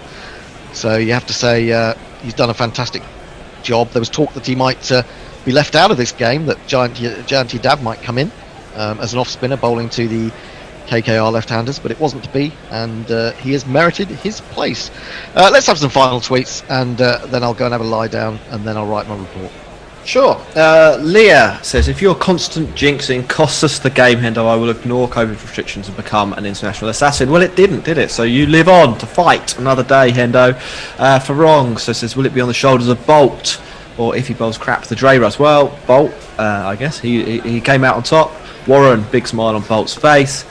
Leah was talking through a dot ball, which was apparently more important than the wicket. Brian Barish has tweeted us to congratulate himself. He says he called it, sort of. Well done, Brian. Well done, Brian. Well, I got my 7. I got my 7-1. Sweet. You did. That's good stuff. Yeah. What's that? 35 quid. Yeah. Well done. Jay Grover, as always, thank you very much for an excellent commentary. If Owen Morgan rings my day bell, and I'll find some way to get revenge on Hendo. It's a case of mistaken identity, Gov. Yeah. Messages, amazing fuck up, courtesy of the Morgan approach. Told you he needed to make runs. Well, he does a little bit. I think that's a good way to end it. It's difficult carrying around a middle order batter who averages 4 in the last 10 games he's played in. Is that right? Is that actually? Are you being that? No. Since going back through the recent England games and back into last year's IPL and T20 cricket, it's not been pretty. I think it's below 10. Okay. It might be double 4. Okay. All right. Okay. Could be 8. It's very low. It's very low. He got he had a couple of good innings because he didn't play most of the IPL, didn't he? And then he got made captain. He had a couple of pretty good innings in the IPL, and then he's done bugger all since then. He won a World Cup for England. That's all we needed to do. So fuck it. Yeah. Well, exactly. Yeah. I don't care about KKR. No, exactly. Why do we care? In fact, I might even not write a report because I care so little that I might not even bother to write. Just scratch it and sit down and see whether the snow has relented in Wimbledon and there's a football game going on. Can you not just keep what you've got and then final paragraph and then it all changed? And then they fucked up. Yeah, that'll be something. Yeah, maybe I will. I mean, it would be kind of guerrilla-like to do that, wouldn't it? I think. Morgan is being interviewed at the moment, and I can't hear what he's saying, but I look forward to seeing what he says. No doubt he'll come out with the same bollocks that he came out after England lost that game they should have won. He does look like a rabbit caught in the headlights slightly. He's trying to smile, but I don't think it's actually genuine. He's putting it on. But there you go. That is another remarkable IPL game done and dusted. Thanks to everyone who's been on today. We've had Jack, we've had the Bear, we've had Messi, and we've had Rob, and we've had I hope you've enjoyed the coverage. We certainly have. We'll be back on Thursday for yet another game. I have to say, games come so quickly, I can't tell you who's playing on Thursday. I'll have to look it up. But there you go. Nishish Rana is getting the orange cap for the time being. And he was another man who was guilty of giving his wicket away from a decent position. But there you go. Until Thursday, then, it's good night from all of us at Guerrilla Cricket. We'll talk to you soon. Yeah. Ta-da! Goodbye. Guerrilla Cricket.